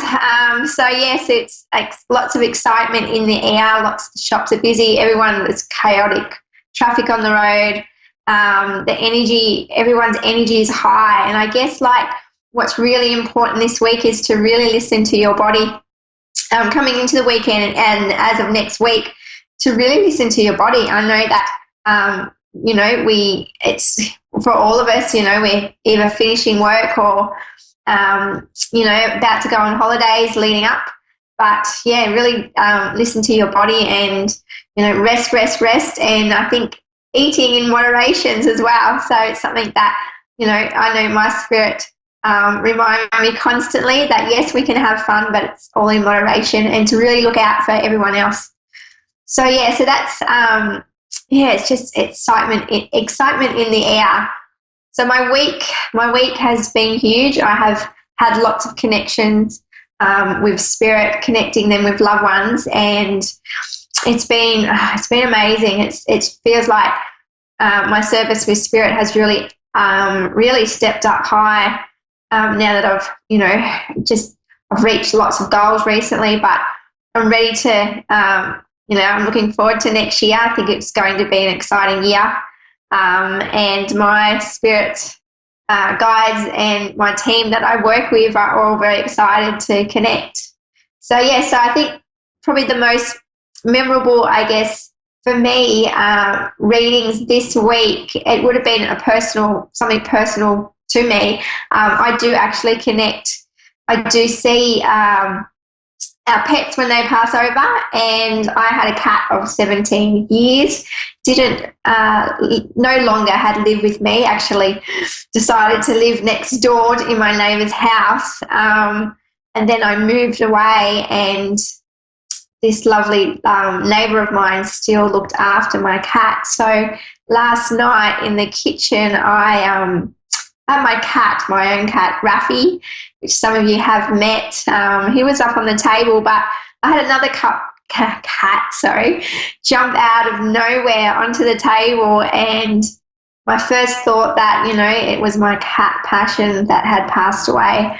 I didn't know, but I definitely felt in my heart that it was him. He was letting me know that he has crossed over safely into the animal and connected with all my loved ones. So I think probably about 2 hours later, I received a text from my neighbour that my cat had passed away. So, you know, not only do I connect loved ones, I also can connect you with your pets too. And I think it's, you know, our pets are such an important part of our life. They are family to us, and we all share that special bond. Some people, I'm sure, would say they have a more connection with animals than they do with people, and that's okay too. So so all my fur babies are all together, and it's just really nice to know that, you know, it's that he arrived safely. So so that was probably my highlight with all the other spirits that have been around me this week. But the connections with everyone has been beautiful, very healing. Brought a lot of beautiful messages, and especially coming up to Christmas, you know, I'm sure that some of you have lost, you know, loved ones, and this time of the year, it's very important to hold everyone close and to really live in the moment of celebrating every day and enjoying everyone's company. So so that's my huge week. But I'm looking forward to just seeing if we have any connections yet, but we don't, so I might just keep on talking. So apart from all the loved ones in spirit. My goodness, I've just looking forward to, I guess, my own holiday. I've got them coming up in 2 weeks, but I still will be on like part of A1R Psychic Radio. So yes, I will still be doing my shows, but I'm having a holiday from my work, and it's going to be a great time to spend that with loved ones and friends as well, and just really just taking it easy. I hope that all my spirit guys, my whole spirit team actually go on holidays as well. But I doubt, I'm sure they will be around still bringing through messages for me to connect their loved ones to. So I'm just waiting to see. So apart from that, let me just see what else. I was drawing some cards, and it was interesting because I know I was talking about, really listening to your body around this busy festive season, and really looking out for one another during the community. But yeah, the one card I just wanted to show quickly was listen to your body. So it was very much, needed a message for everyone to really just take it easy over the next few weeks. Alrighty, so we're going to connect with Chelsea in India, USA. Hello, Chelsea. How are you? I'm doing good, and you? Very well, thank you. How can I help you tonight? I just wanted to get a reading about my love life. Yep. Okay. Wow. Okay. I have this image at the moment in front of me, and I have this image of your heart, around your heart chakra, and it looks like you've had it's been very emotional lately for you. It feels like in the last 6 months has been up and down for you, because what I'm seeing for you is that I've got your beautiful heart, but I can see the tears, I can see the tears falling away. But not only that, when I say that it's been an emotional roller coaster for you, it can be tears of joy as well, not just tears of sadness. So it just feels like it's been up and down in the last 6 months. Can you resonate with what I am seeing at the moment? Yes. Yeah, and that's what I'm feeling as well. And I also feel that, in the past you have been hurt dearly by someone very close to you. And I've also see that, do you have 2 children? Because I keep seeing the number 2 around you. I have 3. 3 children, okay. And does all 3 children live together? Because I'm just wondering why I've seen 2, but it doesn't matter. I don't always get it right. But I keep seeing, do they all live together under the one roof? What was that? Do all your children live together underneath the one roof? Yes. Yeah, okay. Okay, so what I've got going on with you, with your love life around your children as well, I feel like you've, because I feel like this new relationship, I feel like the relationship that you're in now isn't all that old, but at the same time, I feel like you have been friends prior to that. Does that resonate? Yes. Yeah, okay. And it's also, I feel that you're very protective of your children and who you let into their life as well as your own. And I can see that because you've been hurt in the past, that you're very protective of your babies, and want to make sure that everything's that what you're feeling